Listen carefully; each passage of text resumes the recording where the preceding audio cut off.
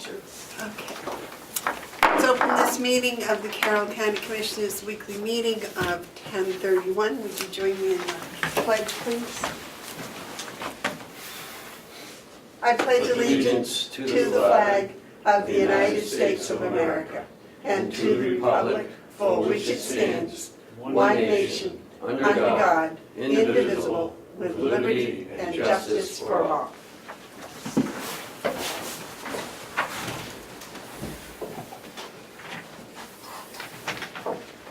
Okay, I wait a motion on the minutes from October 17th. Second. Motion's been made and seconded to accept the minutes from October 17th. Are there any additions or corrections? Okay, if not, all those in favor say aye. Aye.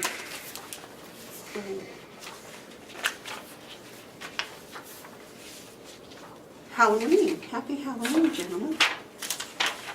Thank you. It is? Yeah, till the 31st.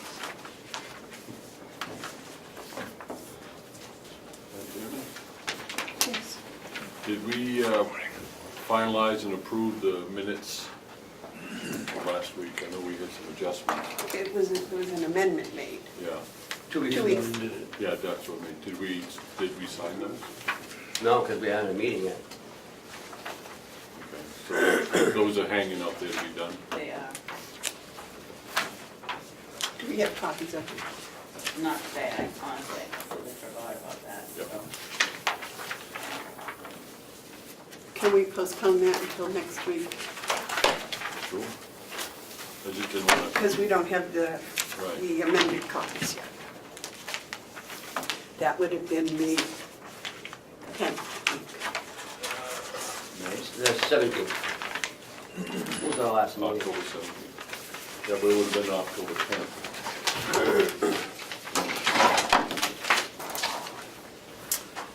Okay, is there any public input? Yes, sir. State your name and the town from which you're from, please. Mark McConkey, Town of Freedom. Just for information, I was wondering when the delegation is going to receive the third quarter numbers and a copy of the audit, which I believe is partially out there, when the audit then will be published, and to be certain that the management letter will be published at the same time on the website. All right, Ken, I'll refer those questions to you because we've already done the third quarter numbers, right? We have third quarter expenses, not revenue. Revenue is has to be journal entry, so there are no journal entries done at this moment. And we did the expenses last week. 2 weeks ago. 2 weeks Yep. ago. Was that shared with the delegation? No. As soon as I get the revenue posted, I'll send the whole packet. The audit, the draft audit is complete, being presented to the commissioners today, after which will be posted on the website. Management letter doesn't come until after the final audit. So that'll be about 2 weeks. And the copy, has the audit been distributed anywhere else other than today when it's being given to the commissioners? I'm not sure of Today's the that. first viewing of it by the commissioners? It's not the actual audit, it's just the Yeah, it's the audit. It is, but yeah. It's a draft. draft, Financial. it's the draft audit. We haven't approved the They draft. have received it. Yes. They have received it, but it hasn't been distributed further than the... As far as I know, no. Okay. On the expenses or the income of the third quarter, when I was here a couple weeks ago, or I posed the question, I was told that the registrar had not provided her documentation. I understand that's been taken care of, so I guess my question is, what's holding up the report from September? The expenses are done. Yeah, the income side. Is not It's done. not done. When I was here before, I heard that it was from from the registrar, which I understand is And the nursing not home. the case. Yeah. Those have been submitted, correct? They just But those haven't are been. journal. Those also They haven't journal. been journaled entry, Right. right? I thank you for your due diligence. Are there any media questions? Okay. The first order of business is for the van bid. Bob, would you like to come and talk to that?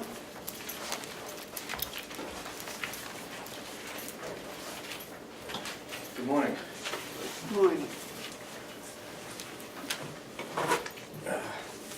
Well, a month or so ago, I put our old laundry van up to bid, put it on Craigslist, advertised it on the county website. I had a deadline of October 18th for bids to be received, and they're being opened today. I understand that we received a couple. How is the new van working out? Great. It's all ready for We have winter? 4. One came in after the closing date. So I don't know if So, Madam Chair, Yes. when we solicited proposals, did we put down, we needed to have these by a Yep. specific October date? 18th. Yeah, I put it right in the advertisement. And this one came, It's post dated October 22nd. We got it from our date stamp, October 24th. okay, well, I would say that's a non-responsive Yep. bid, unfortunately. If we advertise by 18, I don't think we should even consider it or open it, or I think we should return it, say, thank you, but Unfortunately, it was open because it's not marked bid on it. It just says Carroll County Commissioners. So Cheryl okay, opened but it. we haven't. No, you have not seen We it. haven't seen it, and I think we should, I don't, it's unfortunate, you want all the bids you can, but You want to be fair, right? you gotta be You fair have to to the follow others. the rules. Right. So I think we should, without looking at it, return it with a thank you, but it was late. That's, I think might be the proper way to do it. So, I'm dying to know what the price was, but I don't think it's fair to consider it.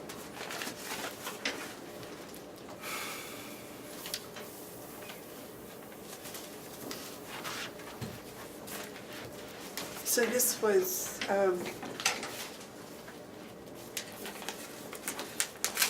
so gentlemen, let's see what we have for the old van.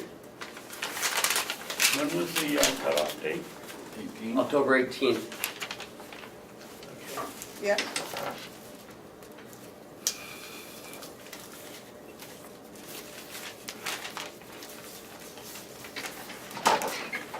Anybody got a knife? No, I have my phone. For the, so this bid is for a 2004 Chevrolet 12-foot box truck.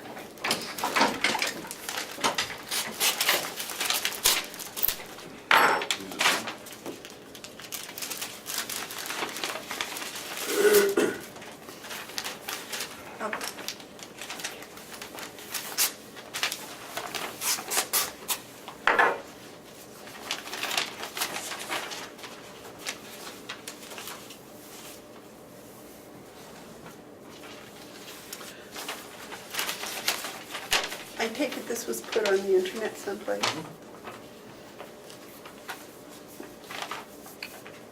Who's gonna start? All right, I'll start. The first one is from Jeff Kopka for $2,610.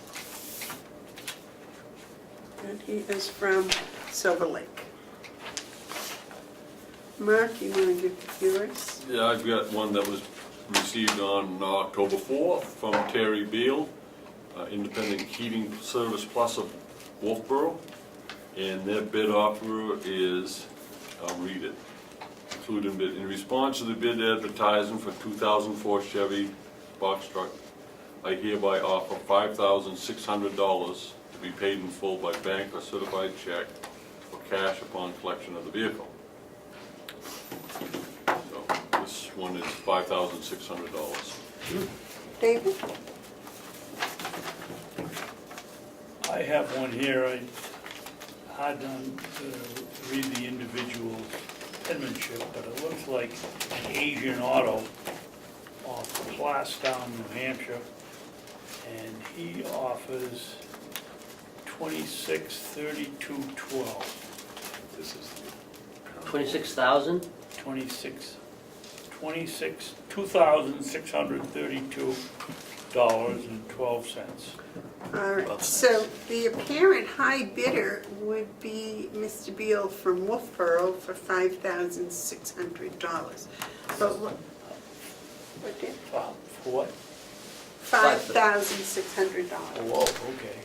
Yeah, So what we'll he do the is- apparent bidder. Mary, Yes, given that this is really kind of simple and you never know when you might need it out of the way, I think we should forego a recommendation. To me, it's obvious, the three bids. I mean, you got a $3,000 spread, I think we should accept. I think we should bypass or suspend the rule for the wait a week and make the decision now. how do you feel about that, Bob, since that would be your review? The bids are clear. It's very, I think the commission makes a great case for it to be decided right now, here and now. I think you should have a second in case the first one falls through. Okay, you want to make a motion that we accept Terry Beal's bid for $5,600? I will, but I think the first thing we need to do for, procedure-wise is vote to suspend the 1 week rule for recommendation. Our policy says we open them and then we wait. So we should suspend that rule so we can make a proper vote. Is that your motion? I move we suspend the rules for 1 week That's fine. requirement.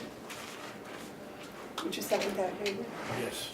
Okay, motion's been made and seconded to suspend the waiting 1 week for the approval of the Director of Maintenance and the administrator's review.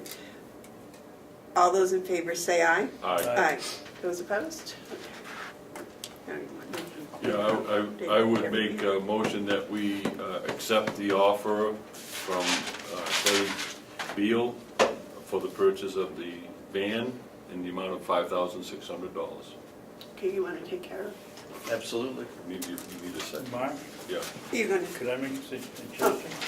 That we add in there that we do what you put in your motion, but in case there's a snafu, that we go back to doing it the regular way. Yes. You got that, Cheryl? For, I guess the way, correct me if this is wrong, Commissioner Babson correctly points out that for some reason, if Mr. Beal doesn't follow through, Yep. we go back, we wait on a recommendation before we From proceed. Mr. Mark. Yeah, Okay. it's good, David, yes. okay, all those in favor of the motion to award the bid to Mr. Beal of Wolfboro for $5,600, say aye. Aye. Aye. All right. Those opposed? Madam Chairman? Yes. So, after we're all done, we bought a van, we sold a van. Well, how much did we spend and how much did we get back? I just want to know where we are. We bought the van, the new truck for $11,000 or $11,500, I can't remember which, and we put a few $1,000s into it in repairs. How many? It was closer to 5 by the time we were done. Okay. However, I bought this truck, this one that we just sold 7 years ago for $8,000. Really? Wow. Okay, so just let me see, how much did we get for the new one? I haven't got it yet, No. but for the new one, 11,500. 11,500, and you got 5 into it, Yeah. so that's 16,500, and we just picked up 5,600. That's a little 11.3. 10,900. 10,900, but you had Budgeted. but you bought this thing originally for 8. Yes. Nice, and you had it for 7 years, so it was $2,400 is what we really, Yeah, I put. over 7 years. Yeah, we put about 12,000 miles on the truck Yeah. in that time frame, which is Yeah. not a lot of miles. Mhm. And repairs. Yeah, nothing too serious with that truck. No, Tires, brakes, a few things here and there.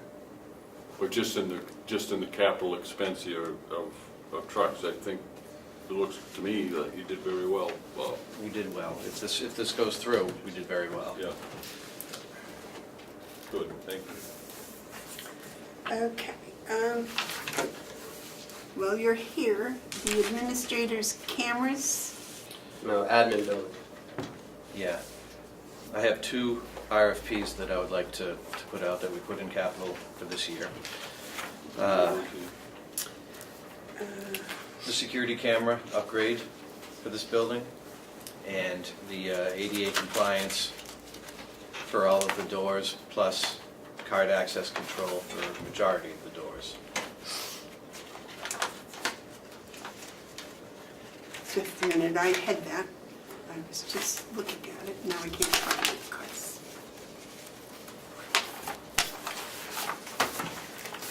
David? Yeah, Bob, what's wrong with the cameras we have here? What will the upgrade do that these won't? The system that we have here is antiquated. If you speak to the sheriff or the dispatch, they're old RG6 cable cameras. The clarity is, You can't even see who's. you can barely tell that there's a car in the parking lot. And you can't pick out faces, any detail of any of the cameras that are in the building. So the new system will just be upgraded cameras. Similar to what we have at the nursing home, similar system. I intend to have them integrated over the network. Okay. Now, is that the same system you have on your computer? I don't have anything on my computer.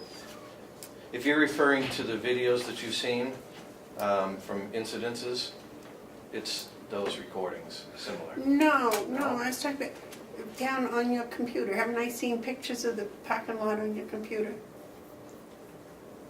Well, I'll tell you some pictures. Maybe there's. Yeah, the nursing home has them. I thought I'd seen them on your Mm-mm. computer. No. Oh well. So, a question David and I had this morning. Is there a camera outside the commissioner's office that you could see if people were going in and out of the commissioner's office or the door across from our office? There are 2 cameras in the hallway. One of them is right outside the dispatch door looking down to see who's entering. That doesn't have a long field of view. That's And- just who's Right. entering the dispatch And room. there's another camera outside of the commissioner's office, but I believe it's focused on the stairway and elevator. I see. So it wouldn't show someone going in and out of your office? I'm not sure.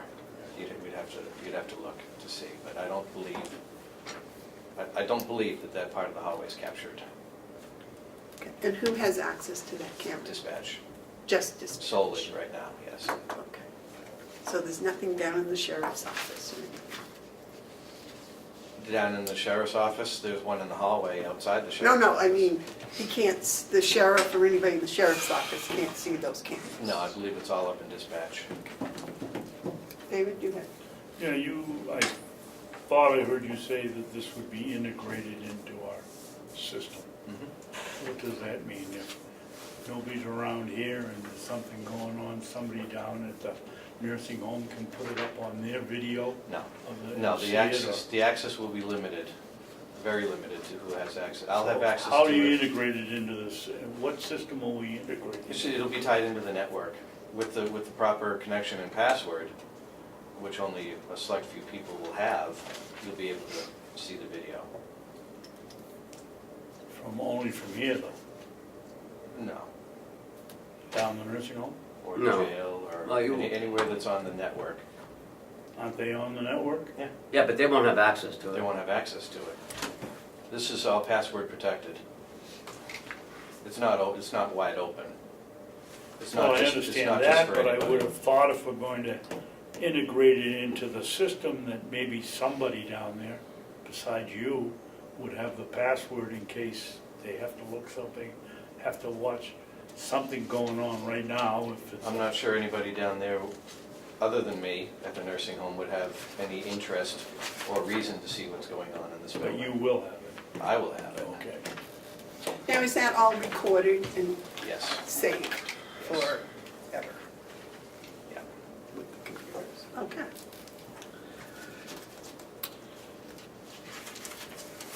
So it's my understanding that it's only upgrading the cameras in this particular building, Correct, and it's gonna add some more to it. yes.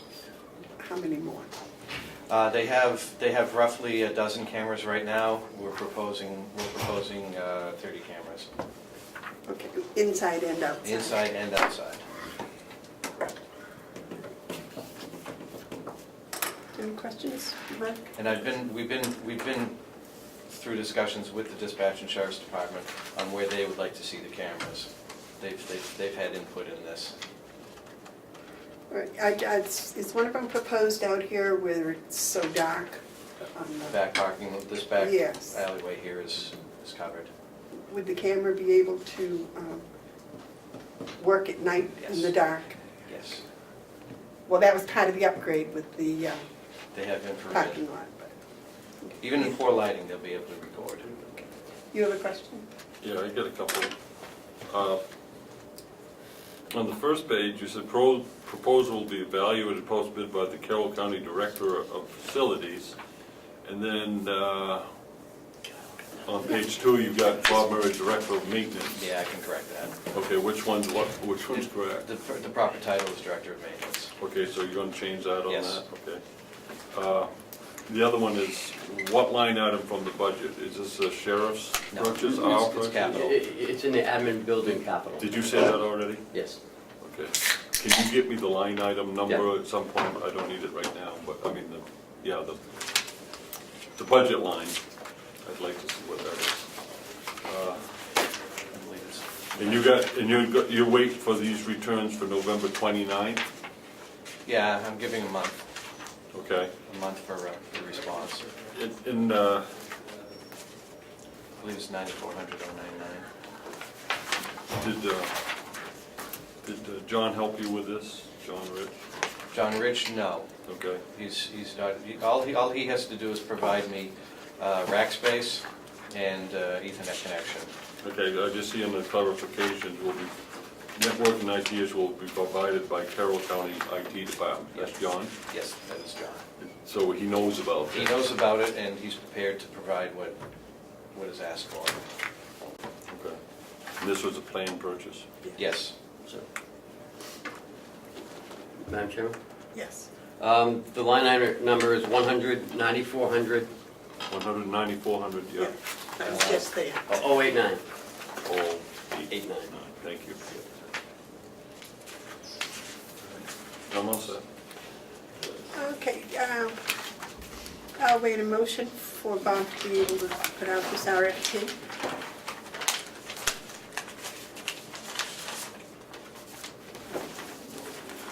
Madam Chairman, can we put this aside till a little later in the program? I didn't get a copy of these. This is the first I've seen it. I sent them out yesterday with everybody else. It was in the mail. Then I missed it, sorry. Okay, there's not one in your packet. No.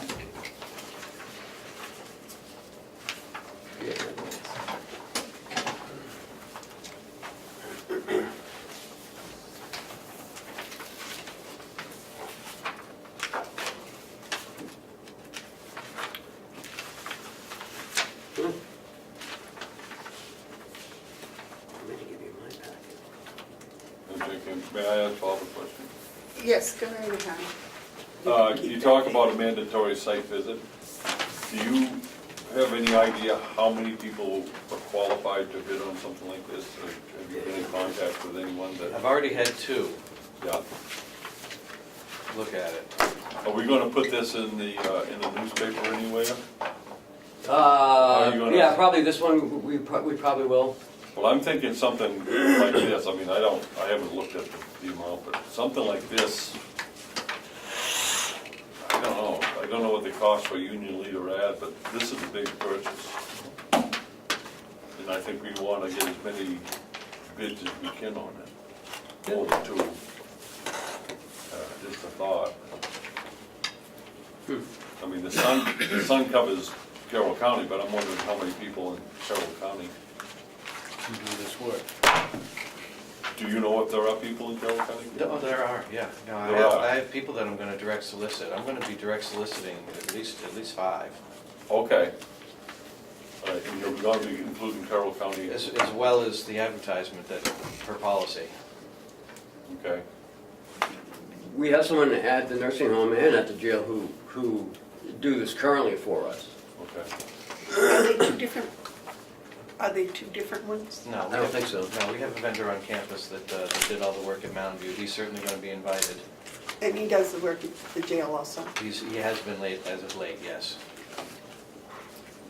And you're gonna direct solicit 5, yes, plus your vendor. plus the advertisement. David, do you have any questions? Yes, from the specs on these cameras, Bob, I'm not a security camera person, but are these going to be able to track and move in the controller, or are they No. stationary? These are fixed. Is that POE, is that what that means? PoE's power over Ethernet. That means that they don't need a separate power supply. It means they get the power right across the cable. Okay. That Would cuts we- down on infrastructure costs. Could we save money if, by eliminating a couple of these, or Of course you could. several of them, if we had, I don't know, what do you call them, mobile or movable cameras? No, because because nobody's gonna be sitting there, actually looking at it and being able to move. Unlike the jail, where you need to be able to do that, this is not an application where I think that's prudent. They're overlapping. And yeah, you could always save money by, yeah, some of them overlap. You could always save money by cutting cameras. No, I'm not interested, I didn't know whether you could replace 3 cameras, one with one that moves. And of course, those cameras cost a lot more money, so it'd probably end up being a wash anyways. Yes. If you had motors to move them, then you would need line voltage. You would need power. It changes things, Yeah. and they're higher maintenance item.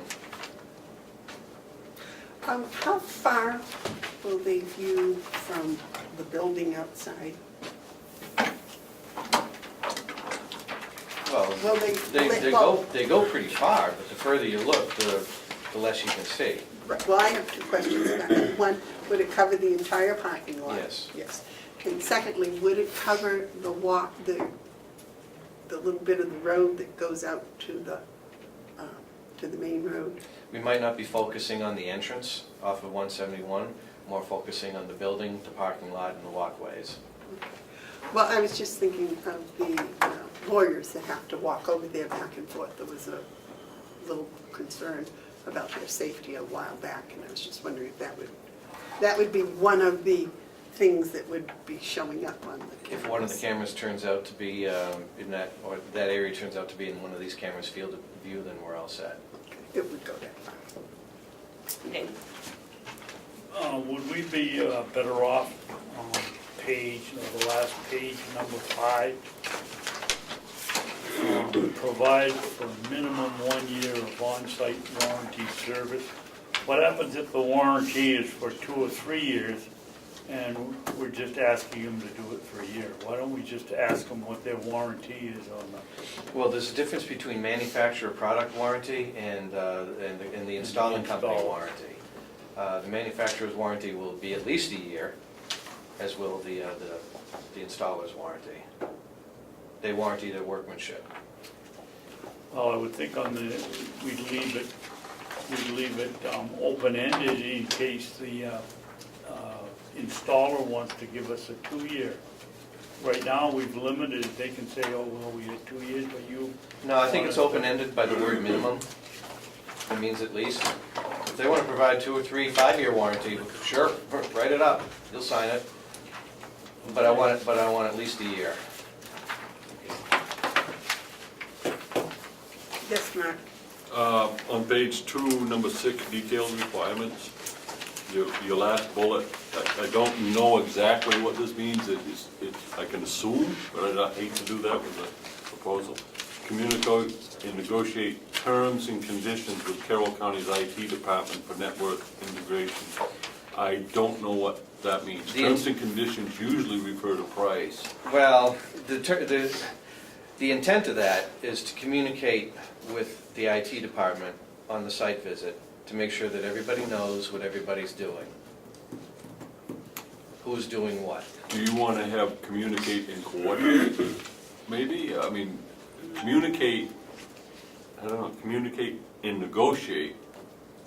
It's, I mean, you can communicate without negotiating.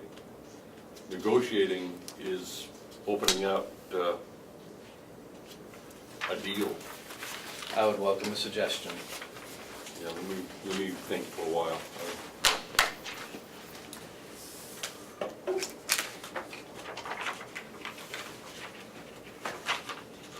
I would think that would depend on whether it was any expense that was going to affect John being involved. And you won't know until John talks with the people coming to put the cameras in, right? Correct. And which would all come out at the end when they submit their proposal. Okay, so you want more than negotiate, you want. This is a proposal requirement, so they're required to not negotiate, you can't do that.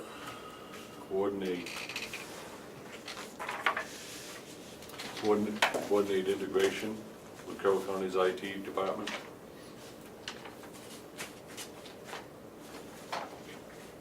I'm satisfied with my sentence. If you're inclined to change it, by all means.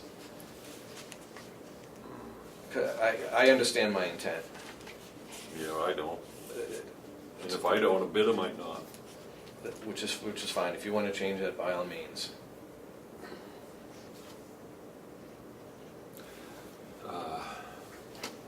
David? I tend to agree with Commissioner Hounsell. I think negotiate leaves it open-ended. How about, And that may not be what we want here. What if you just make it, just communicate with Carroll County's IT department for the network integration? Because they're gonna tell them the same thing, no matter who the person is that's communicating with them. That says that whoever the bidder is has to talk to John about what needs to be done, or what needs to be integrated. So you're saying just strike out and negotiate terms and conditions? And just say Just strike communicate that. I would say terms and conditions should come out to communicate, with, communicate And coordinate With- with, Carroll County's IT department for network integration prior to submitting a bid. In other words, they're just gonna communicate needs, or communicate, Expectations? yeah, requirements.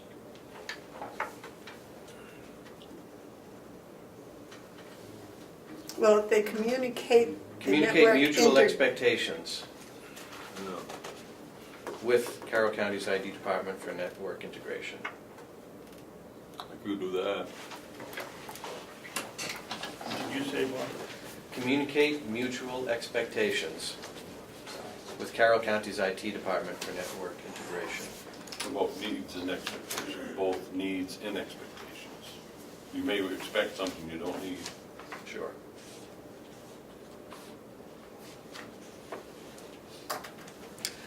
Okay, so you gentlemen would like to change it to communicate mutual needs and expectations with Carroll County's IT department for network integration. Prior to submitting proposal. We don't want it to be something that they come in afterwards. You want them to Start negotiating. right, you want them to do it before they put in a bid. You don't want to come in and say, oh, I didn't know that. Is that all right with you, David? Yep. Cheryl, did you get all that? I did. Okay. So I'll await a motion to accept the RFP as amended. Second. Second. All those in favor, say aye. Aye. Aye. Okay, we have one more. Yes. This is to the entry system. Is this the main entrance? Yes, this proposal does two things. It brings this building up another level of ADA compliance, which we have to do and we've had to do for 20-something years. It's going to put lever handles on all of the doors that have operable handles. It's also going to provide for card access on the doors that need to be secured. Which would be, Sheriff's office, attorney's office, business office, the outdoor after hours, the building entrance, not janitor closets, not bathrooms, that type of thing. would it be access from outside, inside after hours? Yes. Okay. So if any employee of this building had their card and they needed to get into their office, they could. Without disturbing the sheriff. Right. And it would be tracked. You would know who's coming in, when.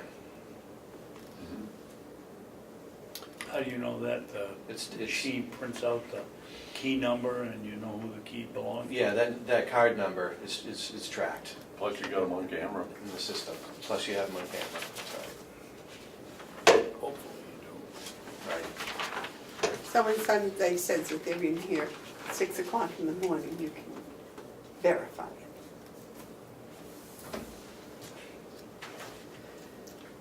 Okay. And if there's a termination of an employee, you don't have to worry about keys.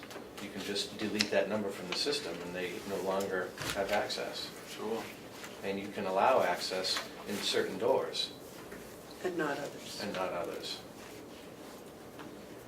And where would be the control computer? In the sheriff's radio room, the server room, And you would have access to that. Who else would have access? dispatch. Sheriff's department. All right. Yes, Mark?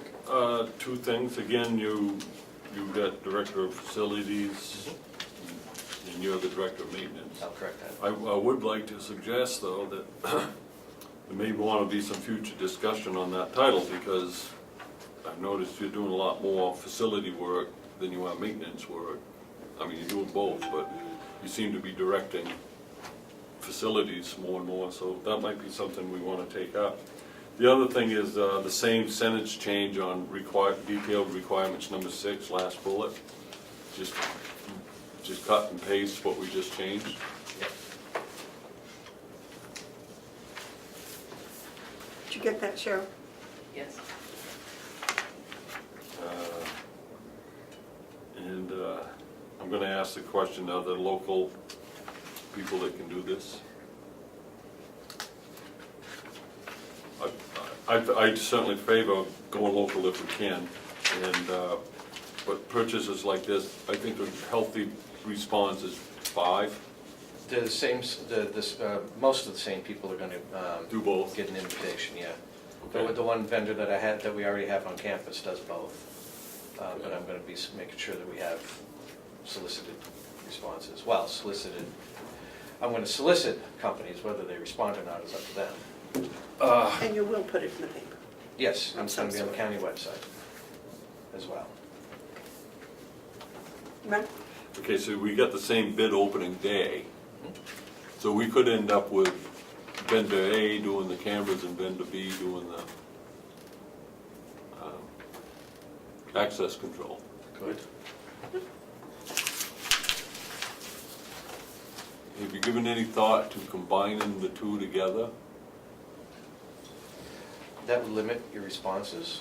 Okay, fair enough. That's all I need. I don't want to limit responses. In that case, you'd have a chance to make recommendations if you saw certain advantages.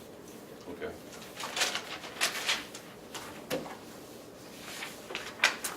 right, gentlemen? Can we have a motion to send out this RFP? I'll make a motion that we send out the request for proposal received on today's date, 10/31.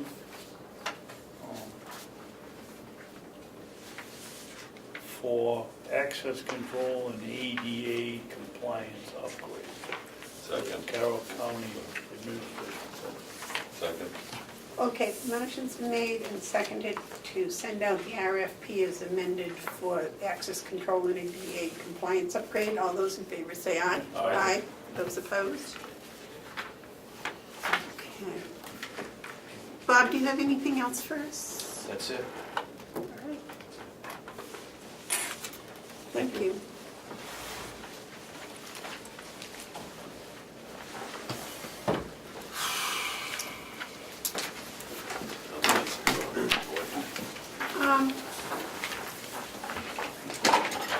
Next is the draft audit.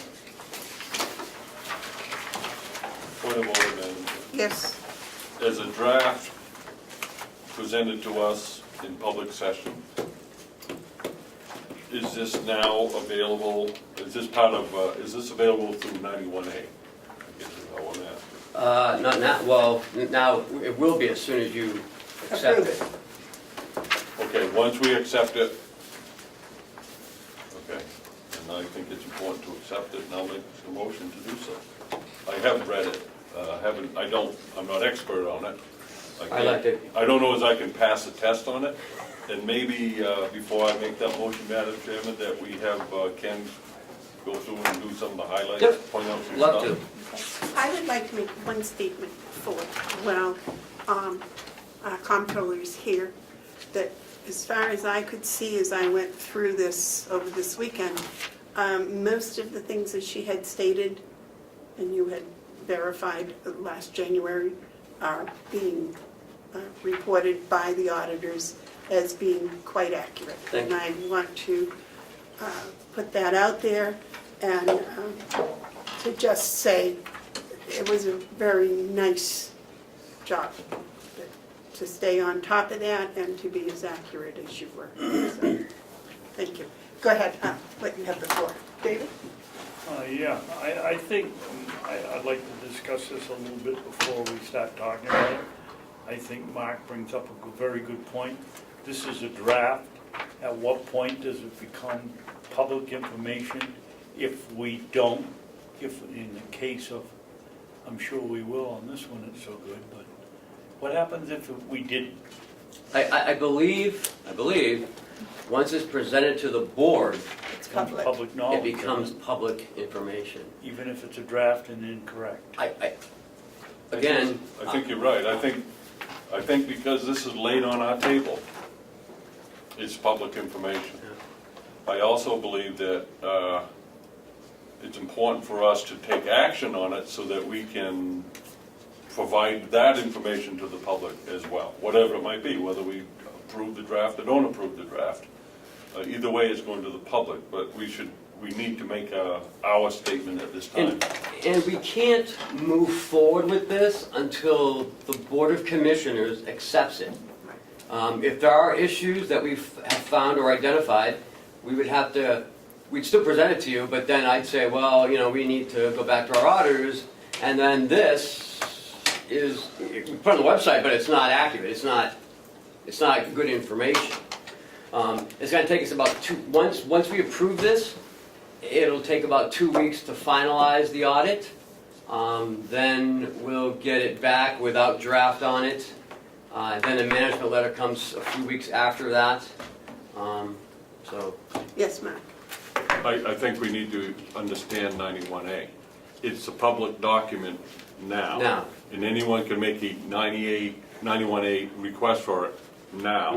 And we have 5 days to provide them with what they've requested. Okay, it doesn't require that we put it on the website. no, nothing. No 91A requirement that we post this Nope. for the public, but we should once we approve it. Yep. But So there's two different things here. It is now a public document Mm-hmm. in its current form. Mm-hmm. And based on the action we take, it will or may not be posted on the website. Well, it may still be posted, but I would put a disclaimer in there saying that this has not been approved by the. That's how you feed confusion. You Well- want to put out something out there that is approved. Yeah, you're right, we don't have to put it on the website. You don't have You're to right. put it on the website. You're right. Well, let's hear what you have to say. And I'll have Kathy help me if I get a little stuck. I think that clarification is important, given some of the interest in this. Page 2. This is a note from the auditors, what they do, what we provide to them, what they do for us. And they said, we believe that the audit evidence we've obtained is sufficient and appropriate to provide a basis for our audit opinions. Page 4, the financial highlights. At the close of the current year, the total liabilities and the deferred inflows exceeded assets and deferred outflows by $294,087. Now that's a negative. That's our net position. A change of $1,729,108 compared to last year. Now, last year was negative $2 million. Net position, I'm not, that's including assets and everything rolled in. Once, we're going in the right direction, we're going left, we're not going right, because if we get negative $2 million, negative $3 million, negative $4 million, you're going the wrong direction. We're only 294,000 away from like zero, and we want to keep going to the left of that number. May I point out, the close of the current year, that would have been 2017. Yep. As of close of the current year, governmental funds reported ending fund balances of $6,628,394, which is a change of a positive $1.8 million in comparison to last year. Can you put that into layman's terms, what that means? Sure. So basically, the 6.6 is what we had left over and added to the last year's, was it 5.1? 5.1 plus 1.8 is like 6.6. So can it be said this way? There's a $6.6 million fund balance? No, that's not cash. Okay, It's not cash. okay, what, That, What is that's, I shouldn't say that's not spendable cash. In that number, in the 6.6, is the 1 million that the delegation and the commissioners put towards Tax. reducing taxes. that comes out of the 6.6? 0.6. Okay, You got the $311,000 supplemental budget that was. let me write that down. Well, it'll show you as we get here. Okay, all right, The supplemental budget for this past summer, yeah, and any of the Doobie Fund, the Nursing Home Resident Trust Fund, and the Inmate Funds. Those are not spendable by the county. Those are funds that are locked. But that's liquid assets, you might say. But we can't, but there's restriction on some of those. yeah, So that's why it's really 4.7, I think, 4.7 of spendable cash in the fund balance, at the end of 17. taking into account the $1 million to Okay. offset taxes for this year, the $311,000 supplemental budget, Yeah? and the Doobie Fund. Oh, So you take all that out of the 6.6, subtract it, you get the 4.7. so that brings us more or less current. Right, yep, 4.7 is what we got. We got 4.7. After the delegation approved the supplemental budget, after we returned $1 million to the taxpayers, the county, as of right now, is sitting on a 4.7? Yep. No, Joe's shaking his head. That says 2017. at the end of 17, Yeah, not right now, that says the end of 17. Yeah, well, we haven't closed this year, so when I say now, I mean, Right. with the adjustments for 17, now, yep. I mean, we can't say, I'm not saying that, but it looks like, based on that, what we have done with that, yeah. the supplemental budget, returning $1 million, And We entered, wow, we still have 4.7. wow. And that's what we were told was going to be there in January, so that's why I was complimenting Kathy. So, Compliment a lot of people. so on page 5, the next page, you'll see where we were in, now this is net position, where we were in 2016. Yeah. If you look at the bottom, you got that 2,023,000, and now we're going to the left, we're going in a great direction, Yeah. 294,000. Guess Now, if you look, the change in the net position, this is the revenue part of it. In 2016, charges for services was 11.242 million, and in last year was 11.588 million. So, again, we're going in the right direction. Even in 16, taxes were 17,623,000. 2017, there's 17,603,000. You know, you want to keep that tax base level, not in this spike downs, up and down. And so our total revenues was 30,723,000 for 17, 30,576,000 for 16. Yeah. Again, governmental activities in the change in net position on page 6. It shows you our expenses. And then in the change in net position, in 2016, our net position was negative 4 million. And at the beginning of the year in 17, it was 2 million. So from 16 to 17, there was an increase of $2 million towards that center. And we obviously started, the end of the year in 2016 was 2 million, and where we are, 294,000.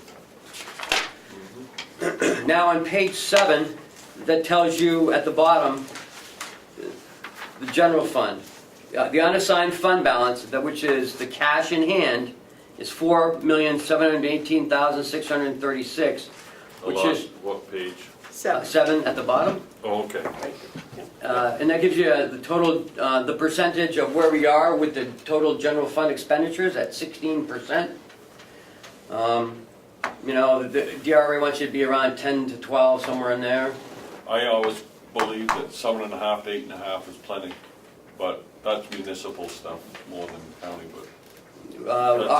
Our policy right now, we have a fund balance policy to leave 3 months worth of expenditures. Yeah, I don't like the policy.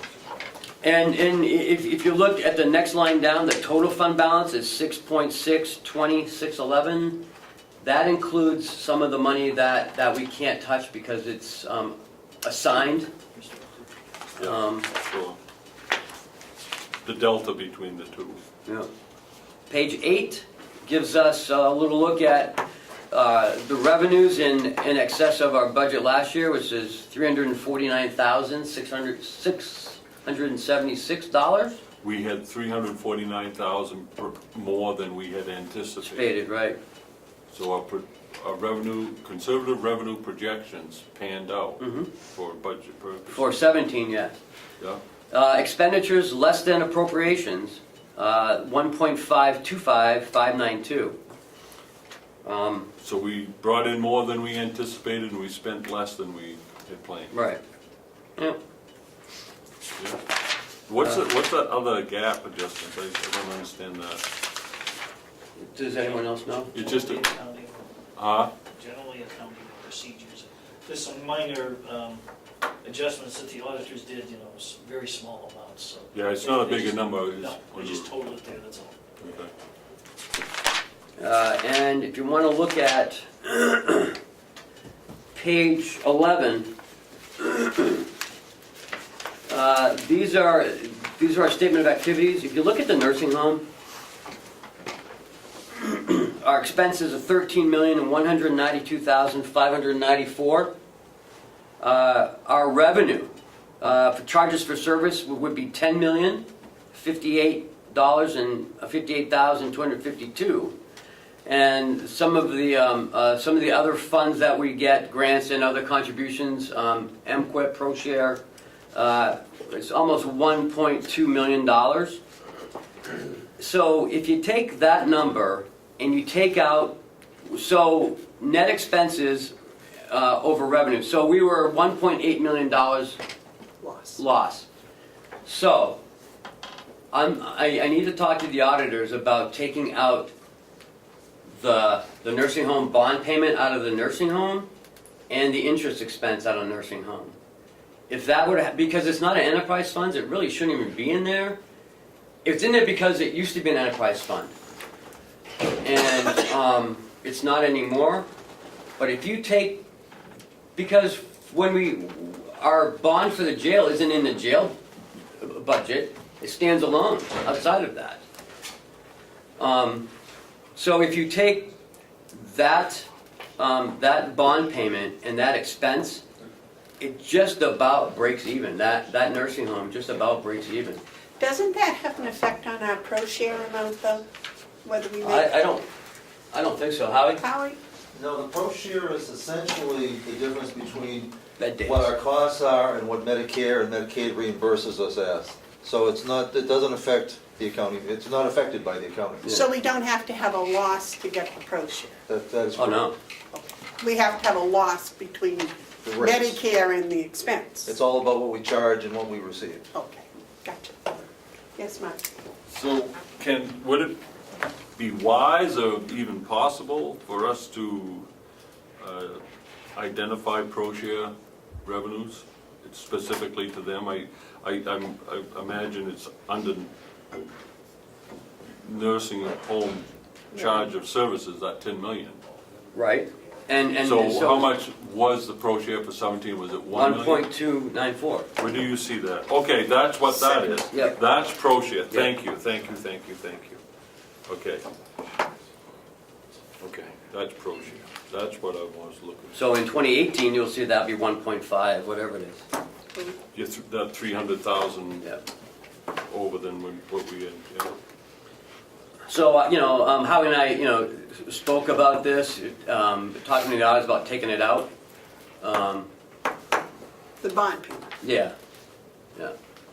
Why didn't the auditors take it out 2 years ago when it was no longer a enterprise fund? Well, it's not up to them to take it out, it's up for us to take it out. Because that's when it was no longer an enterprise fund, right? I had talked to them about that, about taking it out of the enterprise fund, yeah. 2 years ago, Yeah, because it wasn't an enterprise fund. right. If you look at page 12, this is our balance sheet. If you go down under liabilities and the fund balances, you'll see that that assigned fund balance. Are you okay? Want some water? Yeah. Kathy, you want to take over? You want to open the window? I gotta, What's the time? I'll be right back.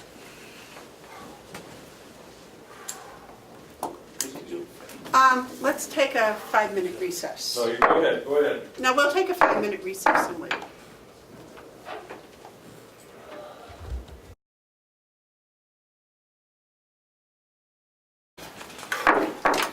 Recess is over, John?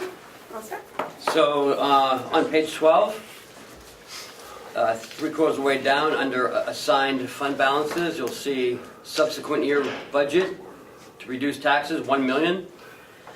Subsequent year budget supplemental appropriation, 311. And the encumbrances for 49, which leaves us 4.7, 18636. And if you look above that, you see non-spendables, like our inventory. We do a yearly inventory. Some of our prepaid expenses, health and insurances.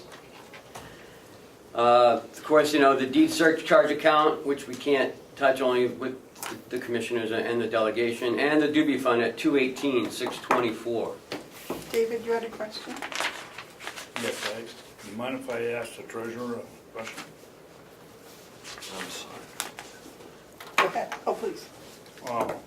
Joe, where are the specifications for the doobie fund? Are they in the registry of deeds? Are they filed there? there is a document on file, I don't know if it's at the Registry of Deeds or if it's in the business office, quite frankly, about the Doobie Fund. Telling us what we can do with it and so forth, and how it can be used. The particulars I don't have right off the top of my head. Howie, do Could you you- have could you- those? Howie has them. I do have the document, and essentially it's the will of Edna and Ralph Doobie. And it restricts its use for the benefit of what was then called the Carroll County Nursing Home. But it's not very definitive beyond that. Any more questions? Yes, and who oversees it all? It was bequeathed to Carroll County for that purpose. So the determination how that I have to believe is for you to There decide. are RSAs that cover that. Is an RSA? Well, I think we should know that because, as Mark can tell you, over the years, there's been a discussion of who can spend the money and how. And I think we ought to have a definitive answer.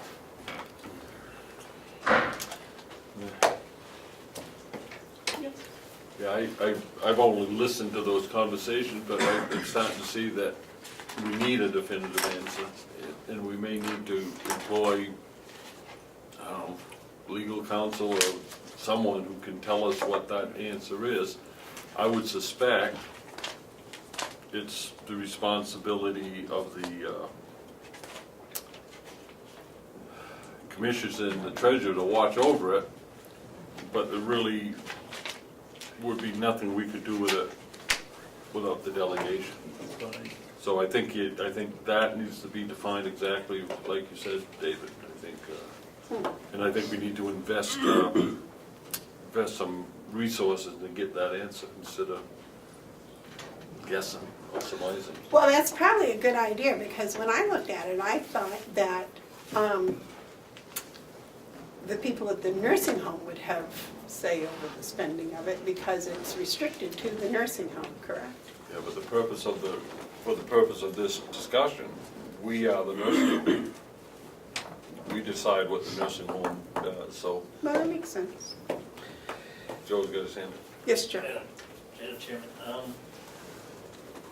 I agree with what you're saying about we need to research this and look it up. It was my understanding, and correct me if I'm wrong, Howie, please, that these funds were only used, again, for a specific purpose in the nursing home, i.e. if somebody needed something that there was no insurance for or whatever, that this Doobie Fund could be utilized to some degree to help. But I don't recall, was there a stipulation, Howie, about principal not being spent or something, or? There is not. Okay. In fact, the information about the actual use within the nursing home is anecdotal. And I say that for having known Edna and Ralph Doobie pretty well. And it was the expectation that it would be used. I think they didn't ever expect it to get to that. This is the remainder of their estate. Right. I don't think they ever expected it to be this significant. But it was their expectation, anecdotally, that it be used for the benefit of residents. Yeah. But that is not the stipulation in the codicil to the will. So, I also knew Edward Ralph too, but I'm sure Howie knew him better than I, but again, I do think further research should be done. all right. Ken, can we put that on the list of things to do? What? Get a professional opinion on what our options are. Okay. Because I believe the next, in 2019,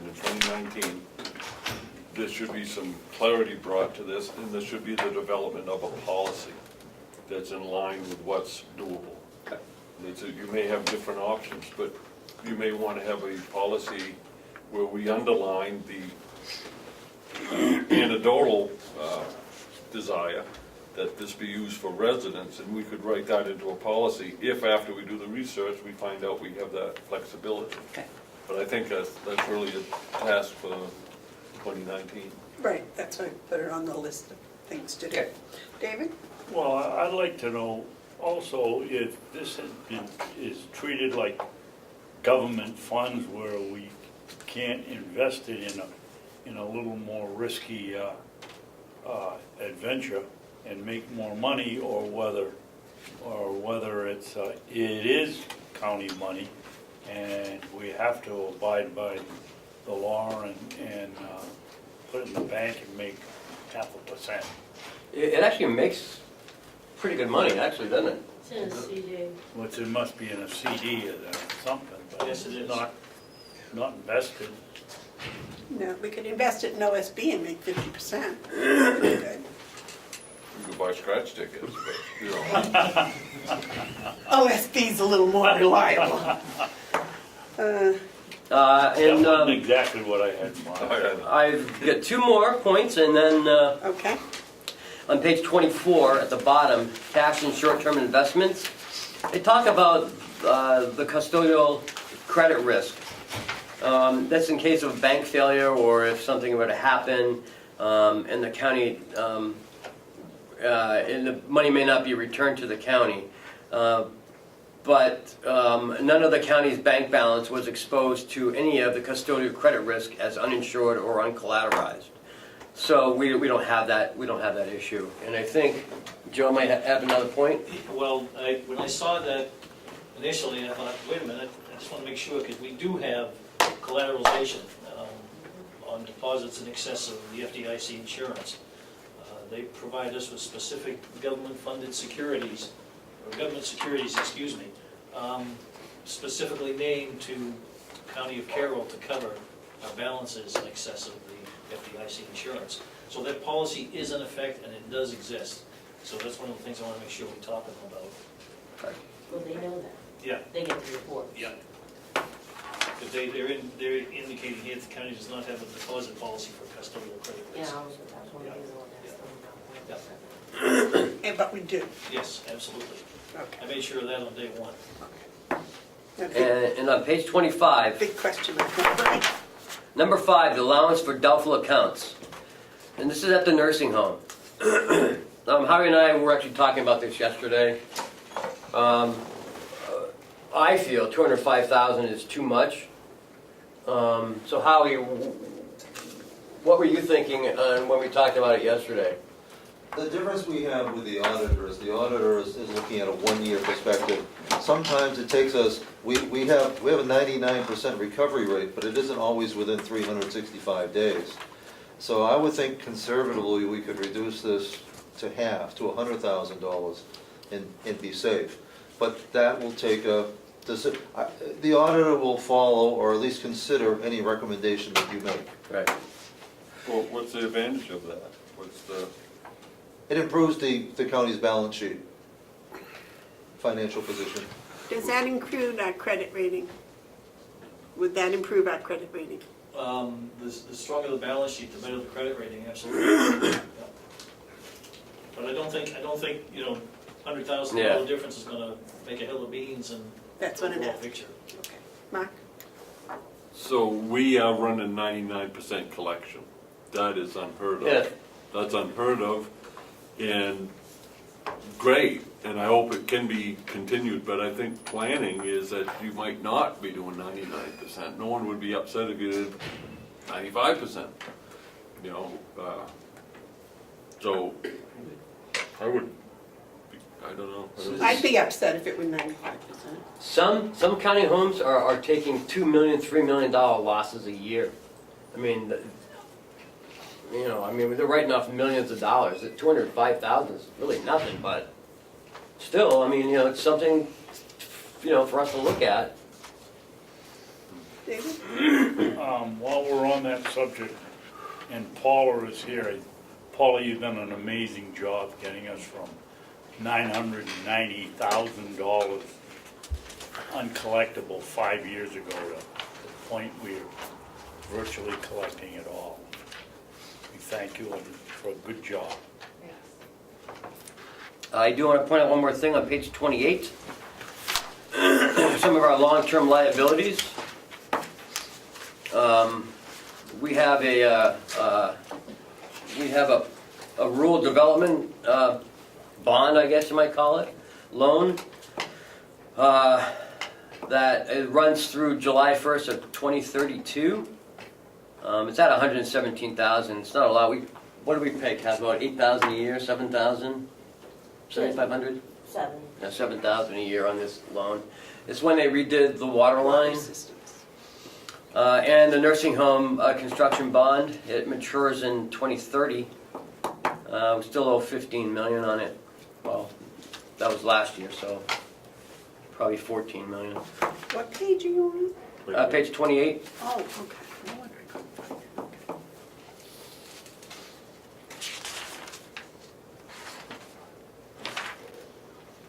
And some of the other liabilities is with the pension liability. That's why we're doing the GASB 75. Mark, you had a question? Yeah, back on your long-term liabilities. That 117,490 is outstanding, Yes. and we're paying 4.5, and this goes on until 32. It looks, unless there's some compelling reason, given the fund balance that we have, why don't we pay that off and save future interest? I mean, we got 14 years, and Joe might have a reason to. Yeah, and besides some of the obvious reasons for wanting to do that, which makes perfect sense, you've got to look into those documents from when that was done. There may be some sort of a prepayment penalty. Remember that when these bonds are issued, sometimes they have to put a penalty in if you want to pay it off early. Now, I'm not sure that's the case with this. So if there isn't a prepayment penalty, then would it make sense to use fund balance to retire this and to avoid future interest? Yeah, I would think it probably would, especially at the rate of 4.5%, because you're not getting any kind of return on your deposit, so to speak. Right, that's another 14 years of that. Even if there was a prepayment penalty. Well, that's something you have to look at, if there was a prepayment penalty. Chairman, I think the next, well, maybe we can do it this year in our budget, is make I a would think so. recommendation. May I just, the Yes. controller just advised me that she's quite sure there is no prepayment penalty on this one. So I wouldn't see any reason why not to. The commissioners, Mark? So in our budget estimate, we might be able to recommend that to the delegation. would think so. Very good. That's all I have. If you have any questions. I want you to know that when I read that, I took a deep sigh of relief. It was like, nice, because that verified what we've been being told and pretty much what I had suspected was, but very nice job. So what action do Very nice we job. want to take on this? I think we should have a motion to approve it. David, do you have a? I'll make a motion Questions? to approve. Okay. I'll second that. I'd like to have discussion though. Okay, the motion's been made and seconded to approve the draft audit. Is there any discussion? Mark? Yeah, just so everyone understands the process. We vote to approve this today. As is, we're not making any changes, right? That's what, so the things that we talked about, the 205 to go into 100, we're not gonna pursue that. We're gonna accept this. So the next step is, we can put this on the web, Sure. and the next step is, how's the management letter come, what's that? We send this back to the auditors. They finalize it at their end. They review it one more time, and then they send it back to us as the audit for Carroll County for 2017 as presented. Takes them several weeks to do a management letter. So we can post it without a management Oh, letter? yeah, And when we absolutely. get the management letter, we can, That's what we did last year. and Yeah. then that way we get this out to people who need to consider next year's budget. Sure. Yeah. Okay. Any other discussion? All those in favor of accepting the annual financial statement as presented, say aye. Aye. Aye. Those opposed? Very good. All right. That's a good feeling. I can't say nice job too many times, I must say. Very nice. To a lot of people. I stepped out of the room, are we doing the admin security upgrade? And the cameras? Yeah. Okay. Okay, so the next is Mountain View budget, and we have Howie and, I thought Laurie was here. No, Lori won't be here. It's just Howie and Paula and Bob. Bob,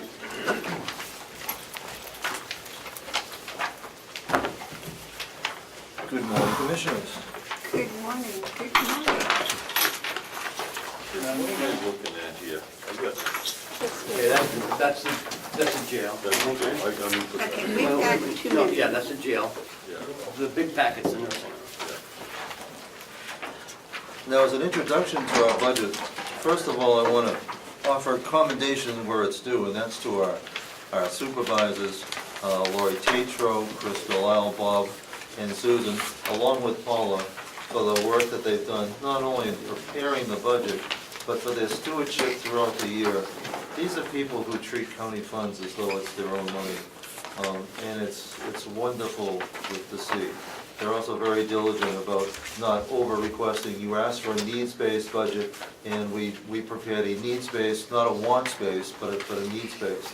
And also, this is the right time to also acknowledge the ongoing assistance from, Catherine and Ken in terms of getting us the information that we need in terms of being able to put budget information together. The significant change that you're going to see in this budget, and we're prepared to go through line item by line item, but the big change, significant change, is the request for the addition of 6 positions. Now, by way of history, 2 years ago, when the county was in the midst of a budget crisis, Mountain View had to bear its portion of it, and that came with the elimination of 5 existing positions, and along with the elimination of a proposed position that had been approved by the commissioners. There was a total of 6. We're requesting now that they be put back for very good and sufficient reasons, but in a slightly different format. 4 positions we're proposing that would be float L&A positions. Now, many of these positions, in fact, all the positions have the potential of actually being able to save money. There's a cost. Not going to save the total cost of the position, but they represent an investment. The 4 floats are important for 2 reasons. We have to cover our shifts when people are out. And when we have to fill them, we're typically filling them with incentive, overtime, or agency, not a cost-effective way of filling positions. The second reason is that we have staff members, our LNAs, who, when we have vacancies, they have a hard time being able to get approved to take the time off that they both need and deserve. Having these positions in place will make that much easier. It has the potential of saving some money. We have not budgeted for those savings, because it would be not much more than a wish and a guess. And we go conservative. We don't pad the budget, but we're conservative in our revenue estimates, and we're conservative in our expense side. There's a potential for savings there. Madam Chair, can we ask as we go along, you okay with that, Howie? I'm Because fine. I don't lose my question as you keep going. Is that okay, Madam Chair? Certainly. Do you have a question? I do. You just answered the primary concern I had with your budget, and that is the potential savings by adding these positions and thus avoiding agency. But the good news is that you're not planning on that. No. So that does truly make it a conservative approach. Now, I'm not gonna hold you to this, because it wouldn't be fair, and it isn't in your budget, but I'd just like to have some sort of idea of how much you think we might save by doing that. Well, actually, our hope and our plan for 2019 is, it's not beyond belief for us to virtually, we'd like to, if we can get staffed up, if other changes are made within the budget, including increasing the starting rate, we need to bust out of this agency trap that we're in. We need to bust out of the incentive trap that we're in. There will always need to be some overtime, and that's legitimate. That can be a cost-effective way to get through short-term vacancies. When people are out in FMLA, people are out sick, but we have to break the agency trap.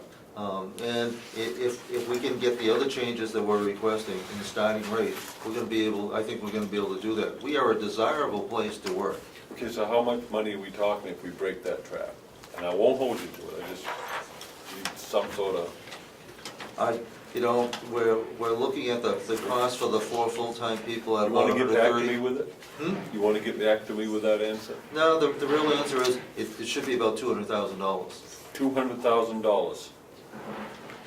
I take care of 20% of my concern. Thank you. But Howie, does that cover all the added expenses besides salary? Like what, you mean? Retirement and Well, for the four- insurance? For the 4 full-time people, yes. For aides, we're talking 4 LNAs. So that would be complete. Still a savings of $200,000? We have not budgeted for that. We're into the hope. Right. Yeah, but my question is, and the thing that I find confusing is, if we have per diem LNAs, they cost us X number of dollars per hour. Correct. Our full-time LNAs cost us twice that, whatever we're paying them. So if we're paying them $10 an hour, they actually cost us $20 an hour in expenses and retirement and all of that. Benefit. Am I correct? Correct. With all the benefits? Awful close to that. A little bit less, but close. So my question is, the per diem versus the full-time. Is there a savings actually of having a full-time person? I know about the convenience and the availability and all of that idea, but There's not. dollar and cents wise, No, in fact, per diems can sometimes be less expensive, that's my question. except when per diems are also getting incentive in overtime. That's why I mentioned agency savings. That's where it'll be a help, and also a convenience to give our staff the opportunity to get time off. So the agencies cost us more than full-time staff, even Correct. with the benefits? Much more, about double, even with the benefits.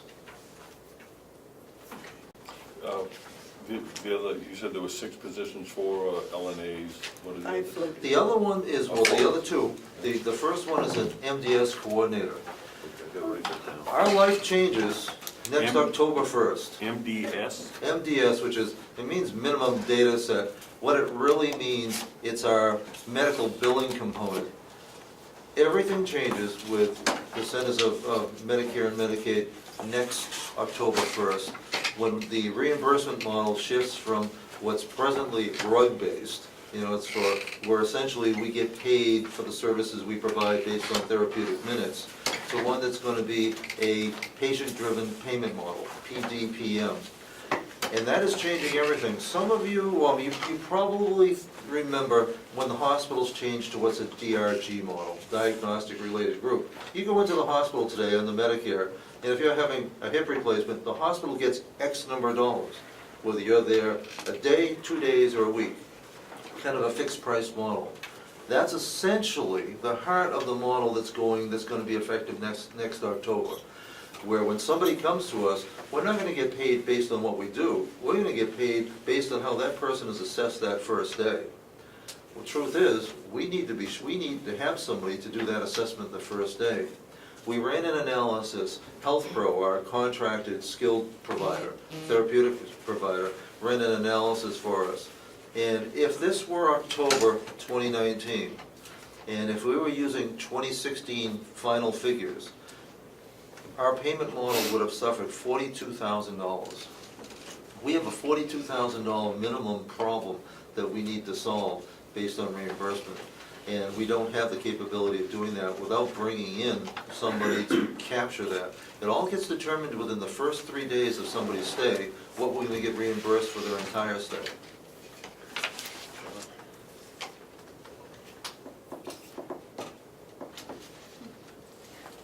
David, do you have a question?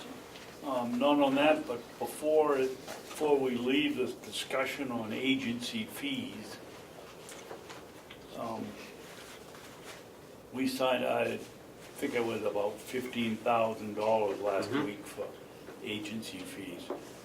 What caught my eye, one agency was paying their nurses $95 an hour. That's, Well, no, yes, that's what they're charging us, it's not what they're paying them. excuse me, I didn't mean to say that. Okay. Yes, you're correct, that's what they're charging us. So we're paying $95 an hour for someone in our own facility who's getting, what, 35? No, not that much. Not that much. 28? 28 for an hour, right? 28, so we're paying almost 4 times. And I'm sorry that Chairman McConkey left, but this is something we've got to figure out how we're gonna manage it. We can't go on paying $300,000, $400,000, $500,000 for agency Oh, you're exactly right. agency people. And I don't know what the answer is, we don't wanna get caught in a spiral, but as we heard, down in Portsmouth, they're paying a $10,000 signing bonus. I'm not gonna advertise for them, but, there's people paying lots of money for bonuses, and we're paying, but not very much, and it's hit or miss. We just have to solve this problem, it's a huge expense. We're coming back to you later in the meeting this morning with a new starting rate proposal for LPNs and LNAs to help address that problem in the short term. Okay. Yes, Mark? So this MDS position, you're going to need that to capture a $42,000 potential loss. Correct, and to optimize future revenues. Okay, so that, we need to talk about that because this position will cost us more than 42,000. Correct. So if we spend 80 to get 42, that doesn't seem like good business. So what else will this, This person will actually do well, 4 things. It'll implement the new billing, capture that $42,000 plus. It'll also increase the number of skilled admissions that we can take. Right now, what's changing in the skilled world, the rehab world, is people that used to come to us, come to skilled nursing facilities, they're going straight home. It means that people that are left in the hospital that come to nursing homes are what's called clinically more complex. Probably the best simple example that I can tell you is that, right now, we do not typically take someone from the hospital who has an IV. Well, truth is, it's costing us money to say no to Mrs. Jones who has an IV. If we have an MDS coordinator, nurse MDS coordinator, we'll be able to say yes to more clinically complex people, increase our skilled stay, increase our revenue. David? Howie, I guess I'm a little confused. The MSA person you said is going to help us assess the needs of the person, and that's gonna, whatever we establish on day one is gonna be what we get. Correct. Now you're telling me that the MS, whatever she is, MDS. will be administering IVs and, or we have to go. We've got nurses, why do we concern ourselves whether this person's a nurse or not? Well, because this person will also be coordinating and handling the nursing side of a skilled admission. Right now, part of the reason, our staff is already busy and oftentimes running a little bit short. So a clinically complex admission would create havoc, and also we couldn't do it properly. This person will coordinate the complex admissions. So the admission director will hand off to this person the clinically complex admissions that we don't have the depth to do right now, but we will if we have another person there. Further question? Yes. Howie, on these 3 sheets that we have here, where are we speaking about salaries? So right in the salary lines. Oh, well, I figured that out. Yeah. The Which one? MDS coordinator would be in the Nursing. The nursing, and so are the LNAs, and the other one he hasn't talked about yet, so I'll wait till he talks about it. So this is different than the admission person you have now, who is Correct. also a nurse. Correct. Is that correct? But this would be, is so the this person that's a nurse now, that's your admission person, does not deal with the people that the new one would be dealing with. Correct. They'll be handing off. The one you have now is part of your office salary. Correct. The new Part of, well, one, actually part of social service, but, but the new one will be part of the nursing. correct. But they'll both be doing the same thing. No, no. That's why I misinterpreted. No, the admission director will bring the person in, but having an MDS coordinator will be open the doors to a broader group of potential skilled residents. I'm still confused as to why the admissions person has to be a nurse. I guess, is my confusion. Doesn't have to be, but it allows her to go to a hospital and do assessments that only a registered nurse can do. Right, if not, she'd have to take a nurse with her, and that'd be 2 people out of the building. And the new one we're hiring is a nurse because, Would be an She RN. has to be. MDS coordinators are required by CMS to be RNs. okay, that's good. Mark? Okay, so what I want you to do is point out which line item in your budget, this one, I can find where you have that position. That would be nursing salaries. Nursing salaries, 008. It's going for Down here. Madam Chairman? 008, Yes, charge and supervisor line, 5140. It's going up about Yeah, 200,000. 5140. you know what it is, I got the thing tangled up. And that explains, that's, The bottom of that first page, Mark. The first page, 5140. NBC. Oh, wait a minute, I'm sorry, I was in dietary, wait a minute. Oh, that is- 5140. Oh, no, I was right. 35140,008. Yeah, I was right, right here. That's why they're using it.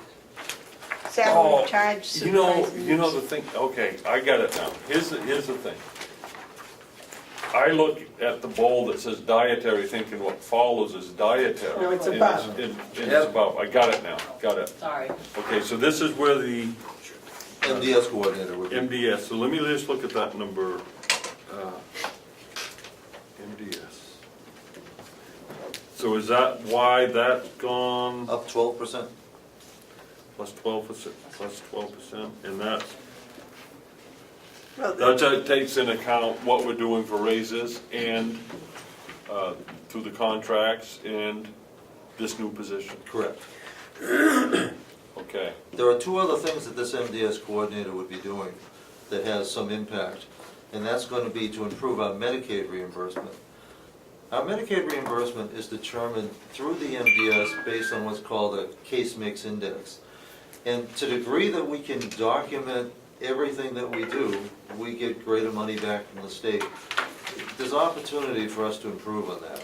So even within our non-Medicare group, the 60% who are Medicaid, this person will be able to by enhanced documentation with the MDS, increase our reimbursement. The last thing that this position is going to be important to do is to provide some needed relief to our social services department. Right now, our social worker is really overworked, doing an awful lot of things within the MDS computer system that this person would be able to do to free her up to do the classic social service patient resident contact work that needs to be done. Yes, Mike. Okay, so I appreciate you got a handle that this person will be busy and they won't be just trying to recapture 42,000. No, that's the small part. What is the rate of pay? This is a non-union position because it's an RN, Correct. and so what are you planning to pay? $28 an hour or something more competitive? No, 28 to 30.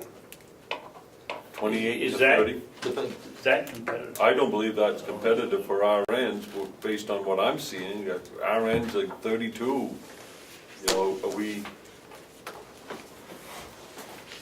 I mean, I hate to add to it, but I don't want you to be caught short and come back to the next Board of Commission and say, you know, we can't fill this position because we're not offering it. Well, because we're conservative in what we budget, while I might think that we could look at 30, we budgeted 35. You budgeted at 35. Okay, there's some wisdom there. Yep. Yep, okay. Just because Paula does it. Well, because Well, they work together. It's a team. we don't want to have negative surprises. Okay, so that's good, that's good.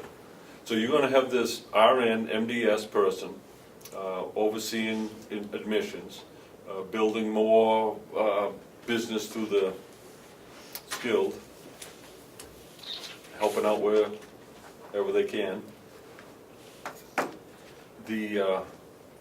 I guess the concern I would have is, how can we build more offerings if we can't even fill the positions that we currently have? How are we gonna fill all the other positions? Well, we're actually optimistic about this particular position, because we have at least one internal candidate, and that's before we look outside. Okay.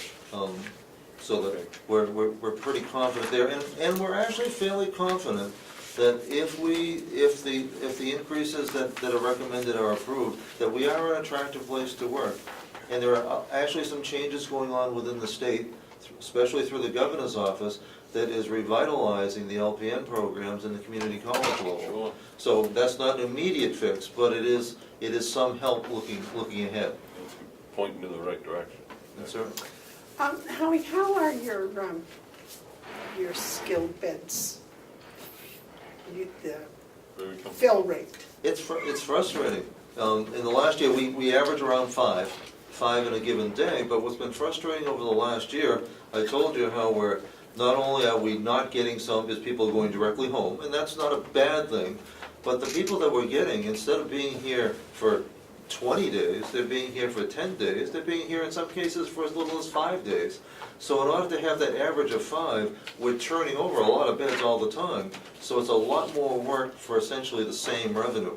So we're chasing our tails a bit. What we're seeing, though, is completely consistent with what other nursing homes throughout the state. In fact, we're actually holding our average better than some of the other county homes. What is our average? About five per day. Yeah, but are we keeping them filled? Yeah, that's it'll vary from 4, today it's 4, but it has been, Well, that's only was 80%. 6.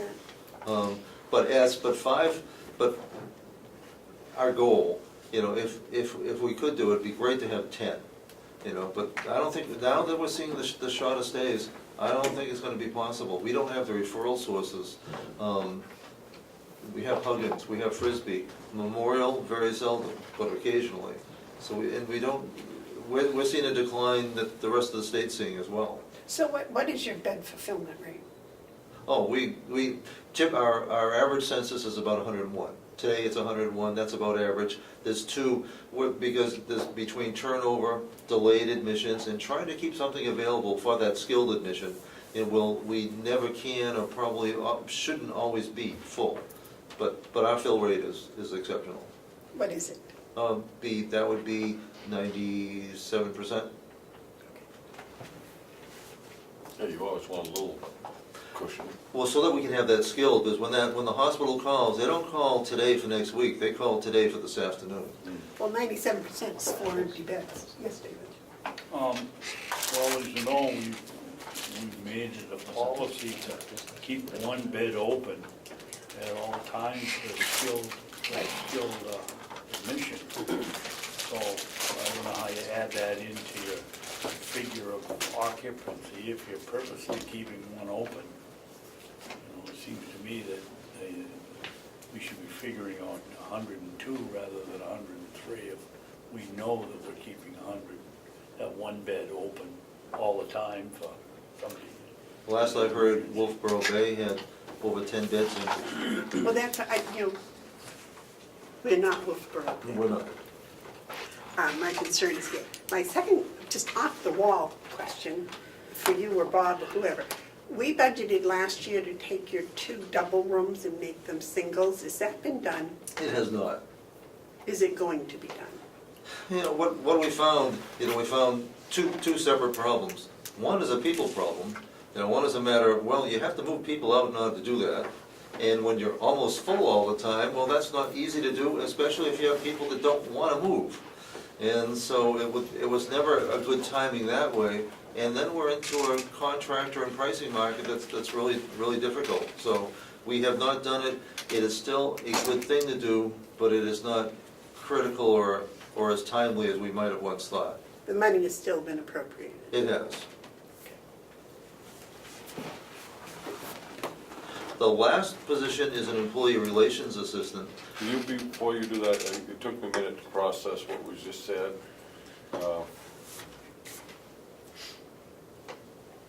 It hasn't been done, it was money raised to do it, is this something that we need to consider to encumber? Bob? Well, The total capital budget was reduced by $30,000. And your choice was yours. So happens that this project, we budgeted at $30,000. So whether the money is there or not, they open up the bottom line, so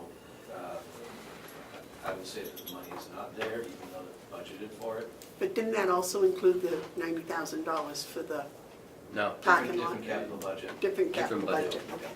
Well, I knew it was capital budget. okay. Thank you. The last position is an employee relations assistant. You know, with 275, staff members, Is that under administration? Yes. that is. And, we're looking at somebody that would assist in recruiting. With a number of empty positions, just recruiting is an important part now, and how that would get redistributed with Lisa Herder. So I'm not saying this person will do the recruiting, but if not do it directly, would allow Lisa to do it. How that would be balanced would be worked out. So she'd be an assistant to Lisa? Correct. Or, yeah, whatever. Mark? Union position, No. No. No. administrative assistant, what's the title again, you said I missed? Employee relations assistant.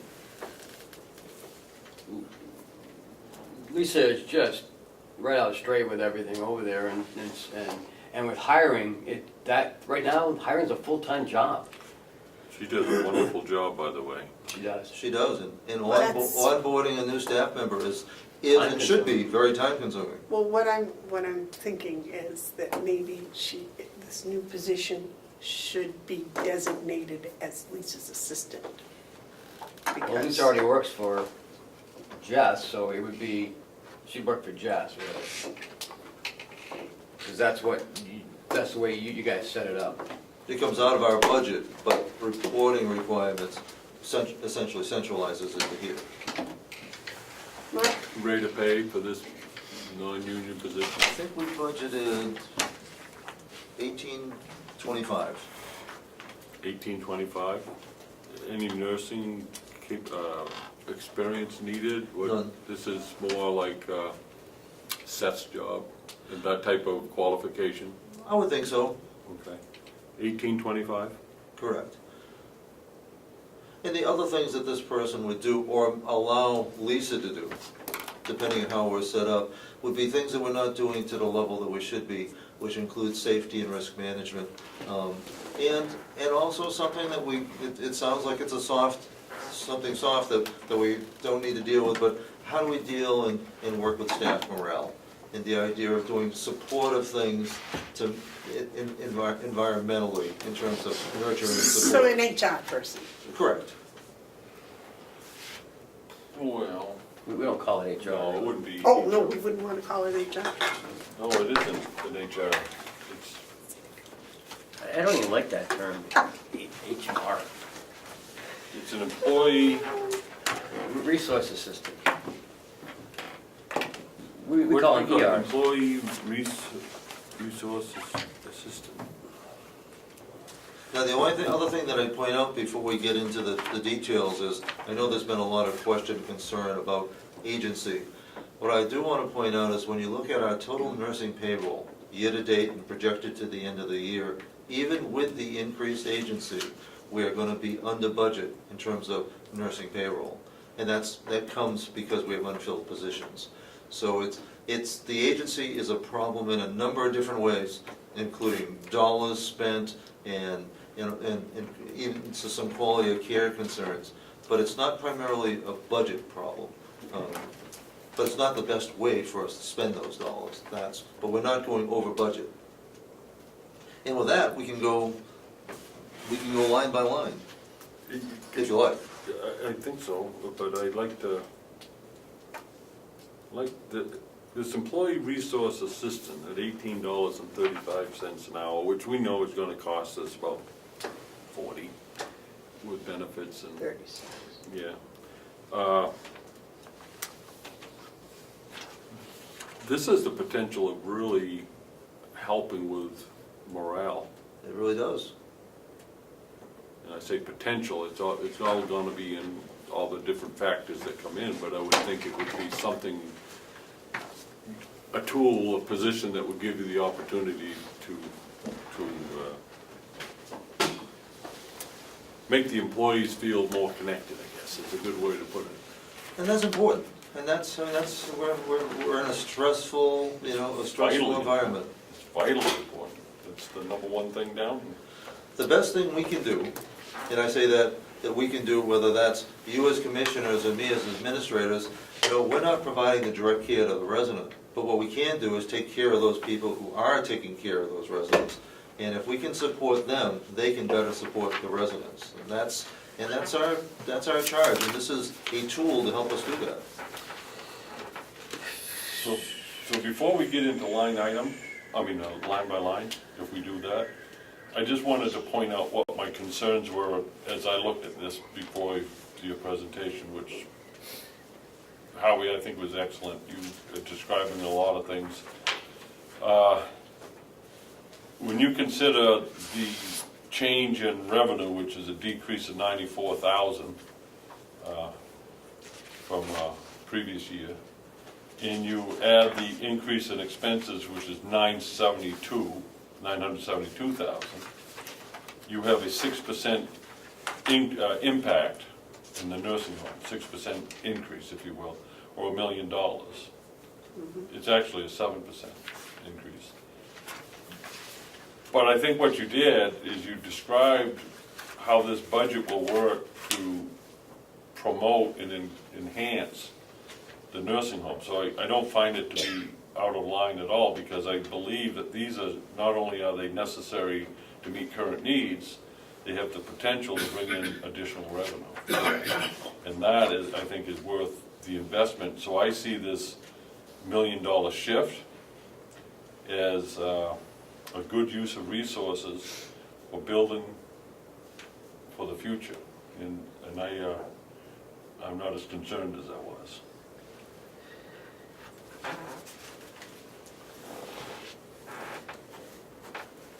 Yes, David?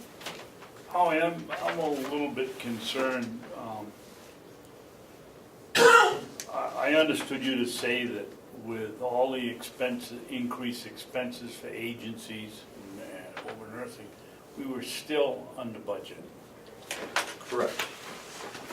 Well, I would sit here, I would say that we budgeted too much money for that line item. If we know,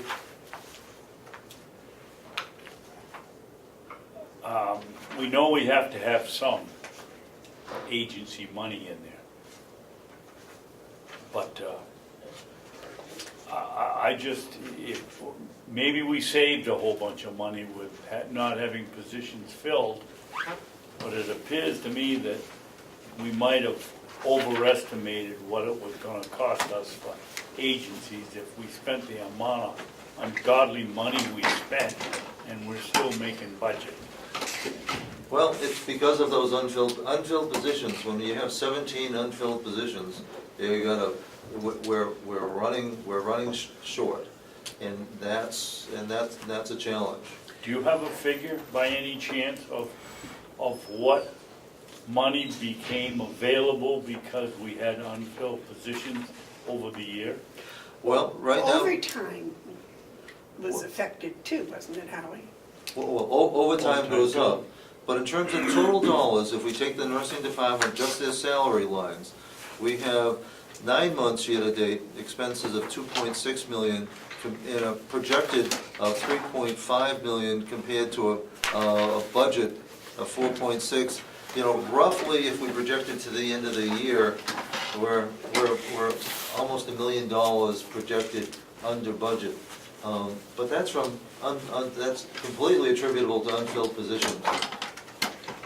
Granted, because what happens is we have, and the reason, and I can understand why you come to the conclusion, we have optimal staffing levels and we have acceptable staffing levels. And that can be a difference on a shift of 4 full-time positions, 4 people. That's huge. We get by with 2 aides and 2 aides and a split. But we should have, we should have an extra person there on each of the units. I mean, that's 4 people that we can be down at a given time and not be desperate. And that's it, but it's no way to run a nursing home. But it's what we have to do sometimes when we're stuck, and oftentimes we are, especially on 3 to 11.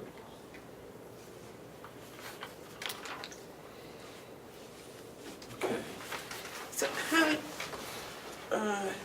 the thing that just kind of blows my whole mind here is that your proposed budget is 900,000 more than this year's. And 600,000, well, maybe I'm wrong on that. Your salaries This is what it is. is a change of 600,000. Yeah. We start to pay people right. Now, some of that is because of the union, right? And then you've got 5 more positions, but one of those positions isn't even in there. One of those positions is in the social services. One's in social service, one's in, No, it's in admin. The MDS coordinator is in nursing, the LNAs are in nursing. That only leaves the HR assistant, which is under administration.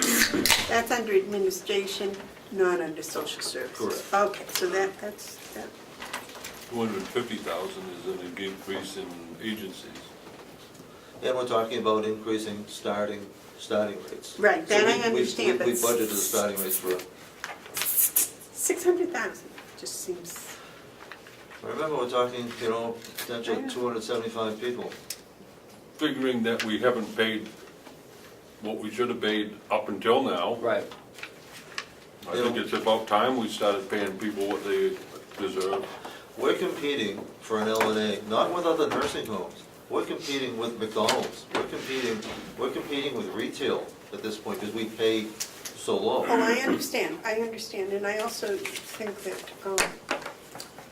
we're gonna have to do something so that we can get these people that are coming out of the nursing program at Kingswood and Kennett to come here. Exactly. And that's going to take something, whether it be, incentive or whatever, something to get them convinced that they want to come here and put in some time and whatever they need to do to. But most of them, when they come out of Kingswood, they have their certification, don't They they? have their certification, They come, just need and experience. they come and look at us, and then they go to the place that pays the most. And they like us, but if they can make $13 somewhere and we're starting at $11.50, they go someplace that pays 13. And I hate to say it, but it's as simple as that. Well, I know I've talked to per diems, total strangers, I see them at the store or something, and they say something about per diems, and I just don't talk to them. And money is a big part of it. It's the primary part. So, okay, all right. It's just in my budget world, that is, whoa. It's all odd to me that we pay $11.50 and expect, and actually we get it, but we're surprised when we don't have enough people who want to work, and yet we're asking them to take care of our elders. And we're giving them, almost a reflection, a commentary on how much we value what we should give our elders. Just an observation. And what our LNAs give our elders, you can't pay for. You can't pay for that love and dedication. No, you can never pay enough, but we need to be competitive. Yeah, I agree. We also have to be cognizant that it's pretty hard to survive on $11.50 an hour, no matter what you're doing.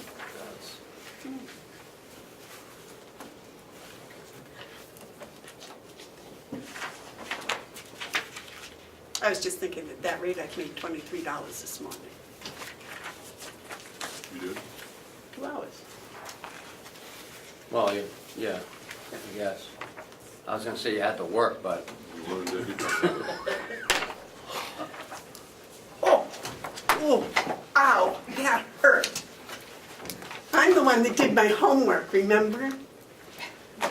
I wasn't counting You're that right. at $11 and whatever cents an hour. All right, So that David, you have a million- comment? So that $1 million delta that we're talking about, 900. well, yeah, but if you take the decrease in revenue, because there was that much decrease in revenue, it's $1 million. 250,000 of it is agency, increase in agency. And the other is these new positions, which certainly seem like they're needed. And I know history shouldn't be a guiding factor, but, you know, we did lose 5 actual and 1 proposed position 2 years ago. When the county was having its difficulty, it wasn't because of nursing home issues, but, you know, we stood up and helped out best we could by eliminating, you know, 4 nursing and 2 housekeeping positions. 3 nursing and 2 housekeeping positions. Didn't you eliminate an office position 2 years ago? No, it was- Part-time maybe? we still have an open Come over part. here. We still Oh, you have, still have an open but- part-time? but that's for weekend receptionists. But we didn't eliminate that position. There was It's still 2 on. housekeeping and 4 nursing, plus a 4th position that had been budgeted, but not approved. Okay. Anything else you want to share with us, Howie? Those are the particularly noteworthy, but we're glad to get right into the weeds with any details on any particular line. If you want to go through department by department, some of the percentages are, you know, seem greater than the dollar amounts. Nothing particularly new or different about nursing home administration, other than the addition and salary line of the HR assistant, ER assistant. And there's corresponding increases in social security, insurance, retirement, and as a result of any time that you add a position.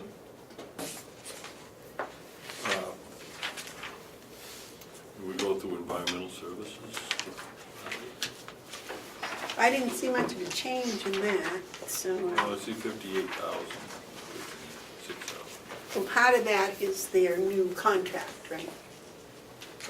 Well, the propane went up. Biggest increase. Okay, thank you, yeah. Yeah, that's Oh, that's right, you moved 30,000. that into this department. Last year, yeah. Yeah. But remember, we just signed our propane contract Right, from 107 to 128. yeah. So that's a huge jump. Increase. Okay, so we're looking at a $58,000 increase in the total environmental services, but we're looking at 27,000 of that just in propane. Right. So that cuts that concern in half. And we reduced the pellets by 5,000. Yeah. And you increased contracted fees and services because of, Just price increases. Oh, of price increase, contracts. okay, yep. Yeah, we get those every year. It's a few percent. and your salaries are 12,000. union and non-union. Okay. What are you planning for new equipment? I see you added money there. A dryer, Yeah. some vacuum cleaners. Paula, go ahead. You had taken some out and put it in capital. Yes. Those figures aren't reflected on here, Okay. because Kathy didn't have them. Okay. So those figures are gonna change. Right, I moved a lot of this, some of his big new equipment out and put it into capital. He wants a new dryer, that came out. It's the same thing at Chris's in dietary. So plan operations now, what I have on my budget sheets is 5,800 Okay, I don't, instead of the 10,000. oh, okay, Instead of the, under 097 new equipment, yeah, you changing that to what now? 5,800 instead of the 10,300. They Okay. took out the dryer and put it in capital. I got, And- yeah, but I'm Where is the- curious about Chris's. Do you know what Chris's changed? Yes, I know that too, but I thought we would. Paula, where'd you get the 23? I have, No, 10,300 is you in, said 10.3, no, I thought you said, 10.3 was the original. I got it here, but I thought you said a bigger number. 10,300 and down, it's down to Now 58. 58. Yep, okay. And that's a better way to manage the budget. And this one, Oh, yeah, Chris's 'cause up it here doesn't at blow up your budget. 25,000. That's right, we don't get But I don't know what the that is. peaks. What are you expecting under contracted fees and services? You got a little increase there. Bob? Yeah, just contractual price increases. Like So what you did- HVAC? You did, It's all a- detailed, I've got pest control, sprinkler, Okay. fire extinguishers, fire alarm, HVAC, Okay, that's all Waste. itemized. and that comes up to 111, 111.3. okay? Yeah, that's the general, cable TV services. That went up. No, that's the No, same, same. but how's that working out? We got. Fine, we had a couple of missing channels that some residents didn't like, but we've all adjusted nicely. You can blame it on the Red Sox. I don't blame anything on the Red Sox, my We- goodness gracious, there's no room for blame, I mean. Well, except that we discovered that we couldn't get the playoff games with the channel lineup we had, and that That's not was a Boston Red Sox crisis. fault. So we did have to make some last minute adjustments. Bob did it in a timely fashion, so And an early discovery was Jeopardy. that's, Wow, did I hear about that? Really? Jeopardy? oh yeah, that was very That was important. huge. But they could see the fifth game, right? Oh, yeah. Oh, yeah. Everything we straightened I out. know, Bob But you straightened up didn't very get the Red quickly. Sox. Do you have Jeopardy back? Jeopardy's back, and, you know, and of course, any change has its You wear your hard problems. hat that day. That was brutal. But I was at resident council meeting last Friday, and not a word was said about food or TV, so that was a good day. Carrie Brown, yeah, that's, Okay, now, back to dietary. Did the whole 9,700 go to capital for the dietary No, equipment? dietary is now at 4,586. okay. 4,986? 586. 586. Where are you talking? New equipment, I mean Front dietary, page Okay, this one? dietary, right? 5130-097. And that wants to be what now? 4586. Thank you. He had an infrared heater cart for 5,800, so I shove that over. You have into a capital. certain amount that if it reaches, you want to put it under Yeah. capital?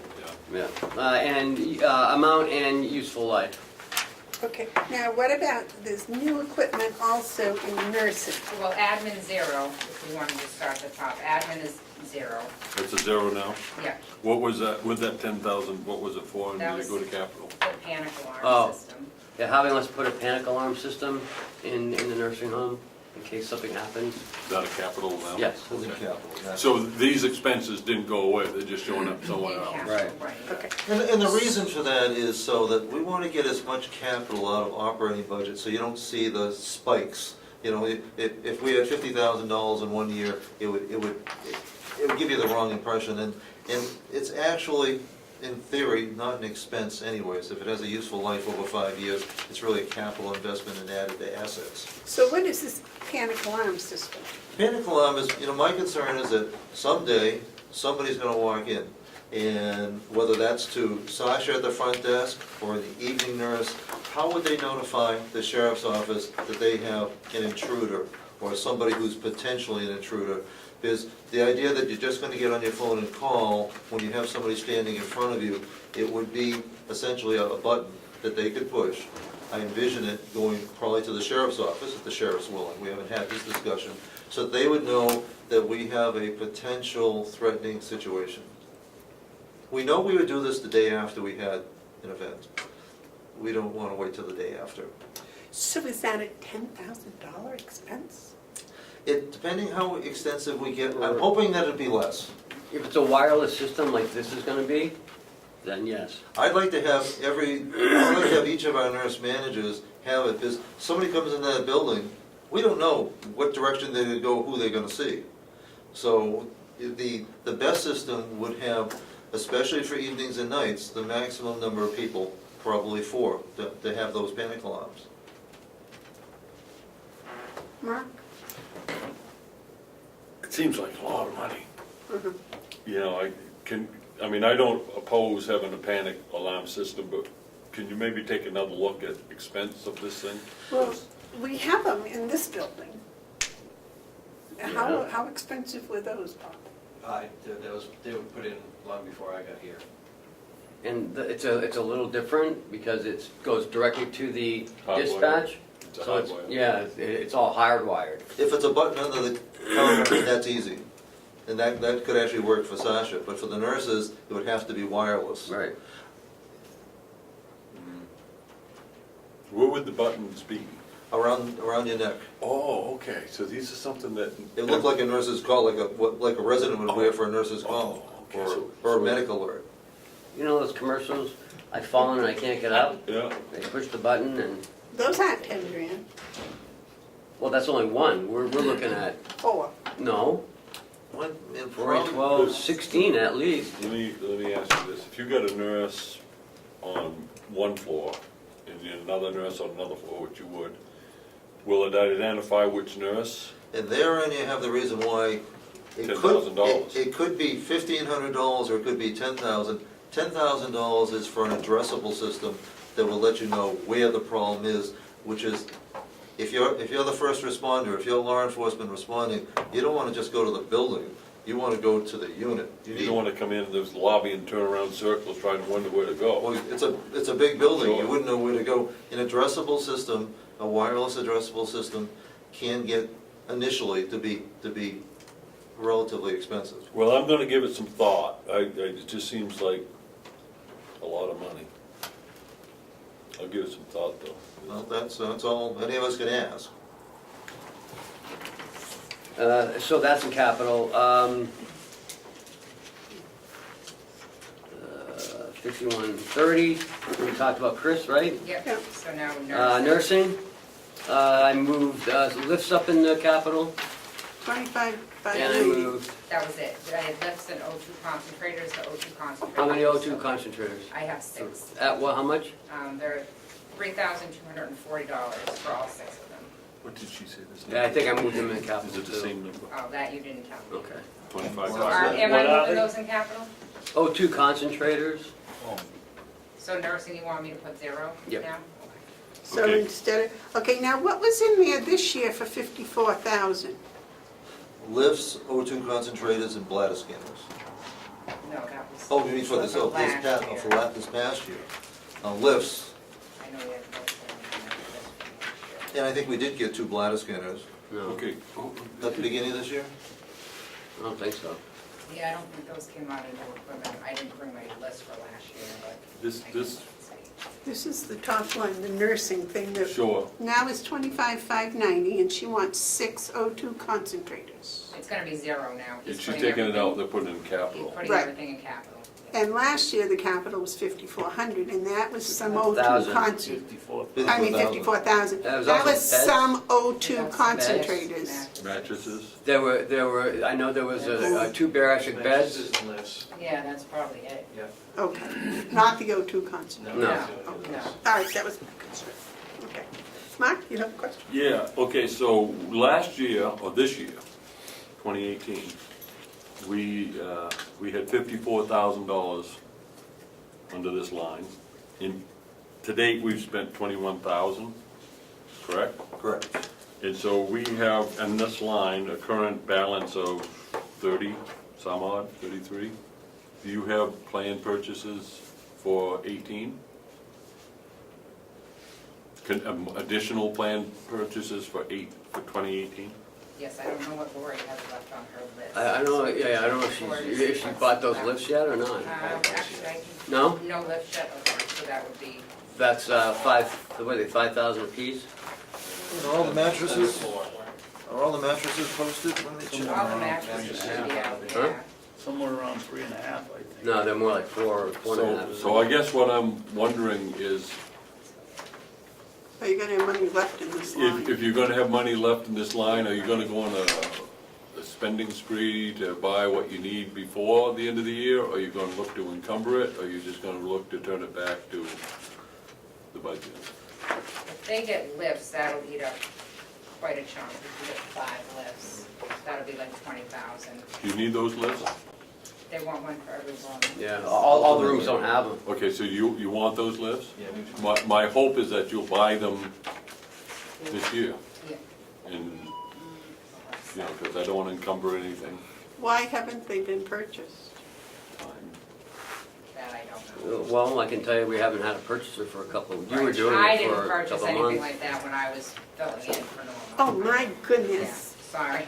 No, I think if we need them, I don't wanna just spend the money, but if we Yes. need them, let's buy them so that we don't have to deal with No, we do. all the problems that will come if we don't, and we return Well, the we haven't- money and ask for it again. It's- We have a new purchaser, so maybe we should Yeah, just I would kind of ask give him him an for it. idea that there's money there that he can do that with. we Should do that with.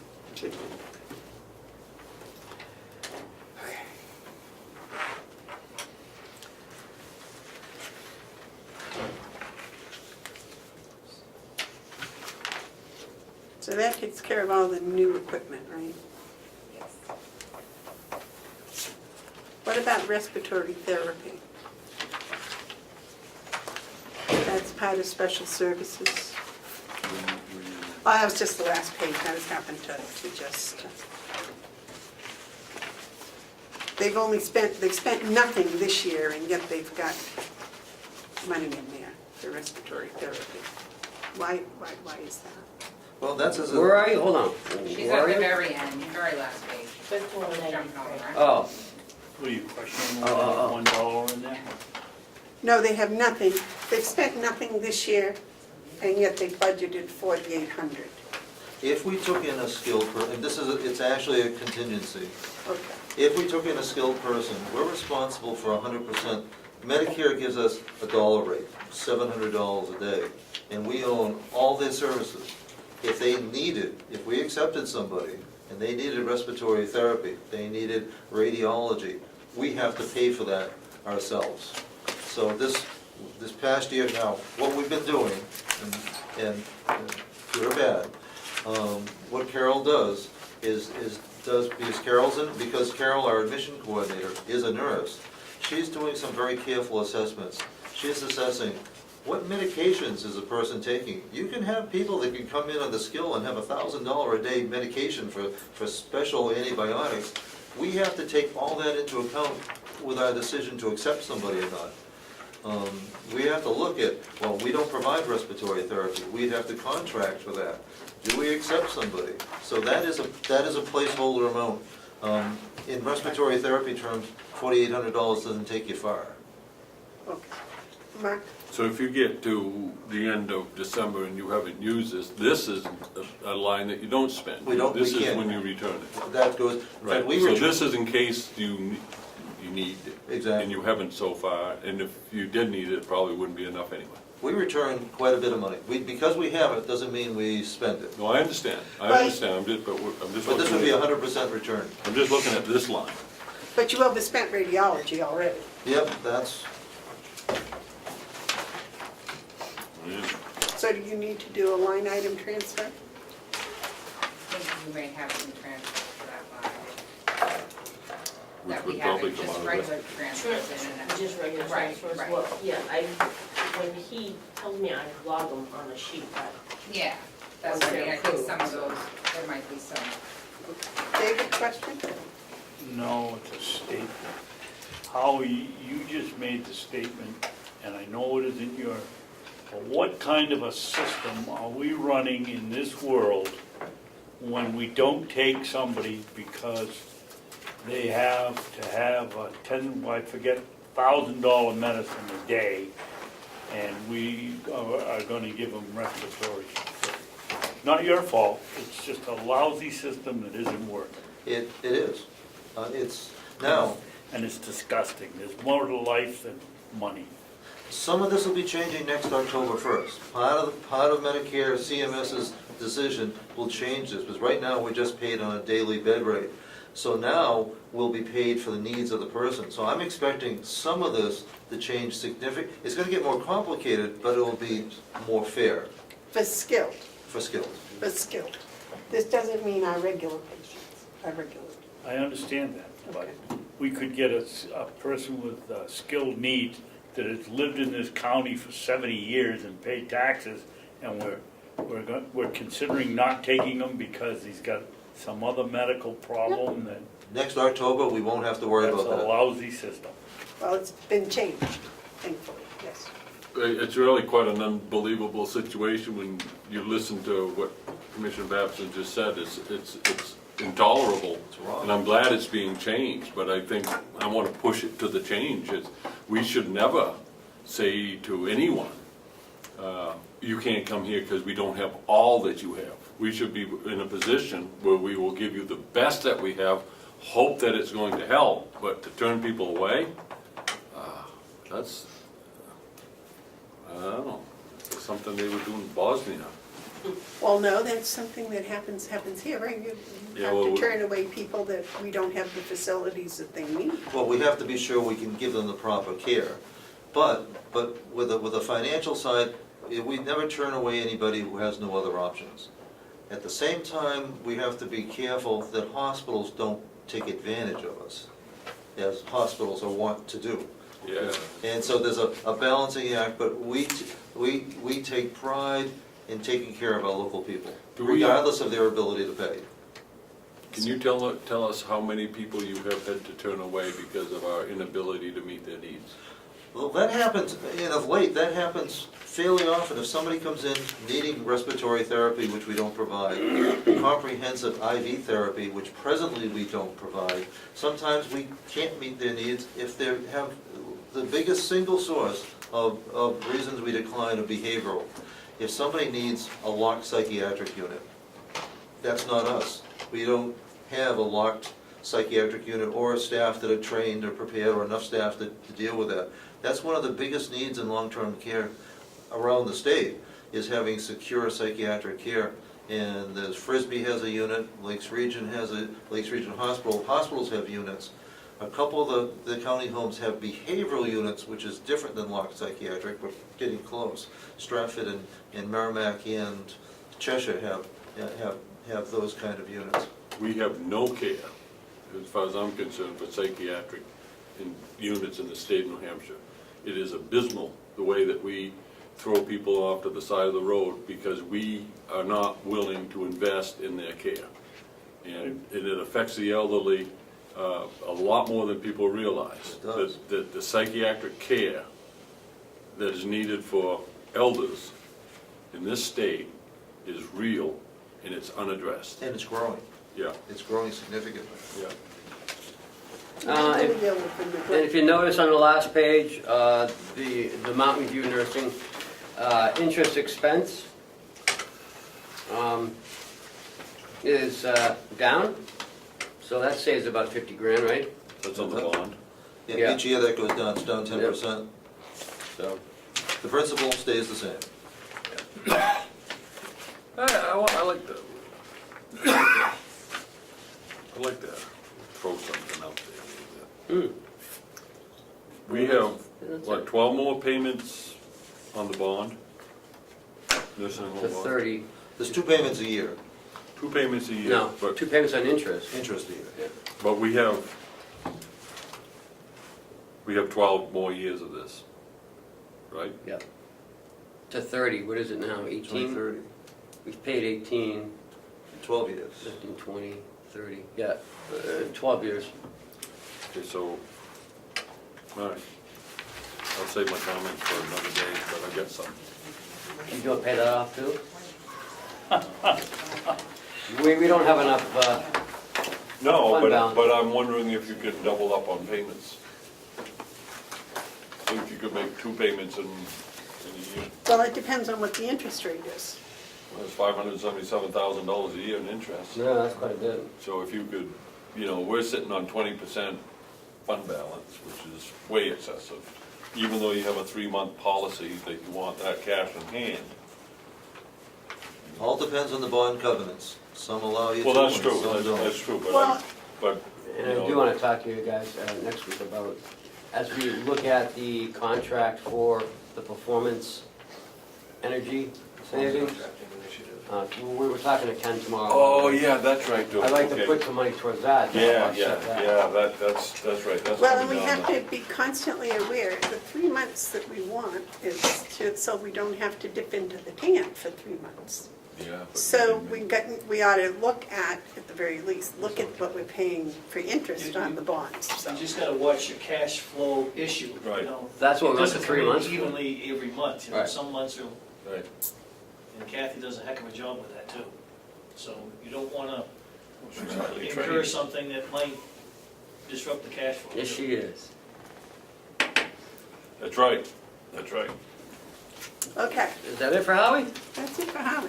Awesome. Commissioner. Thank you Thank so you much. again. Thanks, Paula, for all your input. Harvey, that was an excellent presentation. Thank you.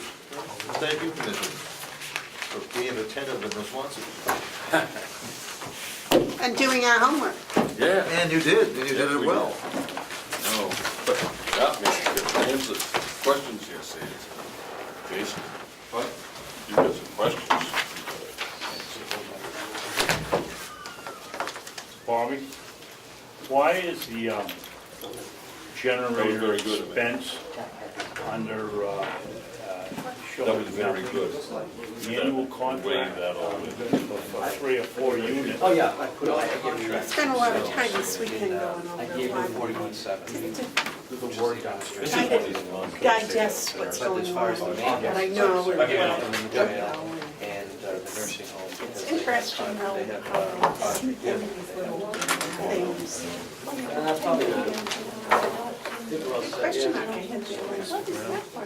Oh, Well, it's good we're, never heard yeah. a word about Got it. emergencies and stuff. I enjoy budget making more than this. So I think we're all set. Let's go do some more work. This is one. Yeah, I know it. I know you do. Boy, what a good audit, what a good audit. Yeah. Yeah, This oh, I replaced thought that was Okay. one. Now what's this about? No, I don't want to see it, I can't study it, I just. I know who you It's remind me it's the of. same one, it's just that I forgot to add one piece in the nursing. I know who you remind me of. It's the same one I get that you have. I saw someone on TV, I said, he reminds me of someone, I know who it is now. The pitcher for the Red Sox, Joe Kelly. Yeah. If you lost about 20 Yeah. pounds, you look just like him. I always done my weight. Just give that guy. You just keep it, because You know, he would. You would, wouldn't you? Yeah. I've been here, I was here be a little sooner, but I was out cleaning house. Got a big room? What are we doing here? 2 a.m. It was up at 2 now I a.m. saw nothing in here about fixing the outside of the building. Would you folks like a donut? I didn't put anything in it. Yeah. Yeah, Is yeah, that something that's going to I need to know. be done, Jason?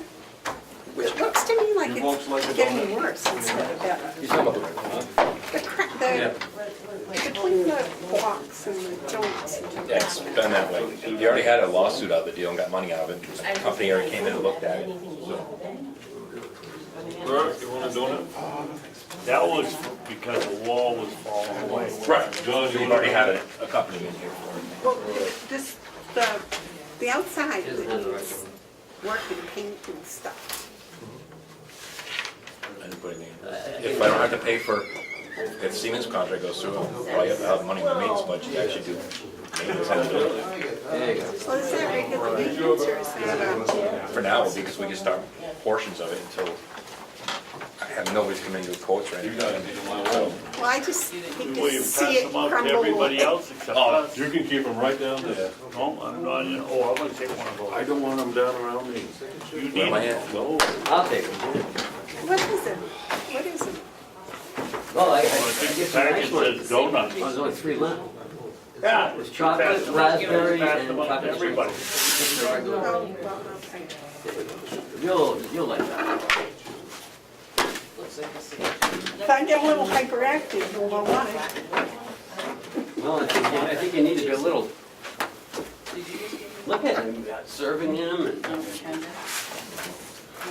Cheese and crackers. The only thing I gave out was updated Word because I had to put, There's me a chocolate donut, and then he has peanut Probably crackers. not I don't know about that. So, Chief, you updated this one? Where's Jason's budget? So this is, I gave it to you because this is the only. It says thing it's 6,100. I just gave them all new one. Okay, good. Oh, yeah, okay. You can give it to me sometime later, maybe. I don't have No. a budget anymore. You don't have, did I just give you a new one? You don't have to, No, I had to give you a check. Oh, yes, that, You can share with me. I don't know. Read it. All right. Jason, I like the way the one I got on the phone that had the little lines on it, but apparently our printer can't print all that way. So people can read it. Yeah, it's just too little. That's because I don't know. there's a lot to put in there, so I printed out in Word.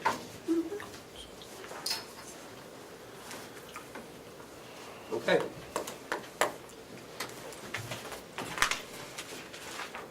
Why don't you start with the first one? Overtime.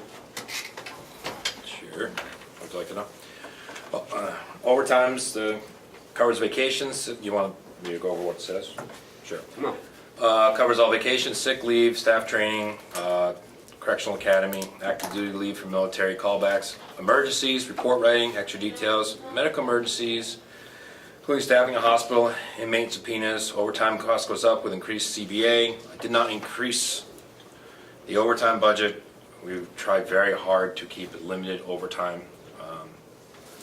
And so far we haven't gone over, so I've kept it at the same rate without calculating the same hours with a new CBA. But so. Okay, I have two questions. Number one, when our staff go to the correctional academy, is that all overtime? No, but they're a body off the floor, so replacing them back at the jail could be overtime. Oh, the replacement. Yes. Okay. Is that the same as the staffing at the hospital, or is that overtime? Yeah, it depends. If we have enough staffing on to go to the hospital, it costs us no overtime. If it decreases from our minimum staffing level numbers, then it may be at overtime cost. Okay, so if a person is regularly assigned to daytime, and you need one at the hospital, one of those regularly assigned daytime people go to the hospital? Possibly. Or you could call someone in. Or to call somebody in. It depends on staffing level numbers. Okay, so we might not have to bring somebody in. We might be able to go short-staffed. We might be able to pull some people. So we try as best we can to do use as little overtime as possible. But depending on numbers and depending where we're at, we sometimes have to do overtime. And second, nighttime shift probably? Yep. Yeah. Okay. You're already starting with reduced numbers of nights anyway, so that is a little more difficult. That's where your overtime is probably going to come in if you have hospital duty overnight. Okay, those are my questions. You had a question, Mark? Yeah, I got a few. We're looking at a 4.5% increase roughly, and most of that's in salaries, it appears. But I was looking at something here that kind of caught my eye, and I hadn't picked up on it before, and that's medical insurance. You're asking for less. Is there something that we should know that we don't know? Usually I see medical insurance. That one up. Am I reading the wrong line? Yes, Medical expense went up 2,400. Medical insurance. went up how much? No, it went down. It went down 38,000. Oh, I'm on the expense. That's right, that's different than the insurance. Sorry. Am I reading the thing wrong here?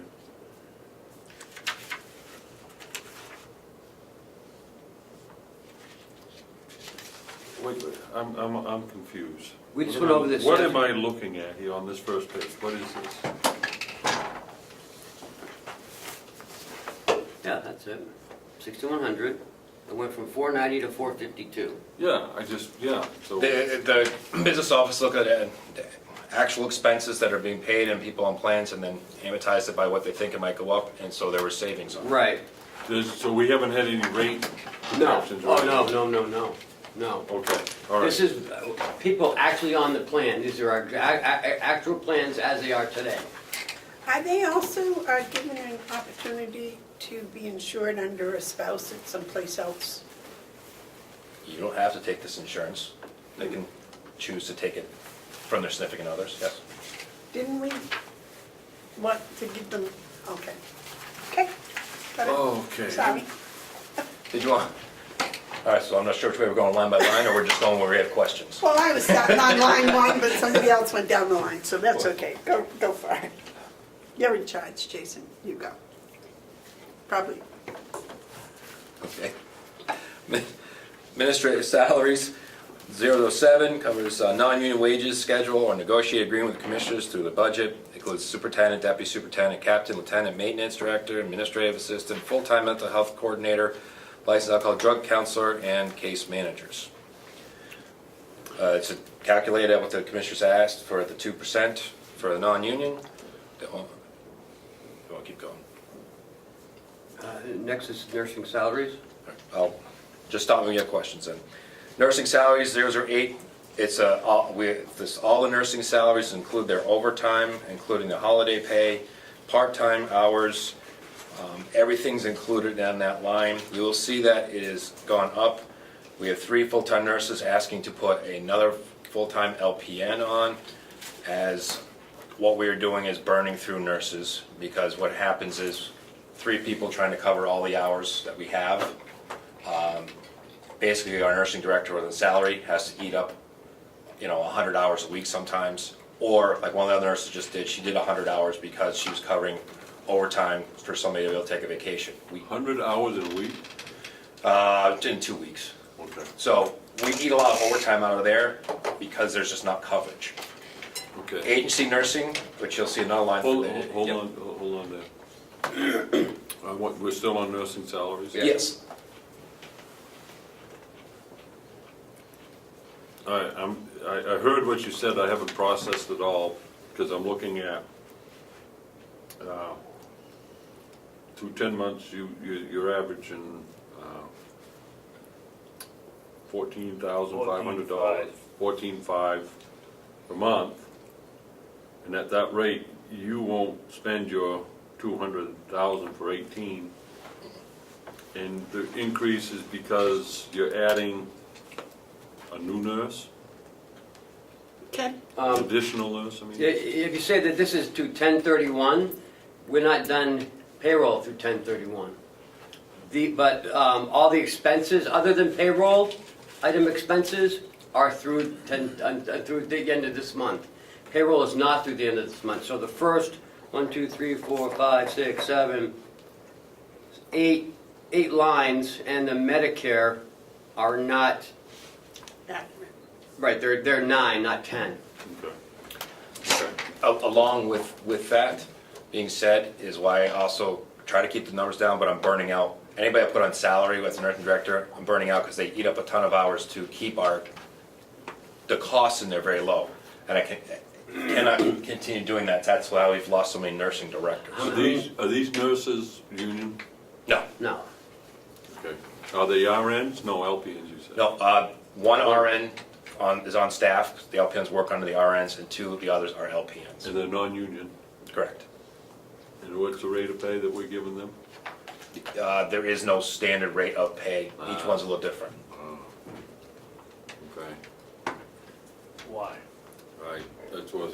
Because you don't have, county in general does not have a pay scale for non-union. Yeah, that's not good planning. Well, that's- We need to have something. Can I also speak to that too? If you look at the matrix that was done for audit a few years ago, it said clearly in there for the county to do an audit of pay scales, but that was voted down by the delegation for funding for it.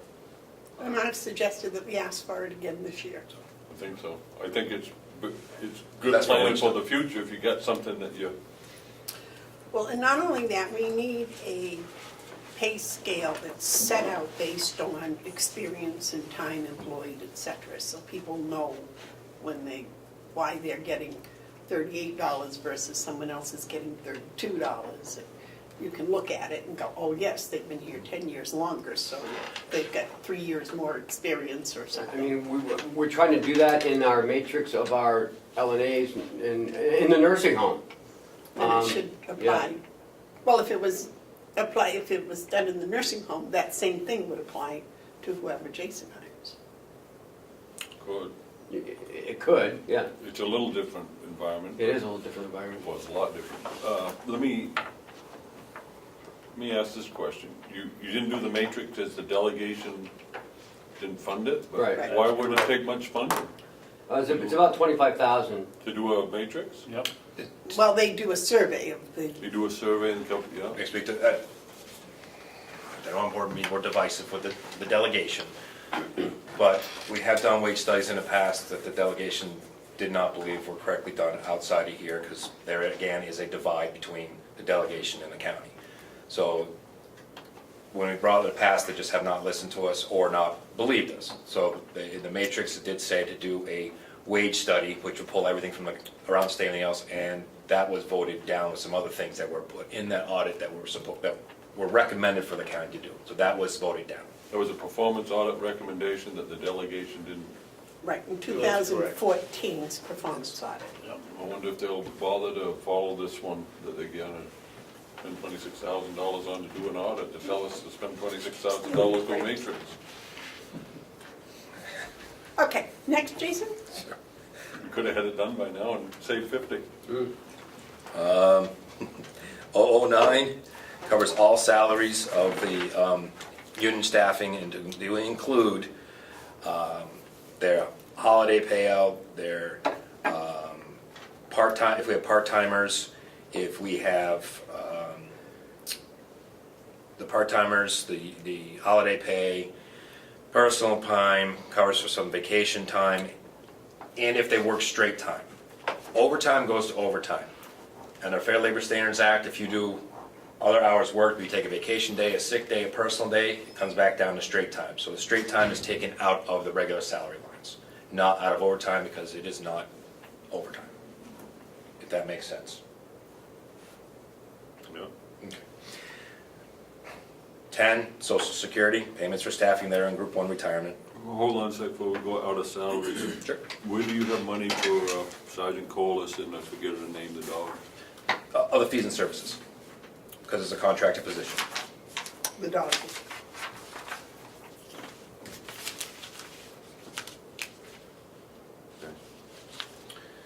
And I can explain that when we get down to that line too. Yeah. So 10, Social Security, 12, medical insurance. Covers for everybody has medical insurance. Yeah. Retirement expense, 13. Dental insurance, which is line 16, is the county's portion for dental insurance.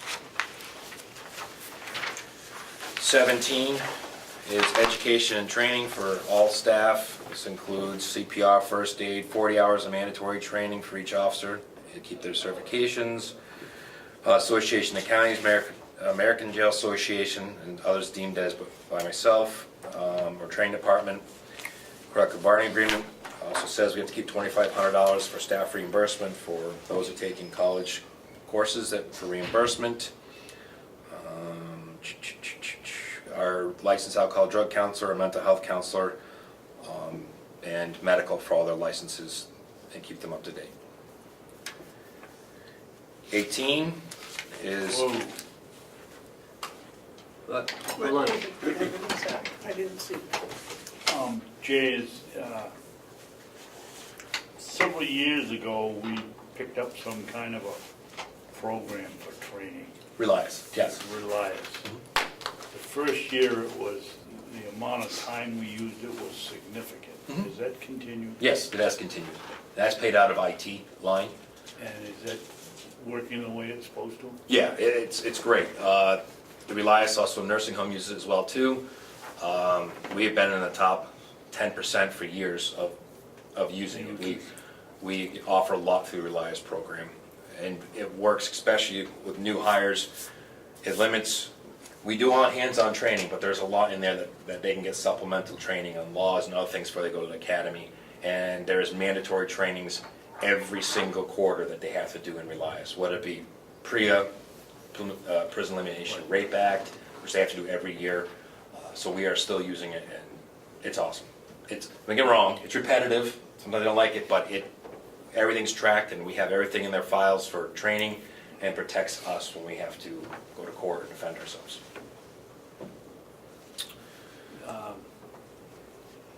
Does education and training take in our shortage of ammunition? That's Don't they have to be certified? Aren't you people over there? yes, I mean, that's part of their training, but ammunition's in a separate line if you're asking about ammo. That's what, it isn't under education and No, training? no, that's on a separate line. Okay. 18's the cost of Medicare expense. 23 is the outside agency nursing that we're trying to use very limited of. So I'm trying to get instead hire the nurse on staff so we don't have to use agency, which costs a lot more money. We've tried to struggle this year, like I said, with the coverage of the nursing director, who's picked up a lot of hours or overtime. So I have not increased that. 024, legal fees, any litigation that we have to go outside for, and again, I've dropped it, we don't always use it, but there are times we have to. What did you have to use it on this year? It's not a big amount, but are you able to say what that was? Just a legal item? A couple labor items, and a review of a contract. Contract and a review of how some RSAs apply. Right. Okay. Medical service and supplies. Again, this covers all medical needs, hospital visits, emergency room visits, dental visits, medications, equipment, all the medical expenses for inmates. They're directed by medical department. A transplant, would you have to do that? If there were, no. If it was medically necessary, yes. There was a few years ago, they had a open heart surgery that cost the county quite a bit. We are lower than, we're doing well this year, but again, we've also had years where we've You gone only over. incarcerate healthy people? Not particularly. Didn't we discuss last year about putting that in a separate fund?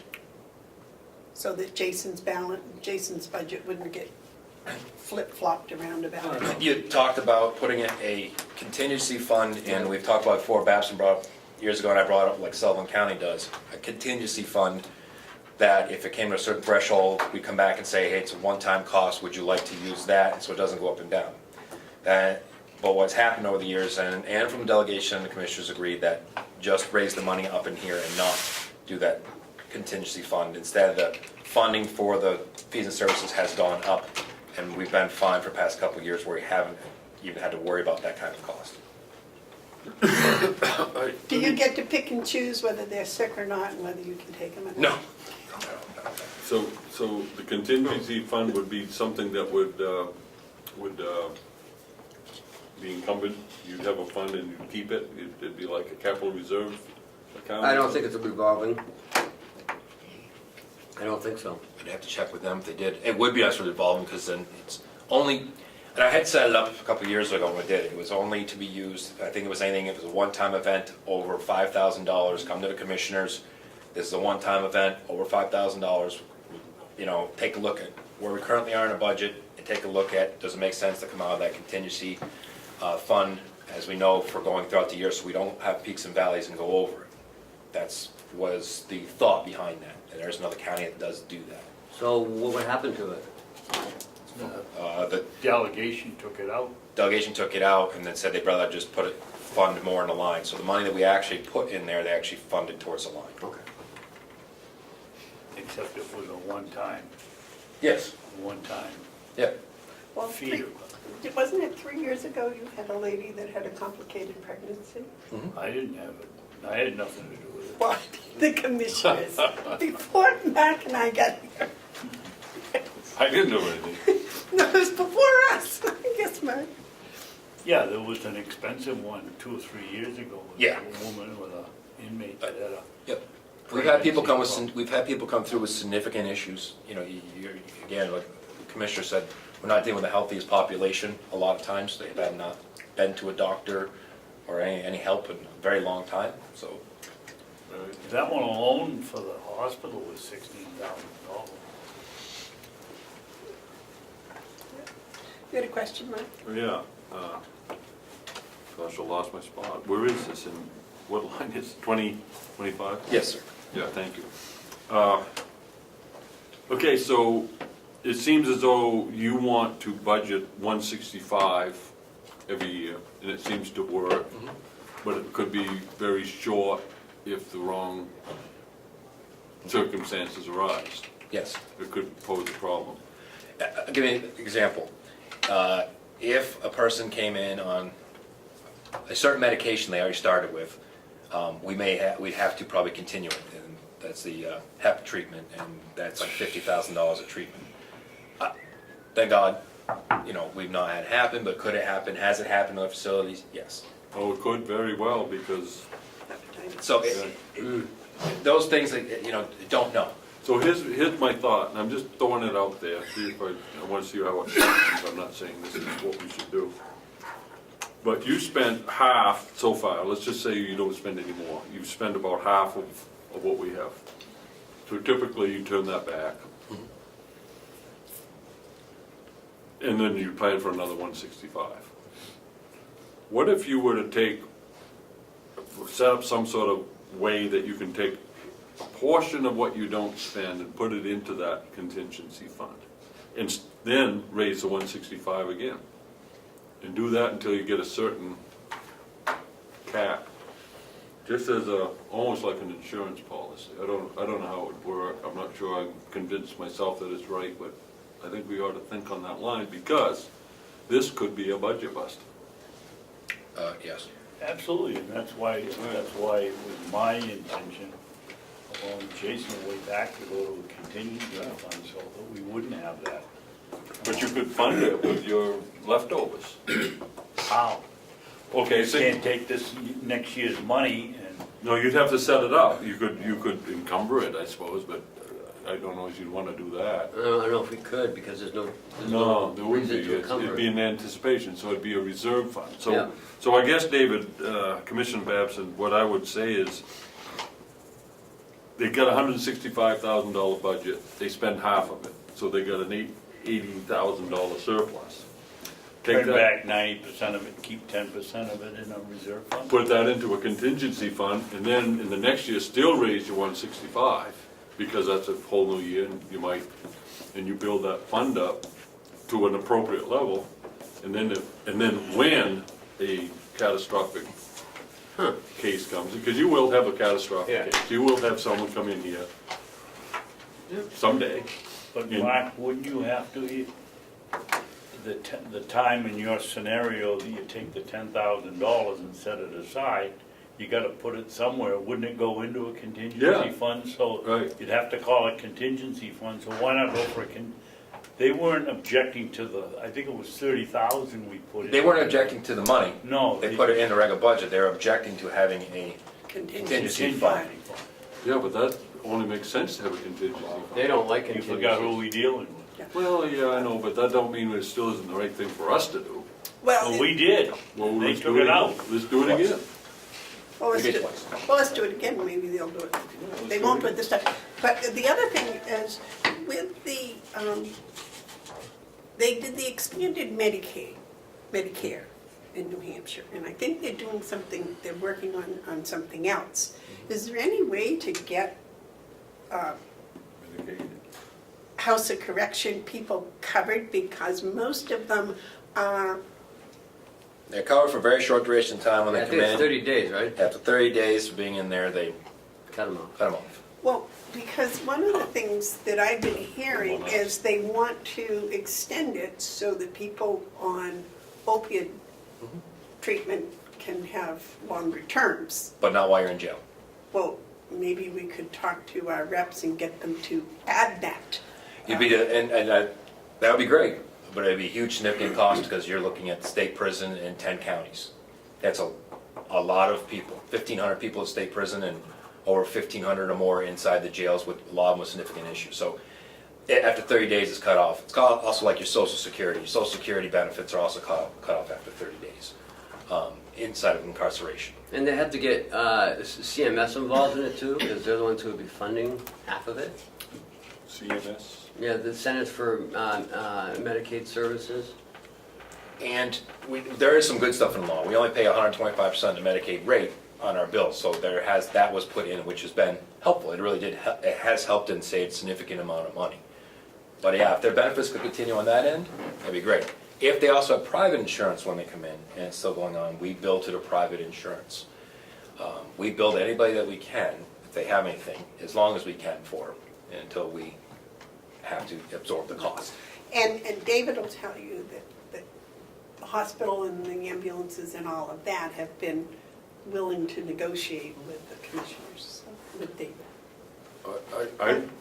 I'd like to know what you two might think about us putting something in the budget for a contingency for this purpose. I'm all in favor. So am I. I am too. So I think that's what we need to look at, Ken, is So would you recommend 115 and then put 50 in the contingency? So cut this down to 115 and put 50 in a contingency, so it's 165. What Let did me he look at spend? actuals a little closer. What did he spend this year so far? 80 so far, but that, you know, that's, I think you're better, But, Ken. but, and remember, it takes a couple months for the hospitals to send the bills. It does. And Yeah, but This, Yes, this very is much what, so. this is what I think we should, this is where I would start from. I don't know, you know, it's when we're having conversation about it. I'd keep the 165 that you have in this line, and I'd create another line item under contingency for this purpose. Well, and could we put a cap on the contingency? Not that we're gonna put all the money in it now, but eventually there'd be a cap. And each year that he doesn't spend all the Go money, in. just put it in, the whole amount We- that's left. And that's kind of what we did. I think it was $30,000 the first time we tried to approach this, was just a $30,000 with a setup that I go to commissioners, it's a one-time fee on this one, do we want to do it? We did put a cap on it. And then again, like I said, delegation said no, and they just put it in the budget. So I tried to get it. What I would suggest is that we put the 165 in, just like, as you have, and then have create a contingency amount, whatever it's going to be, put them both in. That way, if the delegation wants to cut one, they don't cut the other. We don't, you know, there really are two purposes. So we need to create a new line. Yep. I think so, under contingency. What do you think, David? I'm just thinking about it. We're not gonna put a lot of money in. It looks like if, the medical through 10 months is $8,000 a month, we're looking at, well, Ken likes to round up, let's call it 100,000. It looks like we're going 65,000. We could almost put 15,000 in a contingency fund right out of that line item.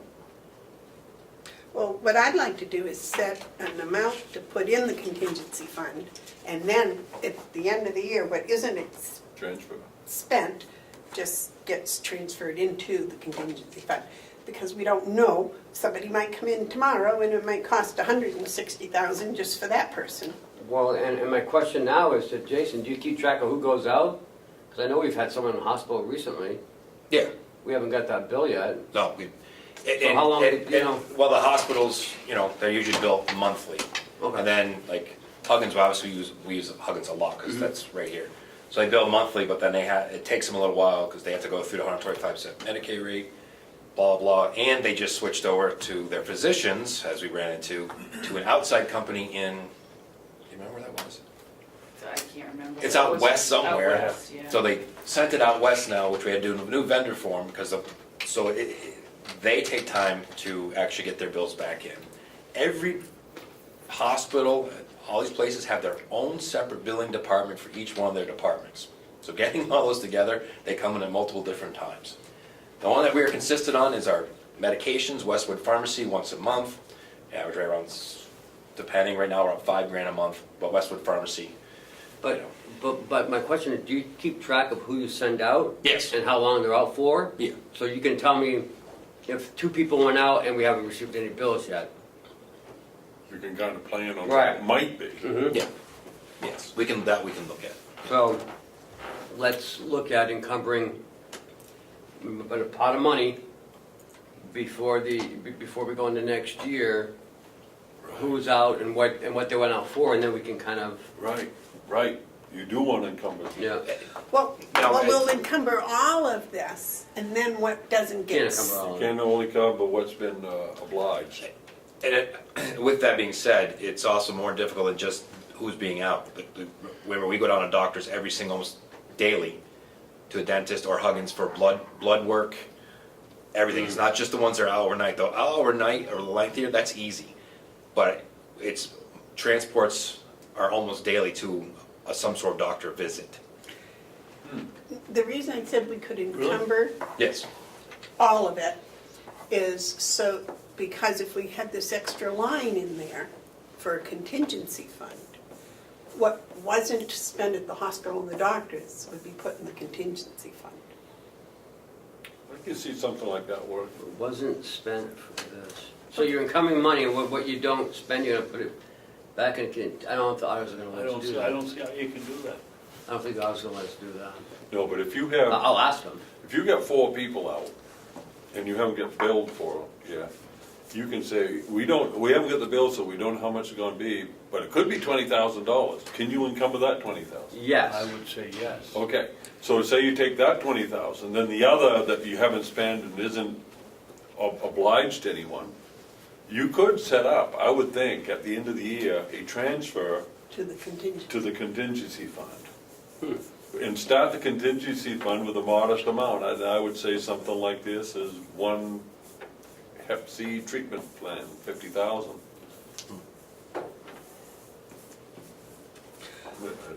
Well, I looked at one bill where a person had back x-rays, head x-rays, MRIs, and, I mean, it ran up 26 grand. Wow. Pretty quick, wasn't it 26 grand, David? This don't was know back that at the beginning of this year.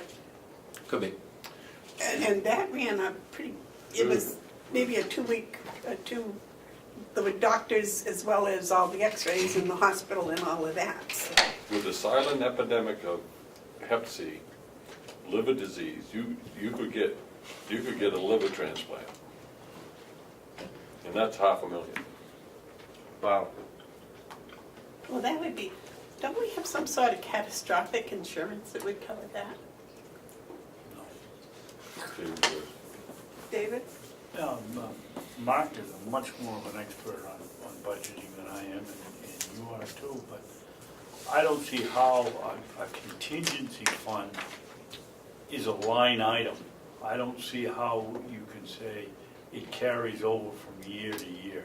No, you It's don't. I would think that a contingency fund, every year you'd have to put a specific amount in the item, otherwise you're encumbering something you don't even. I think they're talking about reserves. A reserve fund. I think That's we're what using you the thought. wrong terminology. We're not Reserve fund. as good at this as you think. But I think that we're on the right track, and that is planning, putting some sort of plan together in case of the catastrophic. And we're gonna get one. You're gonna get one. Yep. Just a matter of when. I hope not soon. For 2 months. I don't know the right way to say it, but I know my business, I put money aside because I figure sooner or later something's gonna happen, it usually does. Okay, so we call that a reserve Medical fund. doctor expense. You Yep. beat that one up. Okay, next one, 026, medical doctor expense, is our contracted services with American Institution Medical Group. Physician assistants in every week, the doctor's in once a month, the doctors are on call 24/7. They oversee our medical department too, helping with training for them, and also any questions that they have, but they oversee the medical department. And there's a 3% increase Yep. in their contract. Madam Chairman, Yes, David? may I ask Jason a question? Yes. Jason, it would appear to me that if we're paying the doctor and he's only coming once a month, and we have a turnover rate that's pretty good in that jail, so they don't see the doctor, why are we paying the doctor if you could do it on the telephone?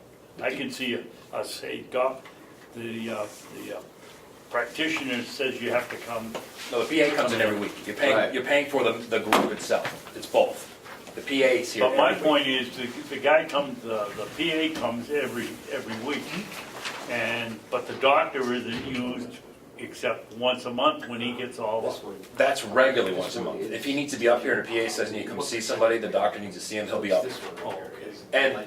And they're always on call 24/7 too, so the phone call will be to them, and if they have to come up, they'll come up and see somebody, or make a determination to go to the hospital or not. And that's where a lot of savings are. They're like, no, we'll be up tomorrow, or next day, don't send to the hospital. That's like third quarter. Along with that, just so everybody knows, we have purchased an EKG machine, which is also gonna limit our going out to the hospital to save some money. And when we get down to revenue, we'll talk more about electronic medical records, which we're getting for next year, along with that electronic medical records, televisit, which is it's a rolling cart with a TV, it has a glucometer, has a stethoscope, a few other things to it that will record all the data for what's going on with the offender. The video monitor can be used on the other end for the doctors to actually interact with them. And the hope is maybe the hospital would go and jump on board too, instead of us taking down the emergency room, because any laptop doesn't take any extra software, they can actually go back and forth. So we're trying to do everything we can to limit them going out. Have you talked to the administrator Huggins about doing that? Not yet. We haven't even got it in yet, so I can show them the technology to see how it goes. He is very forward-thinking in what's coming in medicine. I went and saw him the other day, very impressive, he's just a young guy. I've met him before, yes, we've had contact, and when this gets here, we'll invite him up. We need to see with our doctors first, to see, make sure it all works well, and then invite him up to. I don't want to invite him up to look at something I don't have in the building yet, nor explore with our doctors to make sure the technology does work correctly, so. And then we'll be approaching the hospitals. 027, it's just mental health. Again, that line's down. That is if we have to go out to use a community provider, if it's gone past what our mental health person can do inside, which is very limited, but we have had to use it. Again, we can also use that also through a laptop, through video if they're willing to, but again, it's all paid per hour. And it's not cheap per hour anymore if we have to show up at their door. But knock on wood, we don't use it very often. 028 is inmate programs. This covers our GED, which used to be GE, called HiSET now, coordinator, the materials, cost of testing, curriculum supplies for the trust program. That's different than HiSET though, right? What's that? Your trust program. That's totally different. That's our transitional reentry under supported treatment. That is our 5-day-a-week in-house intensive program. So, but that involves people, salaries. Yes. We have salaries and salary line. That So salaries you are not. don't know, you don't have the actual cost of the trust program separate? No. This is just supplies, the paper. The bulk of that line actually pays for the HiSET person who comes in as a contracted person. Oh, so this is the HiSET, Person who comes in and actually does the, that coordinator, but Correct. not the trust coordinator. no, but it pays for a portion of some of their supplies and other materials that are needed in the trust program, along with the HiSET program. So is the trust personnel, are they in the, Administrative salaries. Way back on the, all right, First do you page. happen to know how much that is? for which person, there's 1, 2, 3, 4 people in that program. Yeah, the four trust Did people. you want to know a cost of The expenses four on trust trust? people. Well, 2 of them, one's paid out of the grant, 2 of them paid out of the grant, and 2 are on staff, so I'd have to, I can break that down and look at it for you. You don't know what those two staff, roughly? Combined, almost 100,000. Okay, that's, And then the grant separately, that's another 120,000, isn't it? no, it's both a part-time. 19, 40, $50,000 maybe on a grant portion. Okay, that's what I needed, thank you. Other fees and services? is Other it? fees and Oh, services? David, I'm sorry, David Sorry. had a question. Jason, one of my concerns is, we have a lot of programs going over at the jail, but we never ever seem to get any, not accounting, but how whether it's beneficial or not. December 5th will be your next update with consultant and Jim Stoddard. So December 5th, we're coming back over to do a presentation again on the programs. Well, I guess I'm interested in, whether we've contacted the offender or wherever he's working, or, you know, you're going to the people to get the results that are being paid to do the job. Of course, they might color a little bit and say, well, this doesn't. But we need a neutral or independent evaluation of how these going. Are we tracking the kids when they, or the inmates when they get out of here? I see them, the door slams and they're walking down the street. I don't. It depends. If they're in the trust program, yes. And if they have probation attached to them, yes. If there are no probation attached to them, we offer them voluntarily if they would like to come back, and we still are doing the treatment in the community on Fridays. And Jim Stoddard tracks all that. That will be part of the presentation. But if they're not on probation, we have no bite in the apple to make them stay part of it. Right. But we track all of them in that program, including their aftercare. Their aftercare piece is actually one of the biggest components of the program. I would think it'd be one of the most important also. It is, if that's, when we first presented, that's the biggest part of the study, why the case manager sets everything up for them, their appointments, all that stuff is tracked, and then continuing following up with them as long as we have them on probation. Or we've had a couple volunteers say, I'd like to continue with the program, then we can still track and we still get their data as well too, of how they're doing and where they're at. We are tracking all that. Do you know how many graduates of the program this year? Off the top of my head, no. But I think overall, and Jim will be here for all of that, I think overall it's 28 or 30 something that's graduated from the trust program. In 3 years? 2 years. 2 years? In the 2 years, do we have any idea how many of them have come back? Yep, he has those stats as well too. Okay. That's why I didn't think we had that, that's good. Yes, we have stats of if any have come back. Yes, it's multiple pages of all the stats that is kept out of the program itself, and it's a giant database that is kept of everything. And we'll be back over with both of them to present all of that to you, so you can delve into it a little deeper. And do we have the technology to track these characters if they go to another county and get in trouble? No. So Only all if they're- we're measuring is one comes through our door and stays in our county. Correct. Unless they're on probation. If they're probation here, Then they would. yeah, we can still track. But once they leave our county, no, recidivism is back to here or new crime back in here. We don't have a way to measure if they leave to another county and go into there. Okay. Well, Not and set. there's a problem with that too, David, because they can graduate from here, be out in our community doing their follow-up, and then go over to Maine and they get put in jail because they have outstanding warrants from Maine that for some reason weren't taken care of while they were here in jail. So they end up in jail, but not because they reoffended, it's from past Yeah, offenses. it's not a perfect system, because, I mean, it'd be nice if every jail in the world had one sort of system, I guess, to talk to each other, but it doesn't. So each jail tracks best they can around here, and we can tell once it came back, or at least from the area. New arrests here in Carroll County, or setbacks from probation, all those things are tracked.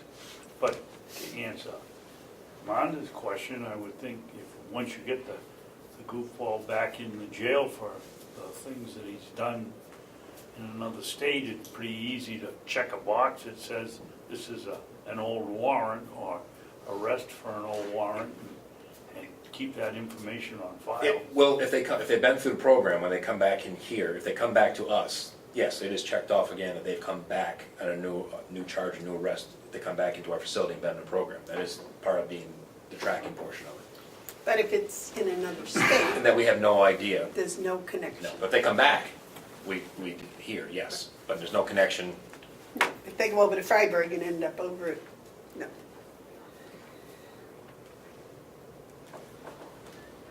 Mary Ann, 028. 029.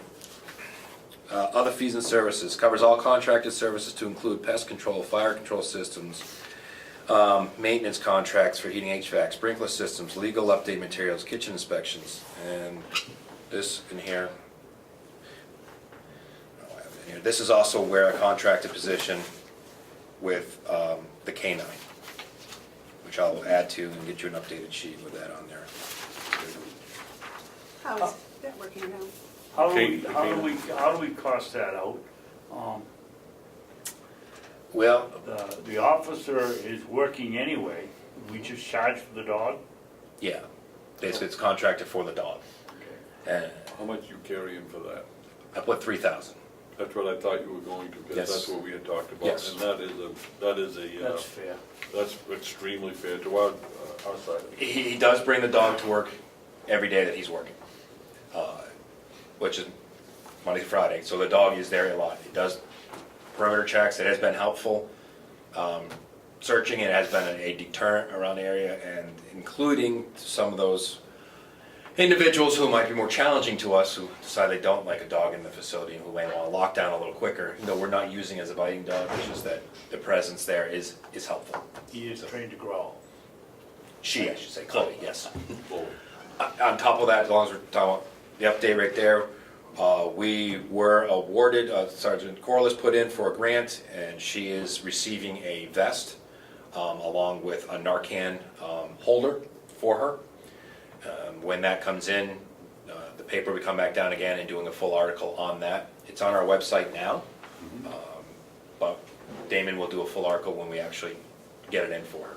What kind of a vest? Bulletproof vest for the dog. Police vest. Yeah. And Narcan with it too. A lot of your dogs now they're carrying Narcan on the dog itself. I mean, they're sniffing and going in and. dogs are frequently shot in the line of duty. Yep, and more I'm concerned about is finding into a drug that Fentanyl will the kill a fentanyl dog that they almost need instantly. or heroin that they sniff and need a Narcan shot. It happens I frequently. was so dumb, I was thinking it was for the guy laying in the woods, it's for the dog. It's for the dog. You know, I was too. I was looking, you're gonna carry it out to the woods again? It's for the dog. Yeah, Yeah, good. that's what I thought, why can't they carry this little tin with them? I can- Gentlemen are not that dumb, believe me, because I was thinking the same thing. It's for the Well, dog. I feel better about him having the vest from Right. south, than that came from south. It's awful. Well, you see, I knew it was for the black. That would be my first concern. Sorry, Let's see. Next one is bad priority, I guess. 030 Academy. This is a cost for each cadet to go down to the academy, minus their meals costs come out of a different line. This is just the fee of $500 for each cadet going down to the academy. So you anticipate having 6? 4. They hold 3 academies a year. Depends on the year. We're able to send 2 at some time, depending on staffing at one time. This year, we're only able to send 1 at a time. So next year, I figured if we send 1 at each, and then maybe one academy can send 2. So it varies from year to year. But this year, we didn't send as many, so I'm just reducing it down with anticipation of what we might be able to send next year. Only new employees need to go to the academy. Those uncertified, yes. Do we have any commitment from them after we pay to have them go down there? No. Why? Because they know Jason, they're gonna mess up.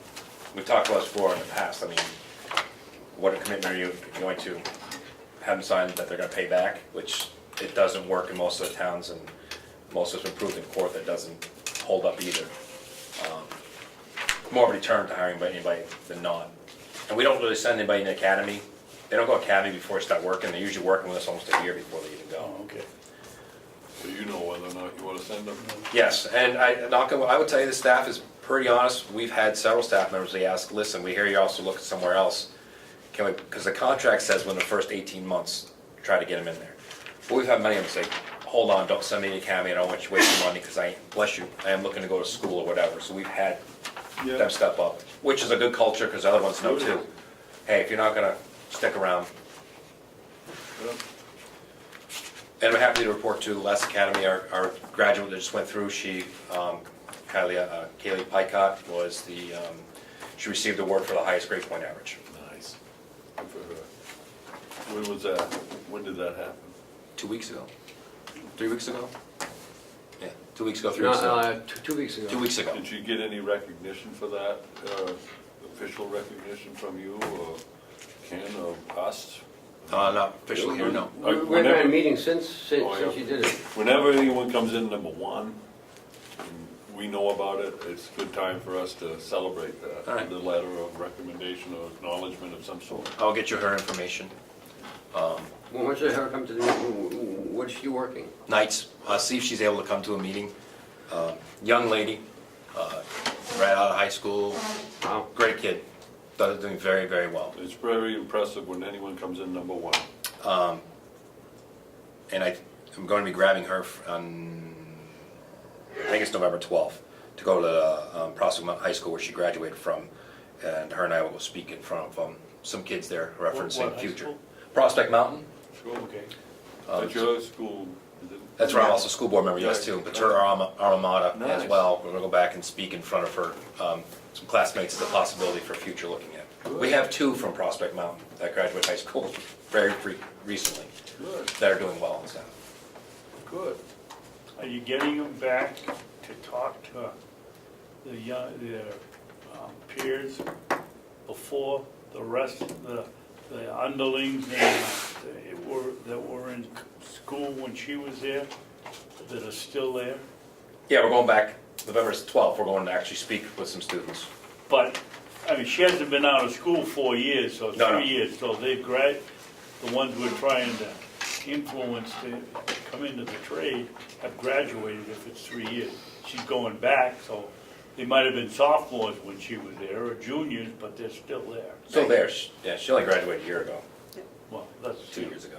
They only graduated a year Well, ago. that's a good thing to do, because, you know, a lot of what you have to do is recruiting. Yep. It was nice that they're doing very well. The principal down there was very happy. See, the federal prison is recruiting up They're in always Berlin. recruiting. Jesus, don't be advertising. And it's really no place where you'd wanna work. Every jail's recruiting. All right, so we're at 036, office supplies, self-explanatory. Folders, chairs, staples, normal office supplies. 037, Yeah, that's what I wanna talk about. do license subscription, association counties dues, How much is that? 3,000. 3,000. For the association county dues, Yes, that's 3,000? yes. And what That's do we the whole pay, line item? what do we pay in addition to that? Howie pays 6, we pay, 2. no, 800 plus, it's 5, 6, 7, it's like 80, it's like $9,000 a year. I know, last year they wanted to jack it quite Yeah. a bit, and this year they didn't. No, They wanted to. they only went up 10% from So your what- recommendation. All right, so what are we doing, holding level? Well, he is, I mean, I am. you haven't seen you haven't seen the commissioner's budget. His will be 3,000, because that's what it is. Has the association talked about rate increases yet? Yeah, that's the commissioners' council, were the ones that decide if they wanted to go up.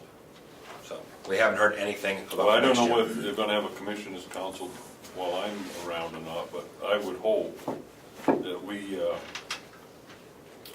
take a good look at that budget for the association counties, because there's some things that they can be done to trim those costs, and I don't wanna see us pay a dime more in dues. I just put that out there because I can. Well, we got that in a couple of weeks. That'll be on our budget. Yeah, but I'm not gonna be at the commissioners' council when they're gonna, No, but I can tell you right now, there's been no talk of upping, it went down last year, and it seems to be the budget's pretty healthy, and there's been no talk of raising anything. okay. What they've done in the past, Mark, is when the dues bank account becomes overflowing, they've decided to cut the dues membership. I think it was 2 years, it was in half, right? So, somewhere along the line, they did a dues holiday, which Yeah. what was 3 years in a row, they did a dues holiday, which they shouldn't have done, because that was messed up everything. We all reduced our budget.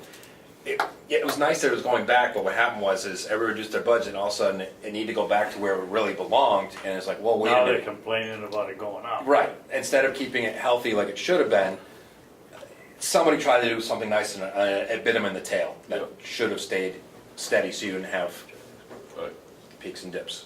right. 038, postage, It's our box rental, all mailings, regular mailings, stamps, postage, those things. I just paid for my mailbox and it's gone through the roof. Do you share a box with anybody? Why? We get enough mail in that box as it is. It's all the inmate mail goes through there. I mean, it's, Oh, yeah, okay. and legal mail and everything else. You have to bring a big bag with them or a box or something. Yeah, we do. They bring a big box when they get all the stuff. Have you tried to get it delivered? Will they deliver it? No, they won't deliver it. Why? To give you a reason? The federal government, they don't have to.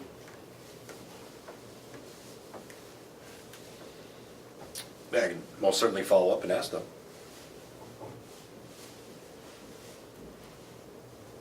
And we will find that out. 039, other supplies. This is our non-food supplies, face barriers, cleaning supplies, razors for the inmates, kitchen supplies, paper supplies, garbage bags, gloves, disposable aprons, intoximeters, paper suits, inmate recreation equipment, ink, reference guides, bags for vacuum sealers, and.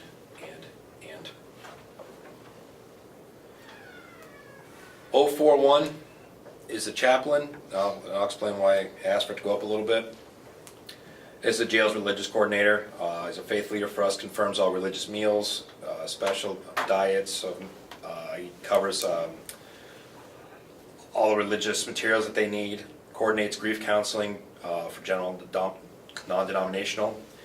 He is available also to us 24/7 in case something happens and somebody needs religious rights. But in the past year, he has also started teaching classes and has very high success rate with the classes. He's got 8 or 10 people in the classes on a regular basis. And so he's showing up almost twice a week now and teaching. We were paying him $100 a month for his services. I would like to increase it to $150 a month. He has not asked for any increase. I am asking for it. He has gone above and beyond and really, for years when I first was here and the previous superintendent wasn't able to keep somebody consistent inside a facility, he has been now consistent for the past 3 years with us and does a really, really good job. Who is it? His name's Terry Garno. Terry. I know, Pastor Terry. The church down on the corner, on an open door church, thank you. That's little enough. That's little enough money. There's no problem with 150. I have no problem with that. Anybody that comes there twice a week should get that at least. Well, that's more than really we had anticipated, you know, it's, He's gone above and beyond. yeah. The $100 was just because the person's doing, helping out the staff a little bit, but he on himself has chosen to go above and beyond teaching everything else. $100 A month. a month, A month. that's rude. Pay So- that little bit of money. So I asked for $150 a month.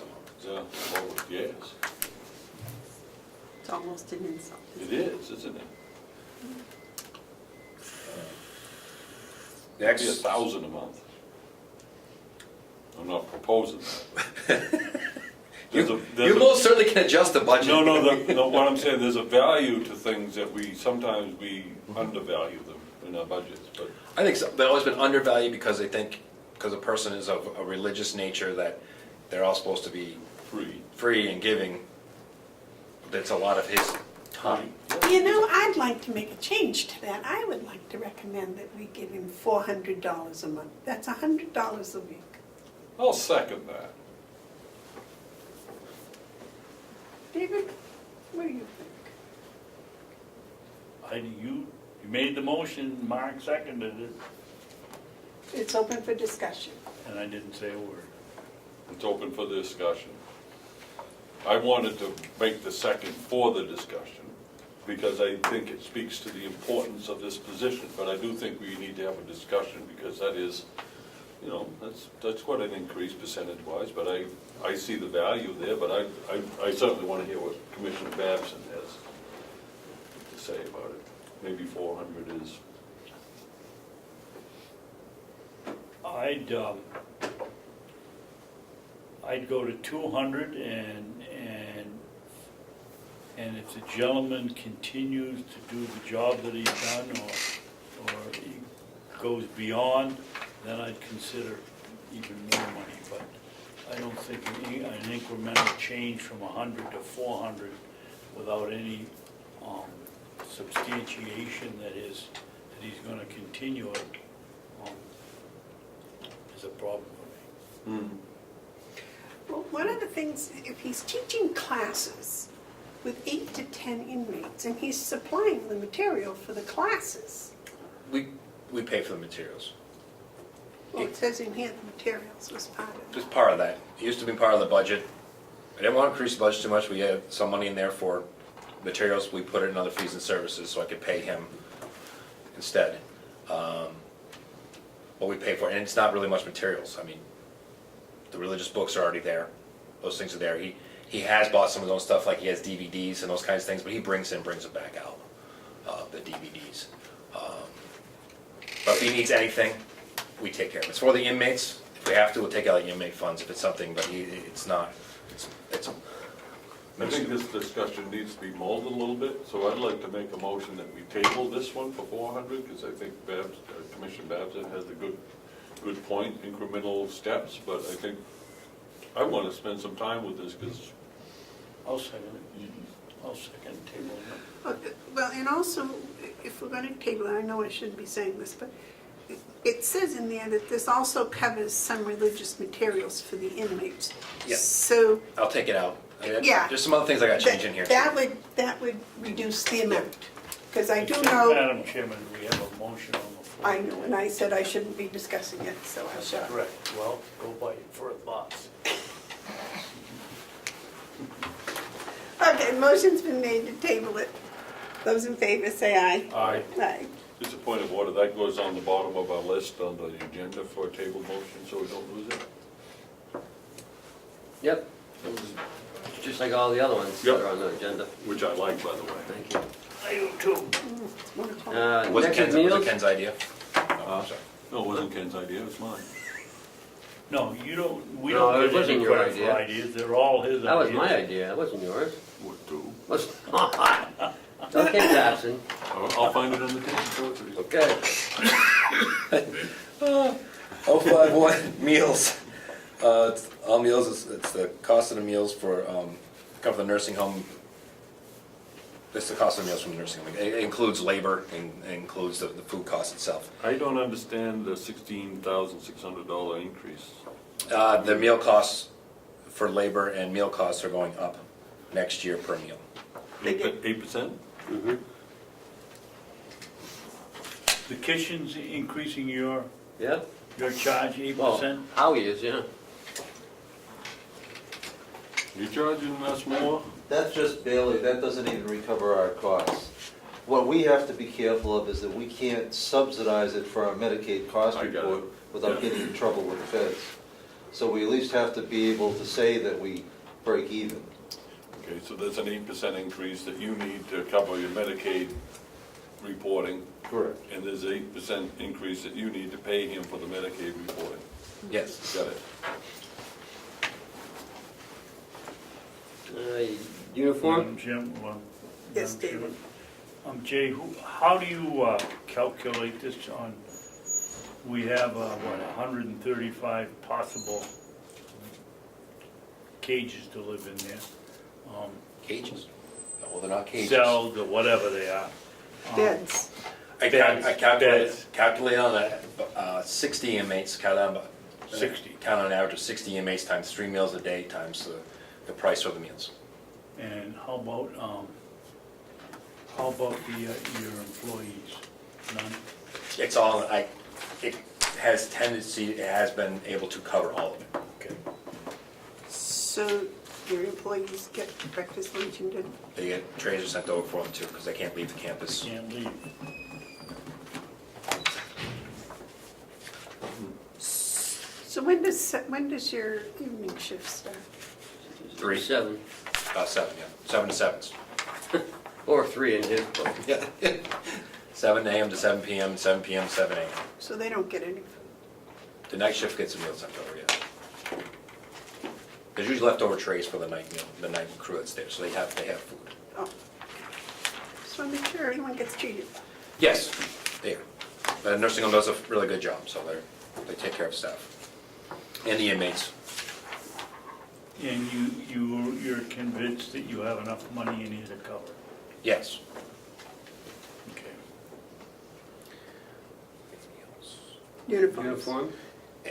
Uniform expense, again, uniform equipment for all officers in accordance with collective bargaining agreement, pants, shirts, Class A uniforms, badges, pins. Boot allowance up to $50 per officer per year is also in the collective bargaining agreement. And inmates? Clothing expense for inmates, 053, covers all their clothing, including any clothing they need to go outside for, long johns, jackets, pants, boots, You everything. went down $1,000. Yep, we, talking with Dustin, who I, a couple years ago, put in charge, Sergeant Batchelor in charge of actually the clothing, has done a much better job of handling it, where we're at and ordering. So we're good, he's good with reducing it. He tends to wait, he's very frugal with his money, tends to wait towards the end of the year to get us ordering. Okay, next one, inmate bedding and I got a mattresses. question, Madam Chair. Yes, David. Jason, do you buy the right-hand boots on the odd years or the even years? Both. I mean, boots, allowance, $50. I would have thought that maybe that's something we should take up in the next union discussion. You can't buy a good pair of boots for $50. I would agree with you, but when you add, we looked at this last union discussion, you raised it to $100, now you gotta do an extra $50 times all those officers that I have to carry on that line, so you have to increase that, Double it. you have to double Right. that line of what my uniform costs are. So anytime that goes up, it's gonna, they're allowed 50, they can spend more if they want to, or less. If it's something they want in there, just keep in mind, it just increases our line. They Just go one on- pair a year? Yes, And is it only for boots? yes.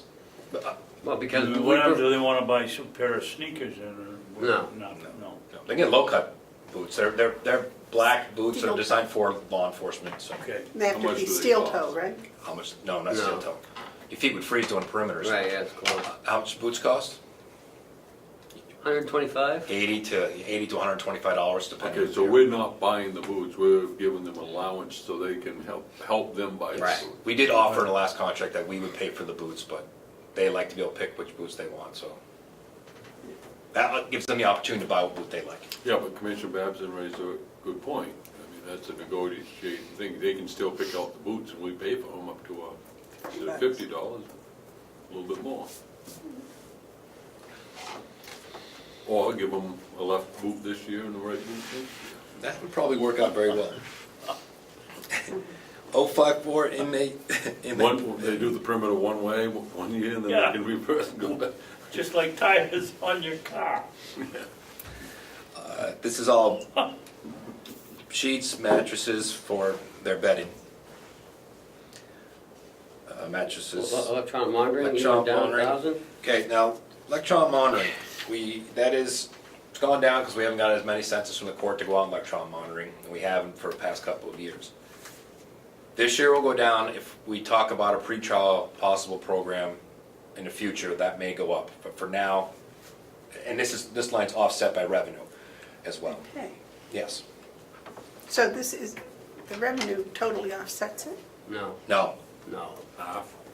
if it was evened out, I mean, people that could be out on this, it would cover it, but we just haven't had as many people out, so I've been reducing it because our revenue is not there. If the court and the county attorney would get together and be on the same page with us, we would have more people out, but.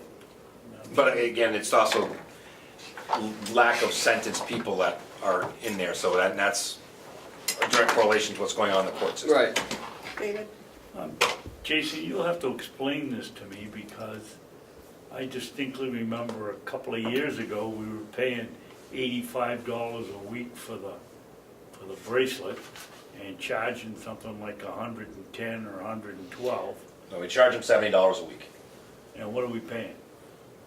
$6 a monitor. Okay, so I had the wrong figures, but we're making money on Yes, that's where the revenue is. Well, why the problem? We buying a batch of them that we have to pay for and then not using them? No, we don't have, we keep one on the shelf. We need more, we just call a company to send us more. We're just not getting as many sentenced inmates over to the jail, thus why you have less of a working crew, because they're not sentenced. And the ones that are sentenced, we put on the outside to work. So just that those numbers are down as sentenced. A lot more pretrial offenders, which don't go out on the bracelet right now, the sentenced ones would. So we have less. Well, then I'd have to ask why you need so much money for them. I reduced it down, we can reduce it more. I can't tell you what's gonna happen in the court next year. Well, we've only spent, by the time this year is over, we'll spend about $700, and you have $3,500. All right, so what do you want to see, 25, 15, 2? Well, this is the one, if we need them, then I put a transfer in if we need them, I would think that,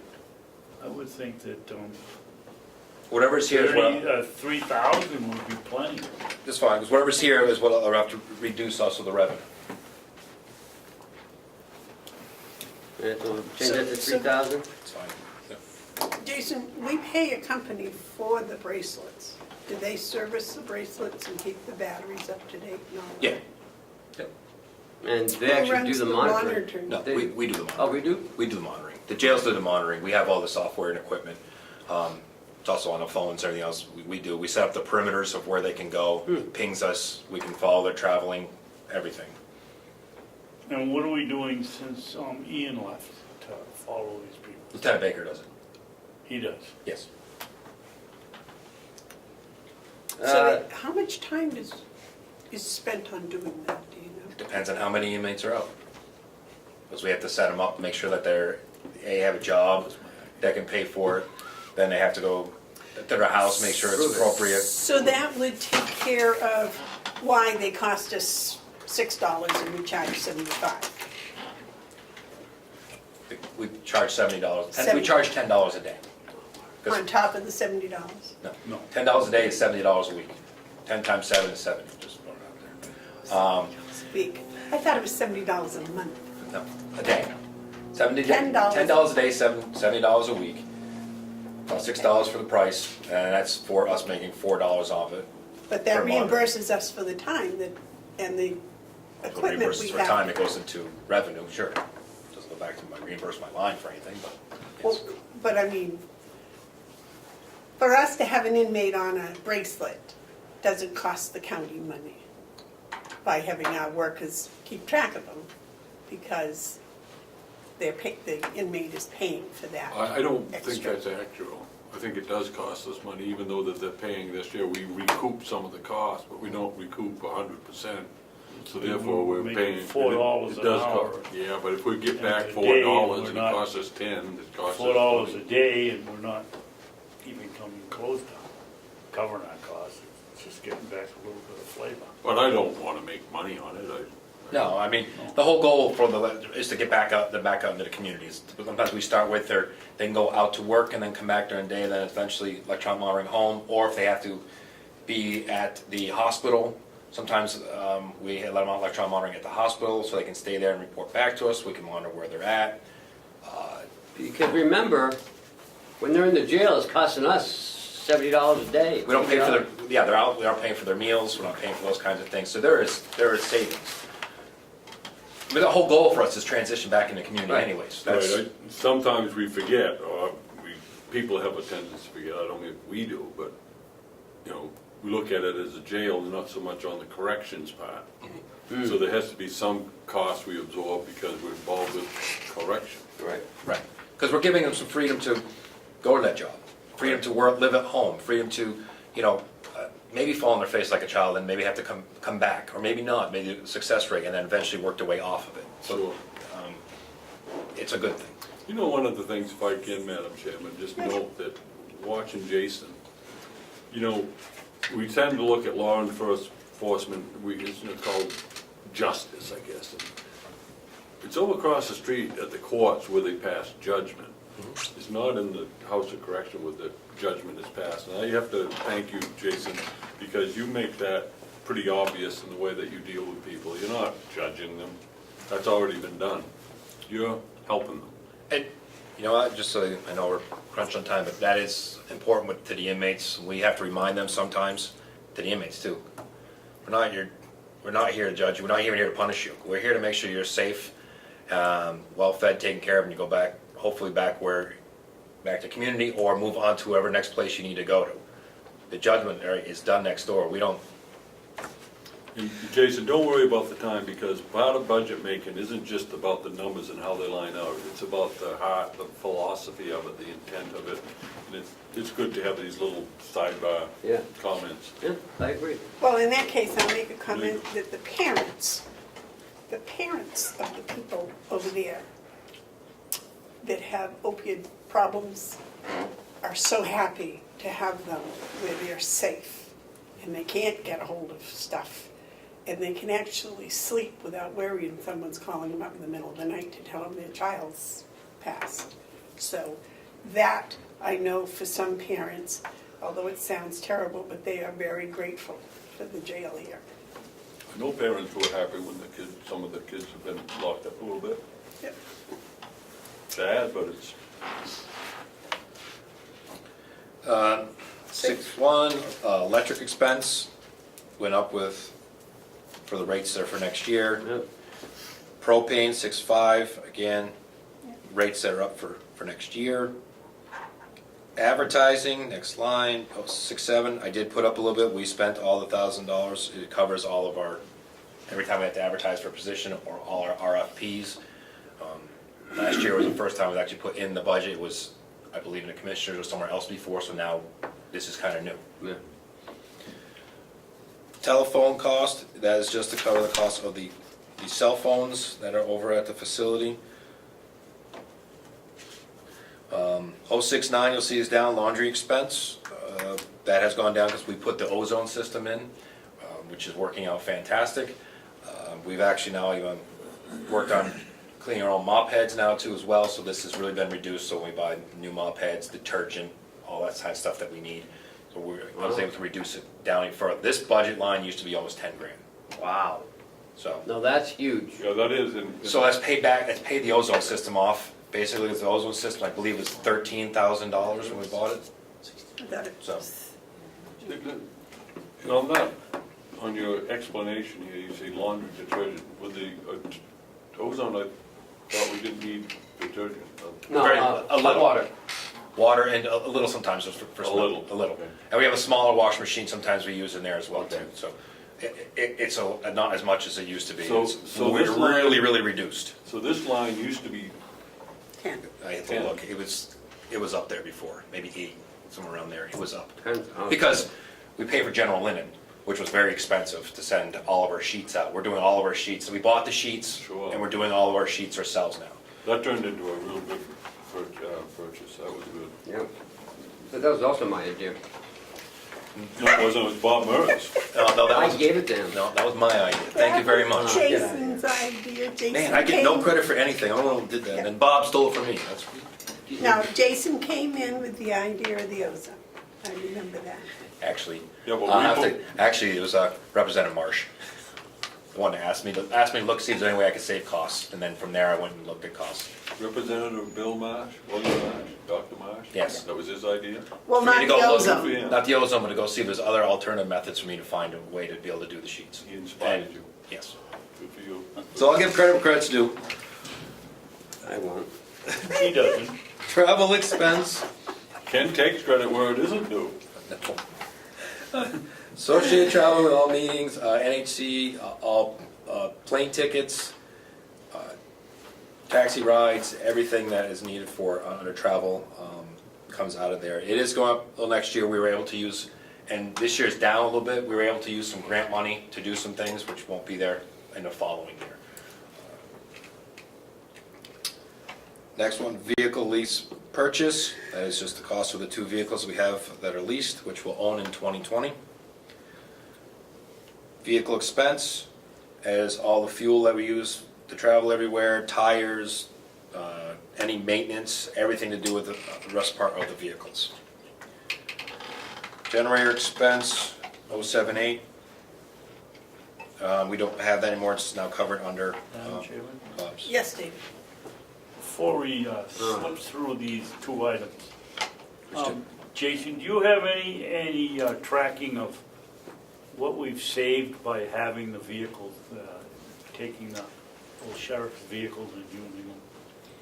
No, because the jail was already using what vehicles they had there for all their trainings and stuff anyways. There wasn't, You don't keep track of mileage or anything that? we keep track of mileage of there's a log in there of how many mileage that they have to sign on and off for the mileage they use. But as for reimbursement, there was very, very little out of the jail because they had vehicles always used for the academy and other things. So mileage reimbursement was, when I came on, was very, very low. Okay. So there wasn't a lot of mileage reimbursement. And even then, it's been any more reduced.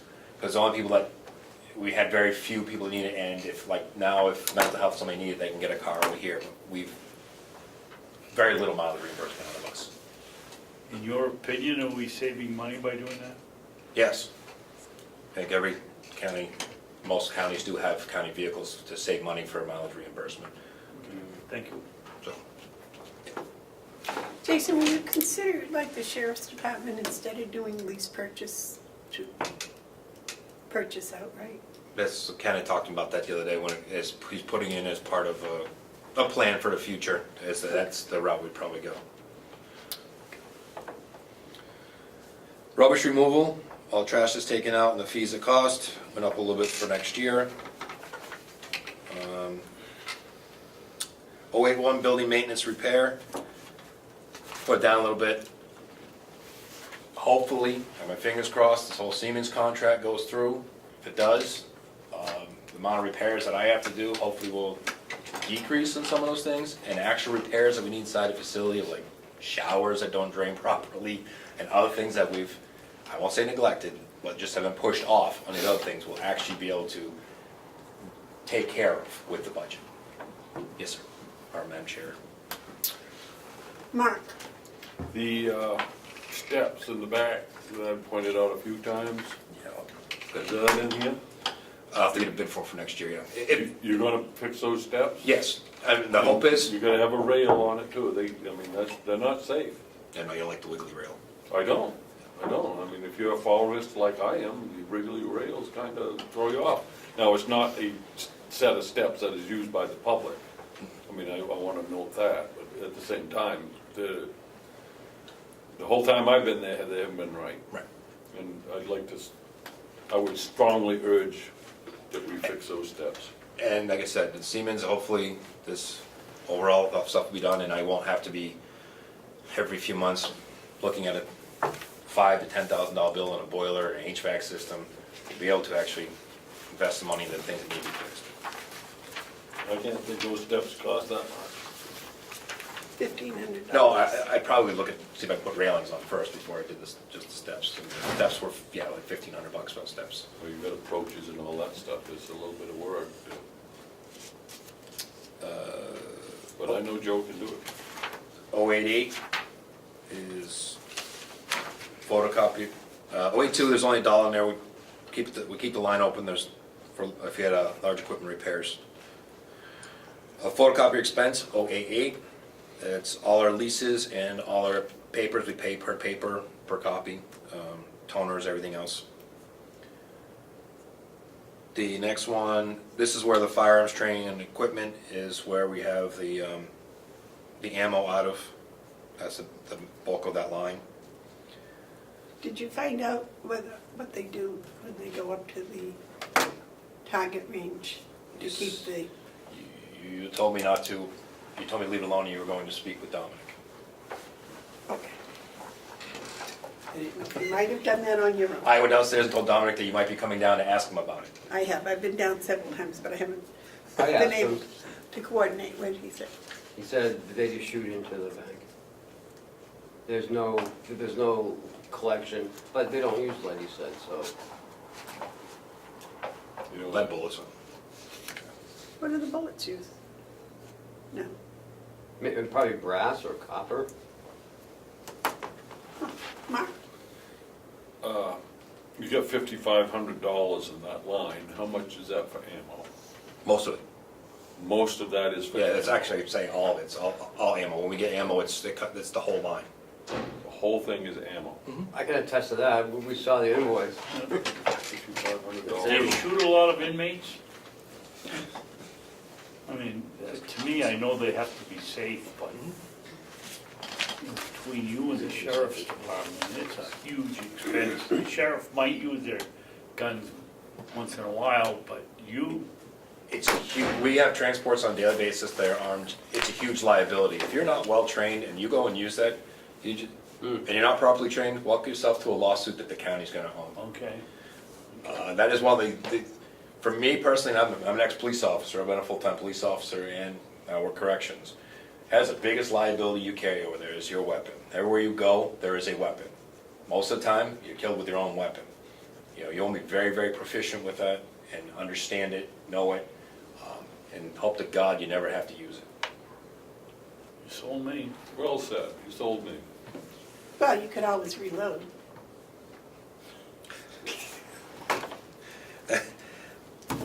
All right, less than lethal equipment, same price of that is all our taser cartridges, the taser batteries, pepper ball, OC, everything that we use to deal with the inmates on a method that we need to safely for both sides.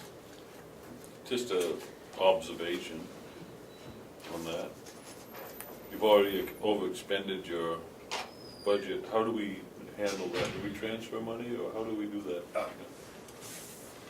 That's just gonna be journal entry. It was supposed to be on the other line. Journal entry? Yes, We'll sir. do that. Okay, thank you. You know, certain delegation members would pick up on that Yes. $13.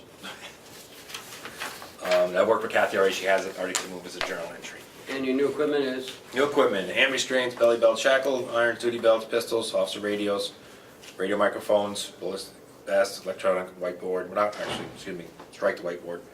The ozone system either. I gave you guys an old sheet, I don't know why. I figured that. Having pace is a good thing. But it's mainly, it's a taser batteries, Yeah. the taser insurance, so we can, when it's time to upgrade, we can be upgraded. Radios and radio batteries are expensive as well too, antennas, microphones, full duty belts. All right. Huh. I will give you a new one of these sheets, I'll email to Ken, because this is not, You know, on that new equipment, which I have no objection, I'm not gonna object to it, but every year you're buying hand restraints and bell belts and shackles, leg irons and duty belts. After a while, you must have quite a stockpile of we those. do some of them. I don't know how to change it, it should be, the line shouldn't just be new equipment, it should be, from me personally, it's new / and replacement equipment. But they don't, it's only listed as new equipment. So why don't we add replacement? Well, no, you could put new equipment in and say replacing of Right. gate belts, well, not gate belts, but belly belts and handcuff restraints. Because you have to submit that list in writing, so just put new and then replacement. Have to do that. Good job. Oh, I want to talk to you about your revenue. Sorry. Madam Chairman, if I could. Certainly. Let me get myself situated here. Okay. I like conservative approach and not overstating revenue. But you're anticipating 127,500. You've already brought in 154,000. And that's 21%. 21% difference. Are we underestimating revenue? No, Yeah. because we don't know what Stratford's gonna send us, if they ever send us, we were lucky that, was it last summer or the summer before? Last summer. The summer before, we had an influx of, because they were building a new wall, we had 30 to 35 inmates. Then it slowed down towards the winter, we got some, then they got an influx of feds, and we got their sentenced inmates. So, and then it then it fluctuated again, went down again. I try to base this on basically Rockingham County. Rockingham County is our consistent one. Is our guaranteed one. That we take females for. And so I base it off about 6 of them is what they send us. I cannot predict the Stratford. Next year might have nobody. Right now, we do, because they had some overflow. Ice. When ice rolls in and they're like, hey, Superintendent, can you take some for us? Sure, and we have a contract to take them for us. But next year might be none. So I do not try to up this at all. You'll notice that there's no phone revenue either. That was paying for the electronic medical records and televisits. Could you put it up? Sure, I just cannot make any prediction on what's gonna happen over at Stratford. That is my unpredictable one I can predict, and I have for the past couple of years. Rockingham's been very consistent.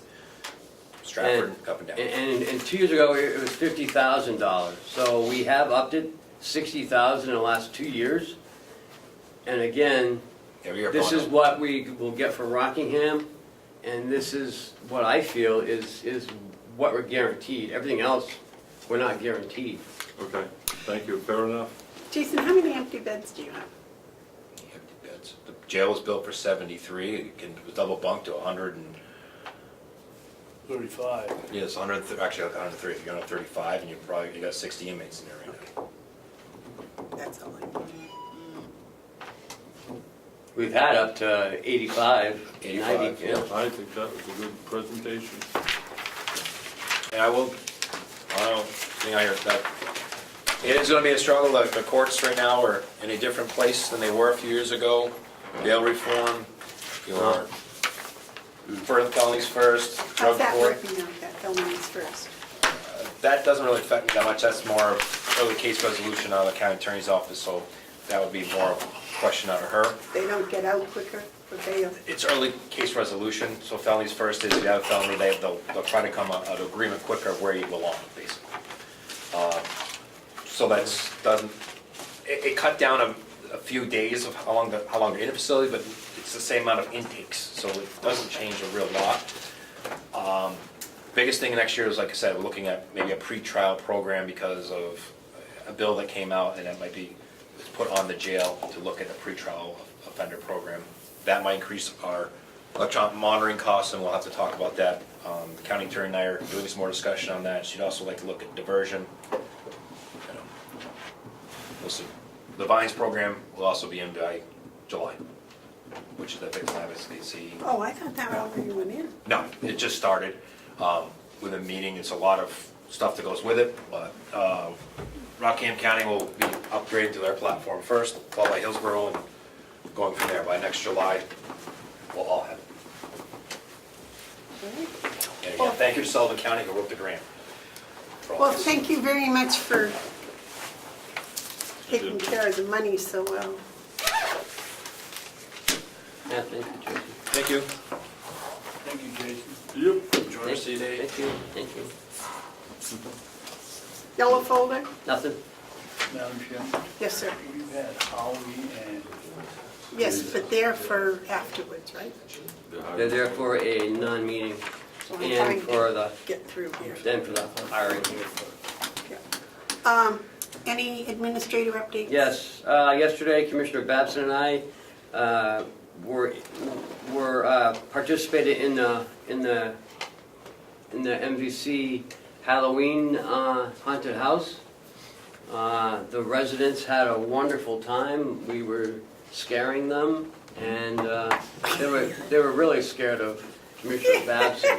it's not true. Yeah, it is not true. He kept yelling at them, "Bring back my candy."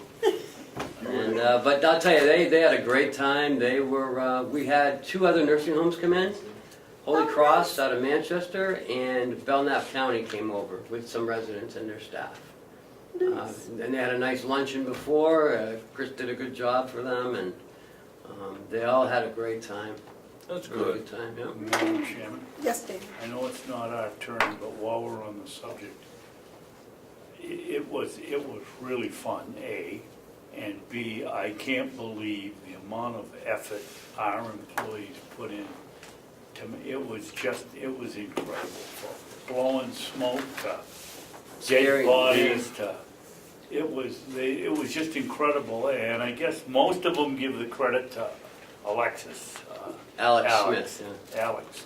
And, you know, the makeup, they just, it was just, I couldn't get over what the employees did for the residents. Yeah, and some They of the had a residents. golf cart Yeah, for the who can't ones that walk, couldn't they had a get in. golf cart. Some of them had came through. wheelchairs, and very few walked through. Ken was in the freezer with his mask on, and he'd jump out as they came by. It just looked like a freezer sitting there, and all of a sudden, he'd jump out and scream at him that he needed a roommate, and it was fun. And, but the important part was they had a good time. Yeah. They really enjoyed themselves. And I don't know who's cooking the desserts over at the nursing home, but they deserve about 100% raise. They were fantastic. The cell phone reimbursement, we signed a new contract, well, we have a new plan with Verizon. It's reduced our cell phone, our cell phone costs for service from about $50 to $42. We are reimbursing our employees $50 for use of their cell phones. I think we need to reduce it to $42 for the cost of the cell phones, or they can get a county cell phone for less cost. I don't feel we should be giving them more than what they can get on the county plan. Agreed. So our new I agree. agreement, our new cell phone contract is $42 a cell phone? Roughly, yep, roughly. That's a big saving. Yeah, it is a big savings. David, thank you. So should Or we? do I have to give Ken credit for that? Oh, Ken did it. Yeah, I met with Todd and But I think you got the idea that we weren't So, happy. so what do you wanna do? You wanna make it available for people who wanna have their own phones? Instead of getting a $50 allowance, they get a $42 Right. allowance. I think that's I fair. mean, there's no sense in giving them more money. Or they could get a county phone. Right. So either 42 or county phone. I'd go further. What's that? If you have a cell phone, if you have a landline at home, we're not gonna pay you for your cell phone. If you don't have one, we'll give you a stipend. Does everyone get a cell phone allowance? No. No. Just department heads usually. Maintenance has a on-call phone. Bob has one and Howie and Will has one. some of all three of you have one, but the upper management have one. I have one. Will has one. Jason has one. So you got maybe a dozen out there? No, I think there's more like 15. 15 phones? Yeah. And so how many of those are? But we reimburse the county attorney, the county attorneys, the register of deeds. We reimburse How Howie. many people in the registry of deeds get? It's just the registrar. But everyone in there. Why does the registry of deeds need a cell phone? You have to ask her, I don't know. Are they registering, people coming in and want to register their deed on Sunday morning and that's the only place they can get her? I don't know. Last year was the first year she got one. Does she have a phone or does she get reimbursed? She gets reimbursed. How much? Well, it has been $50. Now So there's an example where we could say, okay, we're paying 42, so reimbursement would be 42. Mhm. But then it begs the question, why does someone whose job is here? Well, I guess we can review that through like the budget process. Okay. But for now, I think we ought to take some action Okay. on your 42. At least. I don't know, but the $42 reimbursement might be better all the way across than having a county phone. There's something to that too. Well, I But can mean, you get 42 if you're not the county? and can you get 91A requests if it's not a county phone?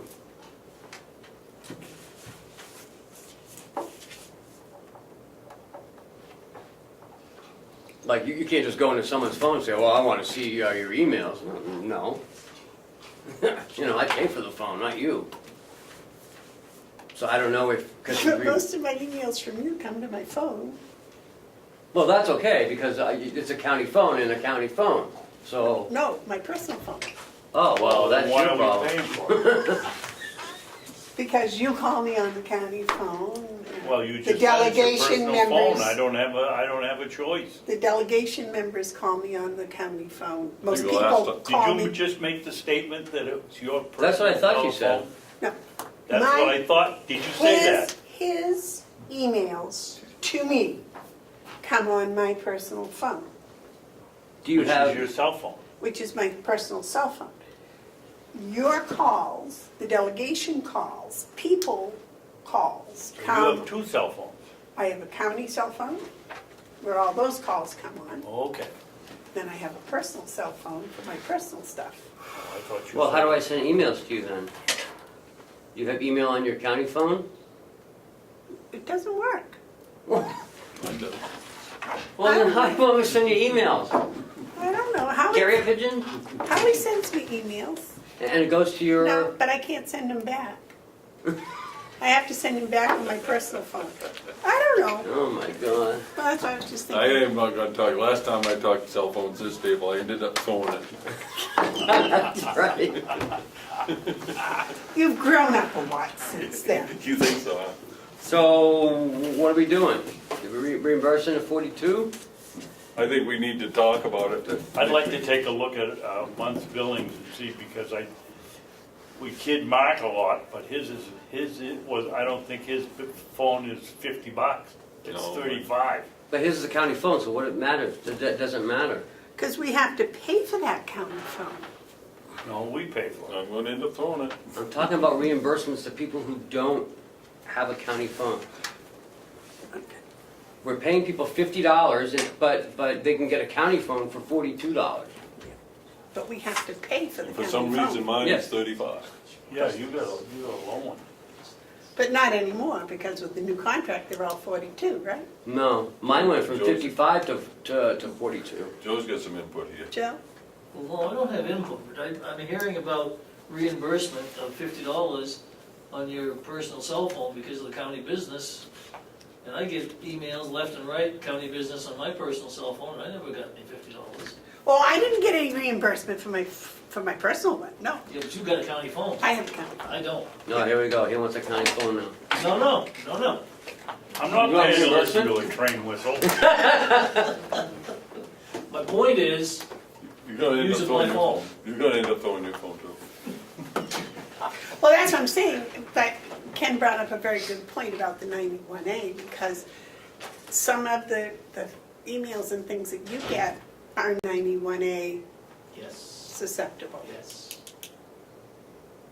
Well, how would we know? We can't get into a cell phone. Well, you're sending them. I know, but Ken is but there's the culprit. I don't know how we get into your cell phone without a court order. So,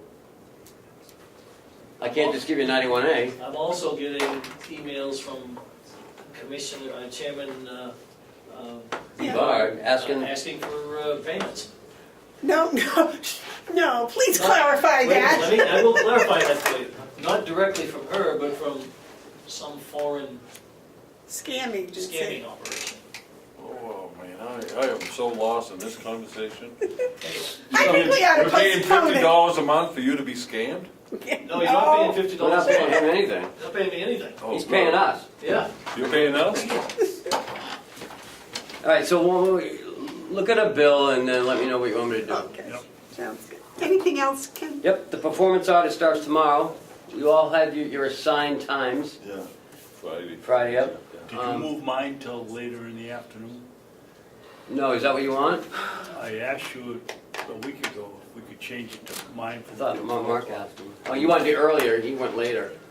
Yeah, what time you want? I can switch anytime. I'll have to look at my calendar and see what I got going tomorrow, but I gotta be somewhere. Okay, You What went Thursday or information Friday? should I'm we coming have for Friday. that? nothing. They're just gonna talk to you. What time is mine? Do you- Yours is at 2 o'clock, I think, or 3 o'clock, one or the other. I didn't do Friday because I know you're going to some 4-H thing. Right, but it's today, isn't it? No, No, tomorrow. tomorrow, Thursday. No, I'm going to, Mr. Babson has sent me away for the weekend. I'll have to check and see what time it is tomorrow. What is that? David's taking you away for the weekend? No, he sent me away. Oh. What? You sent me away this weekend. Where? Whitefield. Oh, yeah. And I won't take my county phone. So you're not gonna, are you gonna be here Friday? No. Yeah, I'll David. be here both. All right, so maybe I can just move you to Friday. I thought you were going too. No, but it seemed to me it was Thursday that I wanted to change. Do him on Friday too. Okay. Yeah, I'll do it on Friday. You can go right I'll after look at my tomorrow. calendar and call you back. Okay. That's it.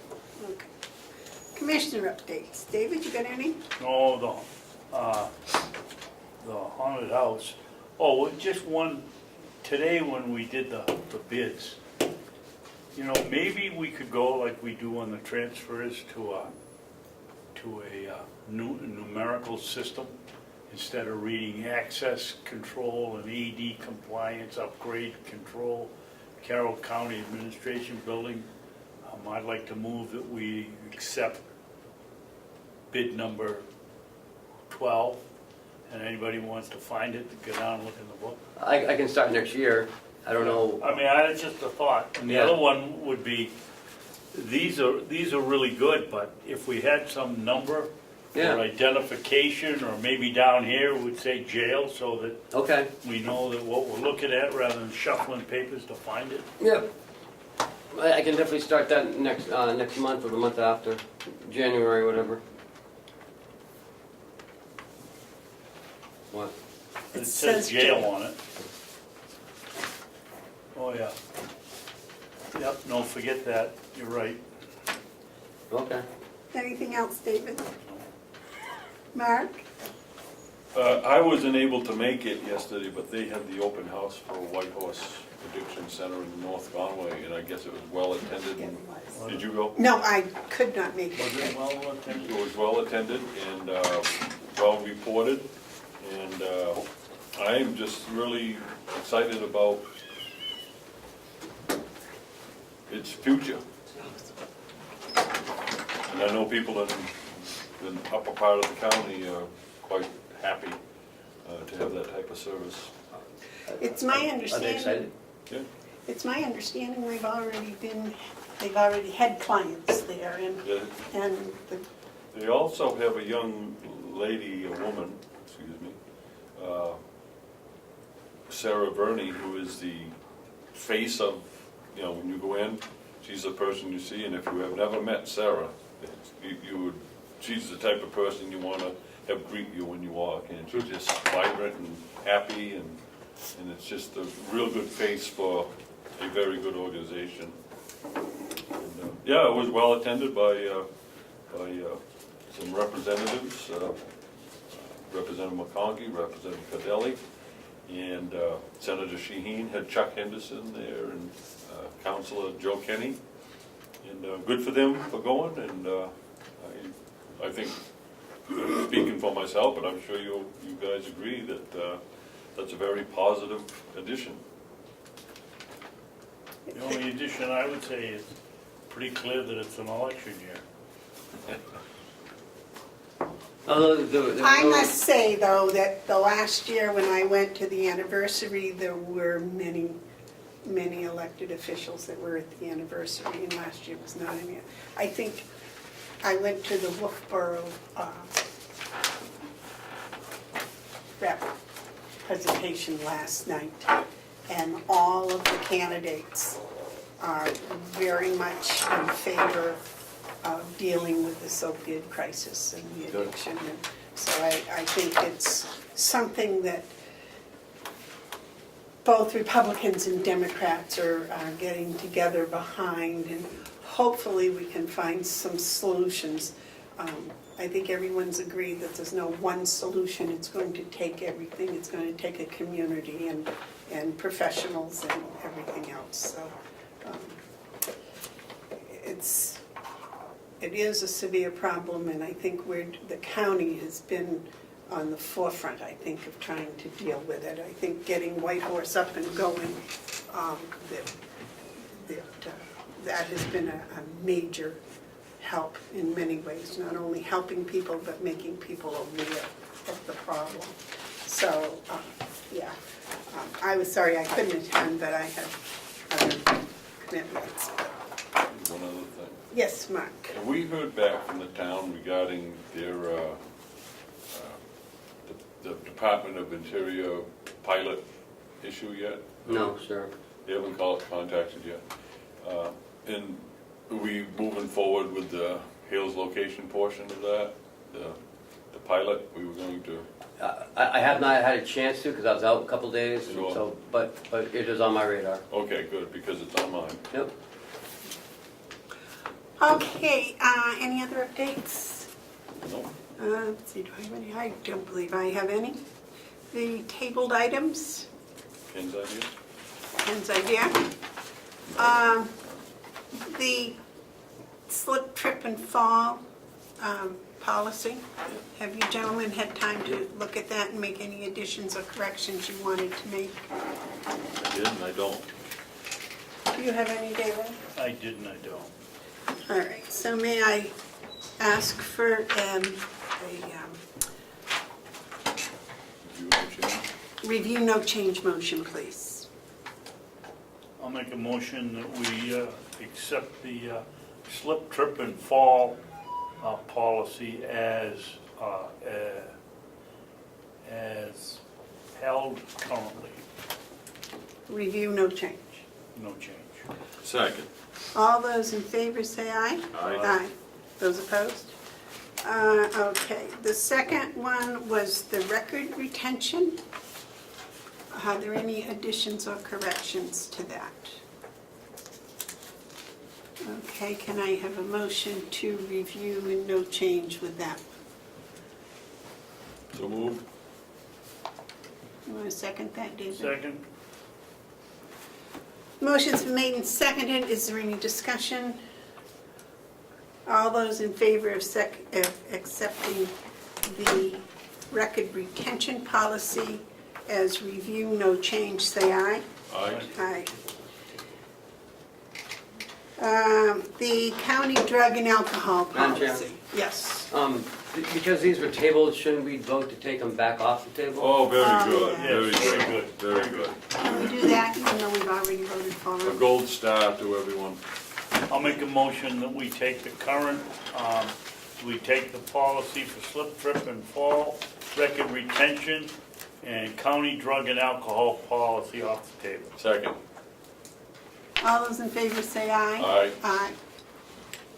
And I think we need to revote. Accept them both at the same time. Yeah. I'll make a motion that on both untabled items that we review no change. Second. All those in favor say aye. Aye. Aye. Good catch, whoever caught that. That was. Okay, now on the drug and alcohol, one, I do, David took that off the table, right? Yes. You know, we're in the midst of a kind of a predicament here. What? We're in the midst of a predicament with this drug and alcohol policy, because, I'm in here someplace. Thank you very much. I was gonna be a long time looking for that.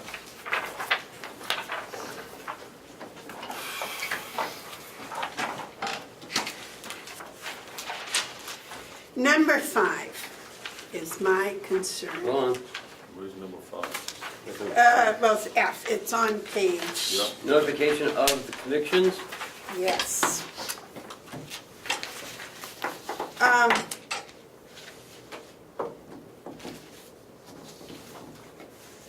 This doesn't say arrested, this says convicted. Right. And because Canada, Maine, Massachusetts, and Vermont have seen fit to legalize marijuana. The United States of America has not, and the state of New Hampshire has not. So in New Hampshire, it's been, this, what do they call it? It's not punishment, it's It's a violation. is it a violation? Under 3/4 of an ounce, it's a Is- violation. Over 3/4 of an ounce, it's a misdemeanor. So, I'm questioning whether that's considered a drug offense conviction or not. And also, recent information that's come out of Canada has said that the Canadian government believes that marijuana stays in your system for 30 days. Mm-hmm. Therefore, they have said that all emergency medical, police, etc., cannot show up on the job within 30 days of having used marijuana. So this is kind of all worked into that, and there's nothing in here specific other than that they, if there's a conviction, they have to notify their supervisor. And there's no way of telling if a person shows up whether they're under the influence of marijuana or not. But this just talks about the conviction. It doesn't talk about if you're under the influence. We're talking about two different things here. Well, if it says if you show up under the influence later on, that there's a problem with that. I mean, that's where that was. Well, let's stay on one subject before we start jumping around. It says a felony level conviction. That's totally different than a violation level. Well, that's. But it's going to be a conviction, because until then, you're innocent until proven guilty. Where does it say federal level, federal? At the bottom, the last sentence. Because if you get a felony over the nursing home, guess what? You're not working there. So, Where are you looking, Ken, on what F. page? F, there's no F. page numbers, but F. F. Okay. And is that? I'm going to invite Howie up, because conviction he's the one who wrote Does this. it make any difference if it's a felony or a misdemeanor? Yeah, felony, you can't work at the nursing home without a waiver. Howie, let's come on up. How about a misdemeanor? Yes, you can. Because a misdemeanor could be, Forgot lost my license. Yeah, as long as it's not a misdemeanor assault Right. on a dependent person. but if you got a felony and you don't tell us about it, We actually require this annually, we get a statement right. from staff to certify there's been no change, but they're responsible right now for notifying us when should it happen. So, do you run their records every year? No, we just ask for the disclosure Okay. every year as required by Department of Health and Human Services. Is a DWI a felony? Can be. Yeah, it could be, yeah. It's not usually, but it could be. All depends what happens. If you're, Kill someone. or if you're driving at 100 miles an hour and it could Or be a felony level. aggravated, yeah. Aggravated, yeah. If you Yeah. do it 7 times, your 7th one could be. Mhm. So what, Madam Chairman, what is your point? Well, my point is, first of all, I don't like F, the whole thing. Okay, why? Because, well, there's nothing to say that, I hate this word. A person goes to Maine, uses pot all weekend, come back and goes to work on Monday. Hasn't been arrested. Hasn't broken the law, Hasn't been convicted. Hasn't been convicted. Not a problem. hasn't been Not a arrested, hasn't problem. been convicted. So it's not a problem. Well, no, your issue is they're under the influence based on the 30 days. Yeah, and Okay. that to me is No, having it in I'm your concerned. Wait a system, minute, whoa. having it in your system and being impaired are two different things. Yeah. Right. We're not talking about trace. They will show a trace, but that doesn't mean they're impaired. THC, cannabis stays in your system for 30 days because it's fat soluble. Alcohol is like water soluble, it's out in a day, three. right? So But while it's in your system, you're not under the influence. Correct. I mean, I'm sure that there's some stoners that are, but You got a degree in this? I've got experience in this. And, It was in the if, 60s. and if they go to Maine, that's okay. If they go to Massachusetts, okay, but if they're doing it here, it's illegal. Madam And- Chair, but- point of clarification, the reason why F is important for the disclosure for us is, we remember the situation a couple months ago with a bus coming down 95 and got into an accident. We need to know if any of our people are convicted of an alcohol offense. If they get arrested for DWI, we need to know, chances are it won't make a difference. It does if they're driving our bus though. Right. If they're our bus driver, that gets to be a real problem, because we need to manage that risk before we let that person take our residents out for trips, or other staff members out for trips. And that has an influence on our insurance, on our Primex costs, on, I mean, there could be ramifications for us, you know, not knowing about it, or knowing about it and doing nothing about it. I think you're right in asking the question about impairment. I think that's fine, but I think here, it's really talking about the responsibility of every employee, that if they are convicted, they have to tell the boss within 5 days. They should tell them within the day, but they got 5 days. Correct. But the part that I'm concerned about is not so much that what this says, but how this fits in with the union contract and the grievance procedures, because you say here, the supervisor will take appropriate disciplinary action. Does that appropriate mean in accordance with this collective CBA. bargaining? The CBA trumps Okay, this. so that would be So that should the be- appropriate, The okay. collective bargaining agreement is in here. It says that in there. It does say that. Yeah. Applicable personnel policies and collective Boy, bargaining. you know, I ought to read that all the way through, you're right. Thank you, man. It says it right there, collective bargaining agreements, if applicable, rules, regulations, and statutes. Yeah, I didn't read that sentence all the way through, and I should know better. This is kind of the homework. Whenever an employee is convicted of an alcohol or drug offense, the supervisor shall notify the county administrator of any felony level conviction. Now, I would suspect that you would notify the county administrator of any conviction, whether it's a felony level or not. I would think that what this means is the county administrator doesn't have to do anything unless there's a grievance. But at this point, when it's a felony level, it sounds like he takes over the disciplinary action. So I don't think you want that sentence to read that way. I think you want that sentence to read something like this: whenever an employee is convicted of an alcohol or drug offense, the supervisor shall notify the county administrator, period. Not a felony conviction, or just let them know. It doesn't require action, it just requires, it just allows the county administrator to see if he wants to be involved. So, I think the county administrator should be informed of all convictions. I agree with you. So I would like to see you change that F by putting a period after administrator and striking the words "of any felony level conviction." Okay. I mean, it's one way of reducing our upfront risk. Yeah. Because we don't want to have some slip where someone comes in, and they do, those lawyers for the unions do come in and say, well, you should have known, and, you know, and you didn't, and you didn't know because it wasn't a felony level. So I think you need to keep that communication going.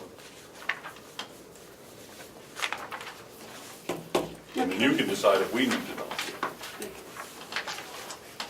You know, we had a situation here, I don't want to go into it, a year ago or 2 years ago. Is there anything in here, I didn't see it, that says an individual is automatically disqualified from a job application if they don't, if they perjure themselves? Says right on the application. Well, does it say here too? It doesn't, as far as I can see. There's no requirement for pre-employment. Right. There's no drug or alcohol test for pre-employment. Page, under I, It says you may ask for one, Right. but it doesn't say it's required. presently Right. it's not required. Presently, it's not required. Right. But we left the door open to that, should that become. If at some point, Right. And the page after that, that next paragraph is the second piece that I had questions about. Because, I mean, we know if a person tests 0.03% for alcohol, then they're impaired, or so the law says. But there is no test that says you're impaired from the use of marijuana. There Well, is no amount, there's no test. I mean, they can test and say, yes, you have it in your system, and they can tell you how much is in your system. but there isn't any law that says this is, you're impaired, you're not impaired. It's very hard to determine if someone's impaired unless they're smacked out right out stone, you know. There's people who smoke and you wouldn't even know it. You know, it's proven impairment with cannabis is pretty hard. And it actually is somewhat of a law enforcement problem because people can drive under the influence and But we're trying to make we're trying to be responsible in making our workplace safe. It doesn't mean, we're gonna test everybody, because we're not. But if that person is taking care of an elderly person and they're under the influence, I think it's our duty to know about it, and if we need to test, we'll test. Regardless of what amounts in their body. so you're testing for impairment. Correct. But how do you know how much is impaired? How, can I smoke a whole joint over the line and come to work an hour later? If your supervisor has suspicion, be it the way that you're acting, the way your attentiveness or drowsiness or whatever, that there's something the matter that could be an impairment, that gives that supervisor the right to request testing. So you're testing, yep, I've been smoking pot. Yeah. I smoked a week ago. Yeah. and it's Well, in my it'll system. show the level amount, and it goes down each week. It'll go down. Sure, but how much is too much? How much is impairment? How much, the person that smokes The every law day? says, the law says any. Any. So I'm not here to debate if it's legal or not. I mean, the amount that they smoke or not.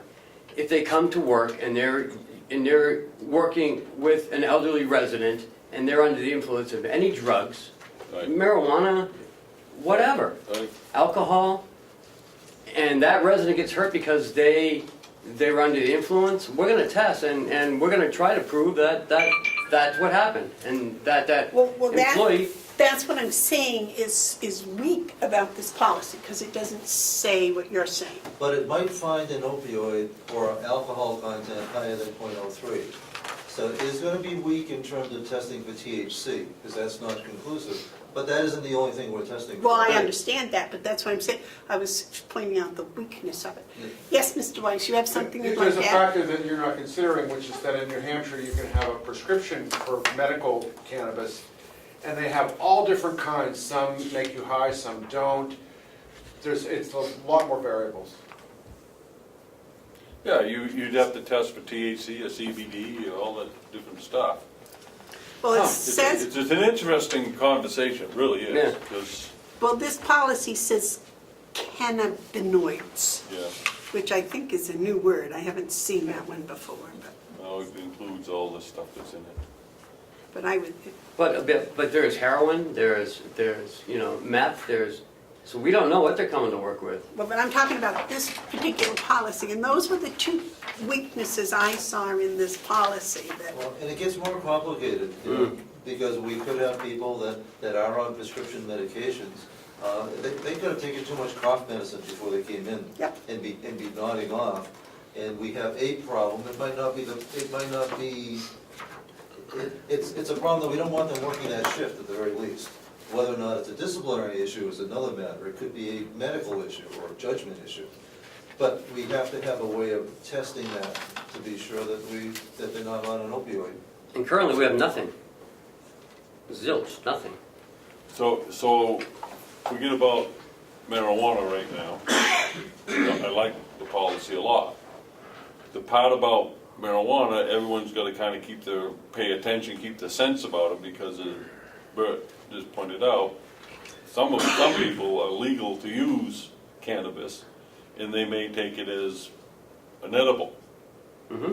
And that edible may be prescribed by a doctor, and they may come to work, and they may not be impaired, but you may think they are, or you may hope they are, or whatever, it might work, you know? So I don't think it's worth scuttling this whole thing, but I do think we gotta be aware that marijuana laws are changing big time.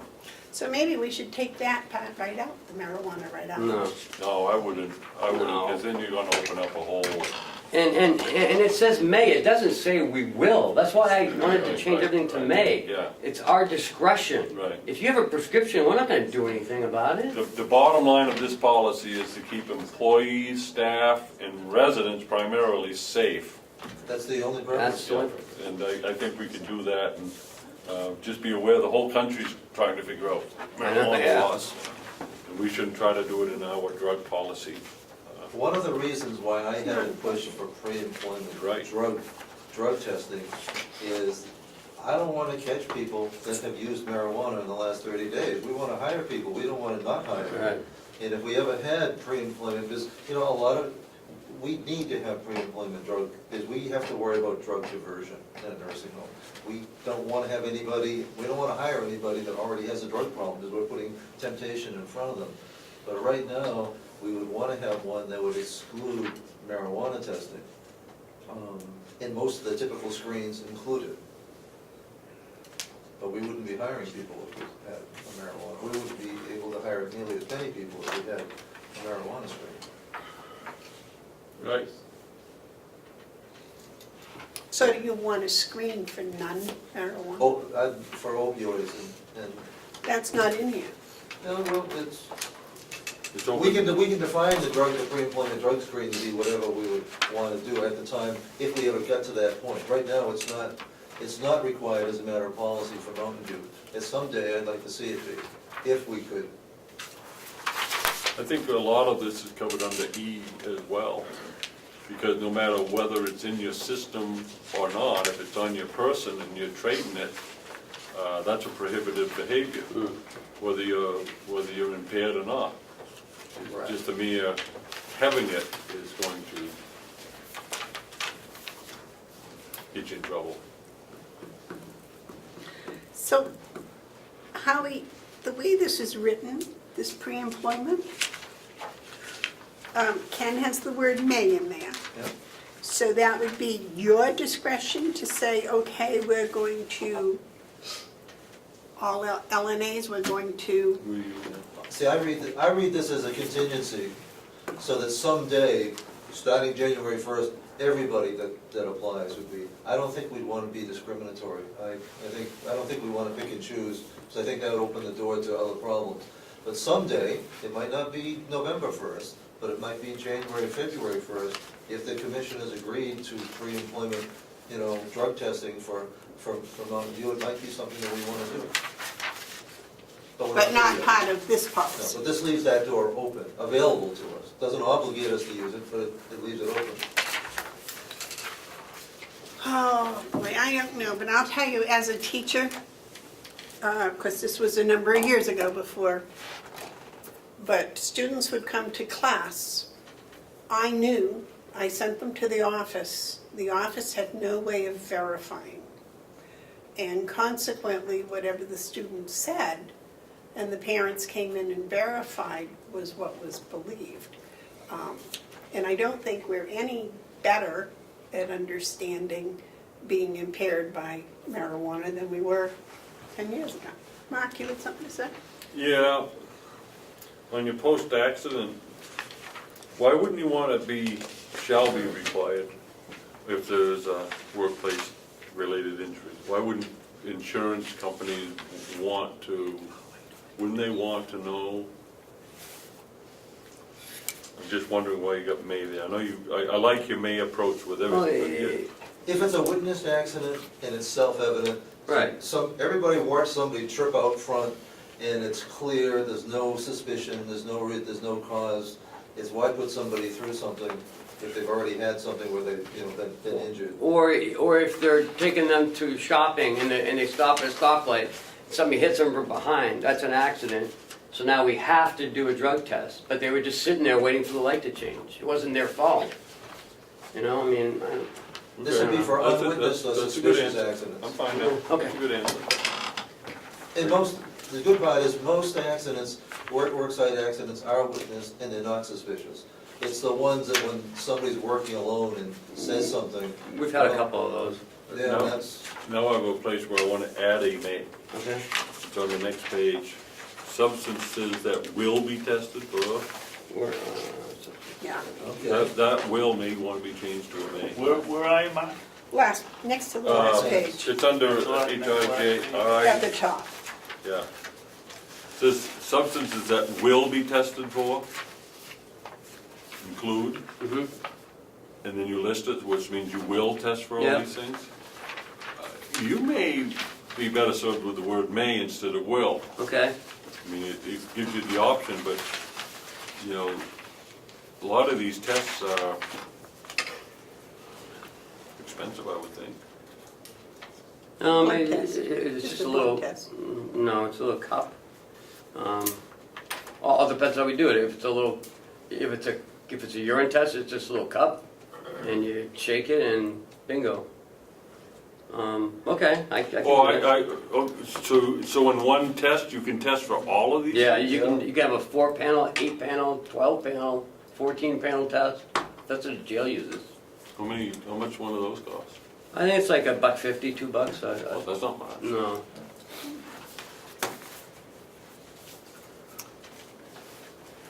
Any more discussion? Um,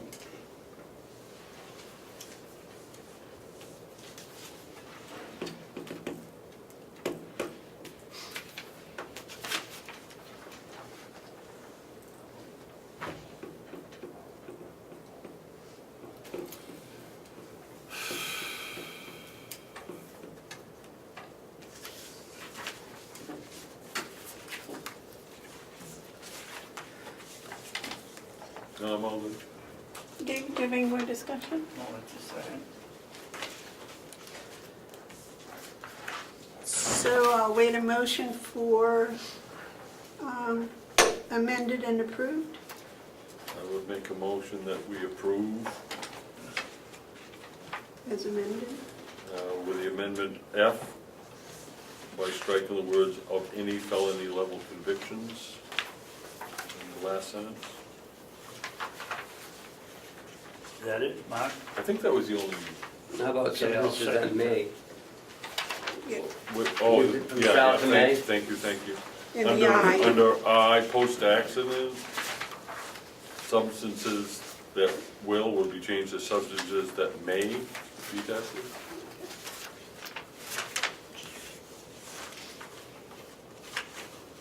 Okay. Was that it, David? I think that's all we got. I'll second it. All those in favor of the motion to approve as amended, say aye. Aye. Aye. Those opposed? Great. Okay, the Gatsby 75 recommendations. What is that? We were about That's still on the table. Make a motion, we take that off the table? I'll second that. All those in favor of taking it off the table, say aye. Aye. Aye. Okay. I don't have my form, I guess. Do you have it?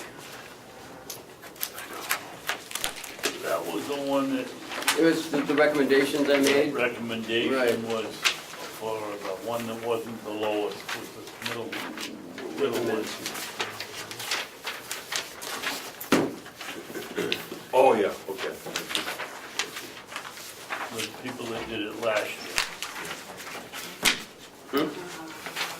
I believe the recommendation was for Jefferson Solutions, is that correct? Yes. Yes.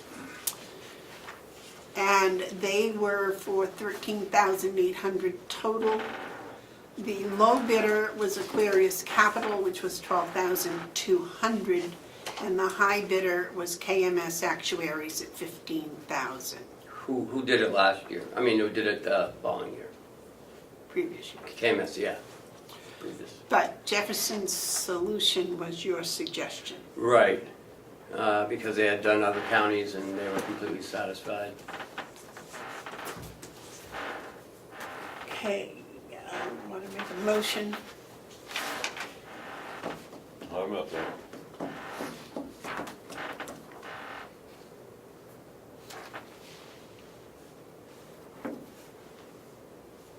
Mr. Babson? Ready? I'll move vote for the recommendation. Did you want to make a recommendation? You want to make a motion? Make a motion. Make a motion that we award the bid to Jefferson Solutions for the gas beat number 75, 75. 75, excuse me, for 2019, 20, and 21. Second. Okay, the motion's made and seconded to accept the Jefferson Solutions bid for the Gatsby. Is there any discussion? And that's for 2018, 19, 20, and 21. Is it Yes. 4 years? Oh, yeah, 18, okay. 19, 20, and 18, 21. 19, and 20. Is there any discussion? Nope. Okay, all those in favor of the motion as stated, say aye. Aye. Aye. Those opposed? All right. That takes care of that. Are there any media questions? Is there any public input? Okay. I make a motion that we, I wait a motion that we adjourn. I'm getting on public. We have no No, we're public. getting Oh, non-public. we got a non-public. I saw the I'll make a non-meeting. motion that we go into non-public for RSA 91-A:3, comma, Roman 2, parentheses B, small b, the hiring of any person as a public employee. Roll call? Second? Commissioner Hounsell, Yes. Commissioner Babson, Yes. Commissioner Bevard. Yes. Out on it, wow. You wanna We're pass trying- those donuts back this way? If I'm not gonna have lunch, I can only eat so much cheese so I get bound up. I'm glad to see you doing this, Council, because Want some there's apple a wide variety of donuts in there to eat. You want some apple slices? Okay, we're back in regular meeting. Oh, geez. We are very pleased to announce that we have hired 3 LNA and a RN. And Lisa, thank you so much for your efforts in recruiting these people. That's a beginning. It's a beginning of getting up to speed to where we need to be. So, thank you very much. Anything else, sir? That's it. All right, gentlemen, I'll wait a motion to adjourn. Oh, wait a minute. Non-meeting. Oh, no, okay. So what? Non-meeting, union. Okay, yep. So we're gonna have a union non-meeting after this You want a motion meeting. to adjourn? Yes, please. I make a motion that we adjourn the County Commissioners meeting of October 31st, 2018, Anno Domini. Second. Okay, all those in favor say aye? Aye. Aye. What are they calling it? He knows what I meant. Anno After Domini, the- the year of our Lord. No, you don't know that? AD.